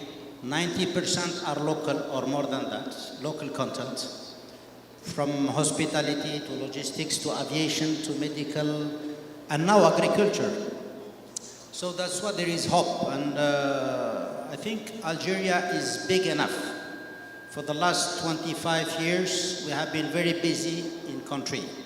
You know that Algeria the economy has been driven by the oil and gas. And this until the 90s, where the private sector started. So that's why it's young, the experience of the private sector started the growth and booming only from the early 2000s. And today, we have the maturity and the appetite to go abroad. Right. Because Algeria is the first and the biggest country in Africa, the third economy in Africa. So we have been very busy the last 25 years in country, and it has been a very interesting and learning curve, which is preparing ourselves now for the future exports from Algeria, and also investing in countries. We will start with neighboring countries because of logistics and facilitations and many things. That was going to be my next question, because you are active in the Sahel, you are active in the Maghreb Union. And I wanted to ask, when are you looking further down south? Actually, for sure, Algeria is helping a lot and has got a good strategy. Especially the last 5 years, strategy towards Africa. Algeria has opened banks now. Let's start in Mauritania, in Senegal, and going further. And don't forget also, there is a new generation of entrepreneurs in Algeria.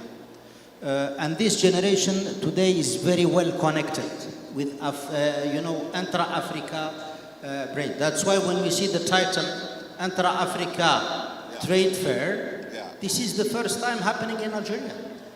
The business starts when we start talking to each other. Start when we start exhibitions like this one organized by Algeria. So I am very optimistic. For sure this will take time. It's not like this. But I am confident, but things will go fast because of all the connectivity of these African generations who have been also very well trained. They have been working in North America, in Europe. All this, they are back. I studied personally also in North America, and now we have been back in country, and we are implementing the same process and there is the same dynamic. So I'm very optimistic about the future and trading within the region. Yeah. So this I'm is certainly looking forward to seeing you in Johannesburg. Let me put it out there. Okay. Thank you.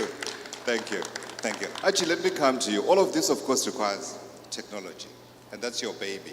But you have a very different view in terms of how technology actually would be able to make this work for all of us. Please share. Yeah, thank you. So my point of view is that the future of humanity is technology. That's my point of view. I do believe that the future of technology is AI. That's my point of view.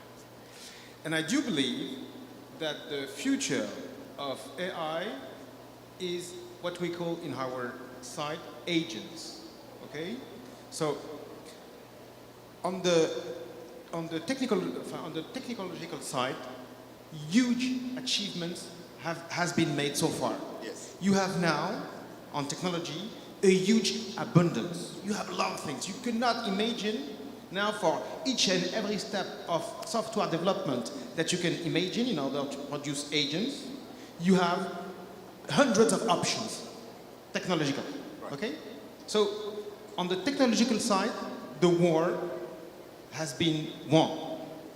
Now we are facing a new war that nobody is talking about. Please. The transformation war, the transformation challenge. Each and every human now has to make the proof that he will be able to take that technology, to eat it, and to produce energy with that technology. Did you say? And to leave the rest, and to leave what is not useful. So the word that we use is the ability to metabolize technology. Sure. So my point of view, which is really different, is that now the challenge is not technology anymore. The challenge is the ability to make sure that humans, you, me, my parents, my children, all of the audience here will be able to take it, to seize it, to grab it, and to make something with it.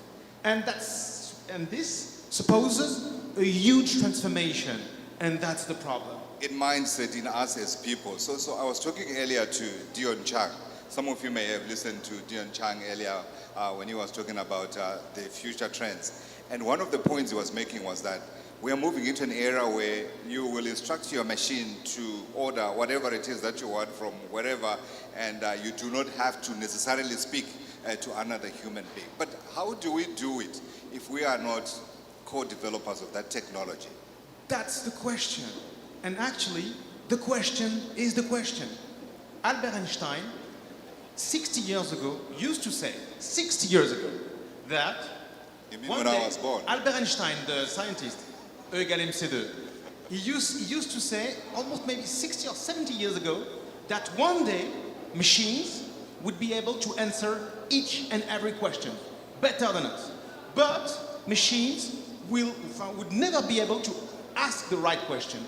And now, what I'm telling you is that people, they are saying, we will be able to give instructions, we will be able to say to the machine, do this and do this and do this. But what is the right order? What is the right question? What is the right thing to ask? That's the question. We must consume the technology. Yeah, and what we say now What is do you that say? the main problem in one word, in French, we have a brilliant word in French, which is problématisation.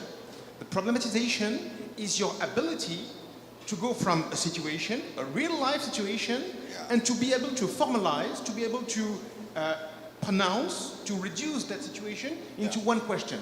Sure. And this is the key skill, actually.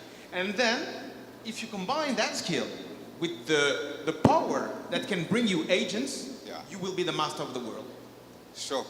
So and this is my vision. And this is my vision to our reality. Yeah.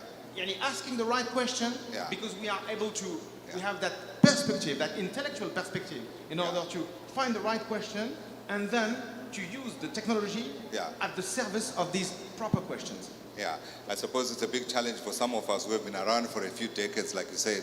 What did you say, 60, 70 years ago? That's when I was born. Malin, I want to come to you and ask a question around the kind of champions that you foresee in the future through the work that you are viewing. You are putting in the work right now. What kind of champions do you see emerging out of the continent as a result of the work that you are doing?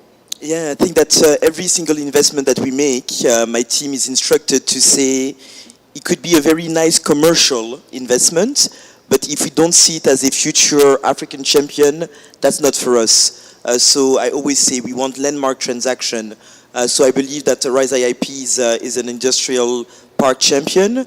I believe that Liquid Cassava Technology is actually partnering with the likes of NVIDIA today, etc., to make sure that we have data centers in Africa and that we're thinking about that future. It's extremely important. Is there any way where you're actually working on data centers with anyone? Yeah, so our portfolio company, Cassava Technology, Liquid Telecom, now known as Cassava Technology, is actively working on it. So they do data, they do voice, they do fiber optic, but they also build data centers all over Africa and are now partnering with NVIDIA, one of the largest companies in the world, the largest capitalization, I think, in the world. $4 trillion. It's Exactly. crazy, isn't it? And they wrote us only a small check, but they'll do more, I'm sure, in the future, working together to ensure that we're present into that future. I think that what the gentleman said is that we have to be careful, because it means that human beings who are not able to prompt in the right way might be replaced, but equally that allows us to leapfrog on some of the challenges that we have. So what we need to do is to position ourselves to be at the forefront of that. So those are the champions that I see. When it comes to the middle market transactions that we do, more so than having African champion, we want to do case studies. So when I say that we're growing chicken and eggs and doing dairy products in Mauritania, we wanted to showcase to say with $40 million, we're able to now produce fresh products, have the distribution channels to do it. We are able to substitute the import of the frozen chicken from Brazil. No offense to Brazil, but we're able to take our food sovereignty. So those would not be championed necessarily, but would be cases that can be replicated. So that's always part of the important criteria that we take into account when we do something. We want champions, we want things that are catalytic to development and impact. Absolutely. So I kept dreaming about one day doing an interview with the developer of Africa's first chip that's at the level of NVIDIA. If you hear of any, please send them to me. I'll give them an interview on our channel. Cassava is as close as it gets for now. But I will introduce you to Strive. I must ask him to come to the studio. And if he refuses, I'm going to come to you and tell him you said he should be coming to the studio. Majid, I wanted to get your view in terms of the areas that you are working in, where you are expanding and seeing opportunity. Actually, for sure, after 25 years experience, definitely we gained enough experience, governance, and we are ready, for sure, we are looking at the neighbors countries, for sure. If we take our, as RedMed is focused on the oil and gas, we are in the niche of the oil and gas, for sure. We diversified actually in agriculture and others, but our great experience is the support of oil and gas companies in terms of logistics and services. Libya is very close. It's only 300 kilometers from where we are. It makes sense. For sure, we are looking at a bit of stability. Niger is a country that definitely interesting, especially with the pipeline coming from Nigeria to Algeria, which is under the feasibility study. We will be definitely looking at the opportunities in terms of logistics, manpower. We have a great manpower in Algeria. You know, in the Middle East, a lot of Algerians are supporting the oil and gas, especially in Abu Dhabi or They should be Qatar. coming home. And you know why? Because also the language, they speak English, they speak Arabic, they speak French. Now the new generation, they are English speakers. And also the orientations of our high authorities and the president is switching to English in the school. Sure. And definitely business start from there. And I am comfortable sharing some ideas and thoughts in English with you. Yes. With African, all these African entrepreneurs and businessmen here. I think language is very important. Logistics, mobility, banking system. We would love to see an African bank more active, for example, here in Algeria, like Algeria is already going out. So definitely we are looking at the neighboring countries. This is the appetite we have actually. Yeah, open invitation. There are certainly African banks that are continental. I can think of Standard Bank. I can think of ABSA. And perhaps it's time that they look further beyond their noses, right? One important point, sorry to mention about banking. Algerian banks have been, especially the state-owned banks, they offer very interesting interest rates. So it's difficult to compete with, you know. So that's why, and Algeria, you know, the Algerian banking system is supporting a lot, you know, especially in agriculture. I think I have not seen many countries where the last 5 years the government is subsidizing and the banks are encouraging the agriculture in Algeria. When you do strategic cultures like cereals, they buy it. Everything is taken by the government. All this is to limit the importations from Europe. So that's why I think definitely we are very comfortable talking to each other, and that's why starting from this African Trade Forum, which is a very good initiative, and we are looking forward to be in Nigeria, I think, next year. Yes. So this starting from there, this is giving us the appetite. So we're looking at this to the region. Thank you. Open invitation, right? African banks come into Algeria. There is definitely room. Competition is never a bad thing. Last word. Unicorns. He speaks about expanding. Do you see potentially any unicorns coming out of the African continent? In what areas? Actually, I'm completely convinced that there's a huge space for African unicorns and businesses in general. Because I think that Africans do not realize to what extent Europe, America, and Western world in general is coming to its limits, really. Here, we have youth, we have raw material, we have brains, we have men, we have women, we have everything we need to be the next great power, actually. The only limit, the only true limit that I could speak about is in our brains, in our mindsets.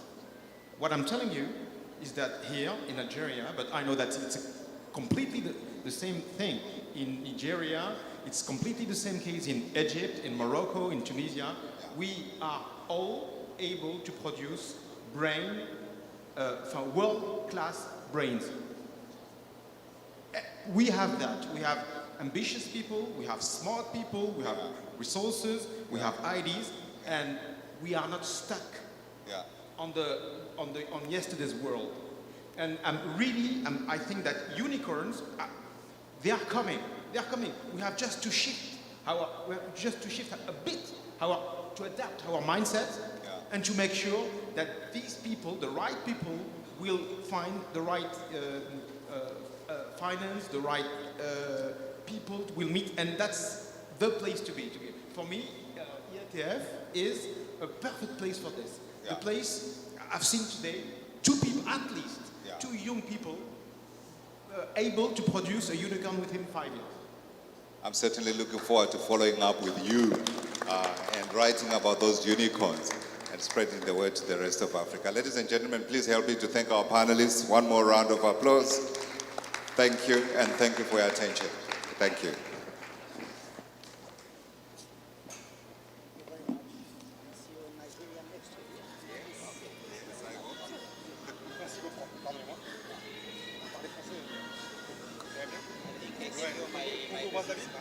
Thank you very much, Godfrey Mutizwa, for so brilliantly animating this last panel of the day. And thank you to our panelists. We're going to take a quick family photo, a group photo. And I'm going to ask our audience to please give them one more round of applause. Please.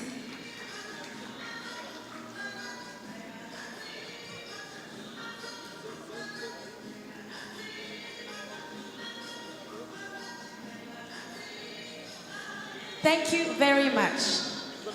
Mesdames et messieurs, merci à vous de nous avoir suivis tout au long de cette journée de l'investissement, du Forum de l'investissement dans le cadre de IATF 2025. What an extraordinary day of insight, vision and ambition.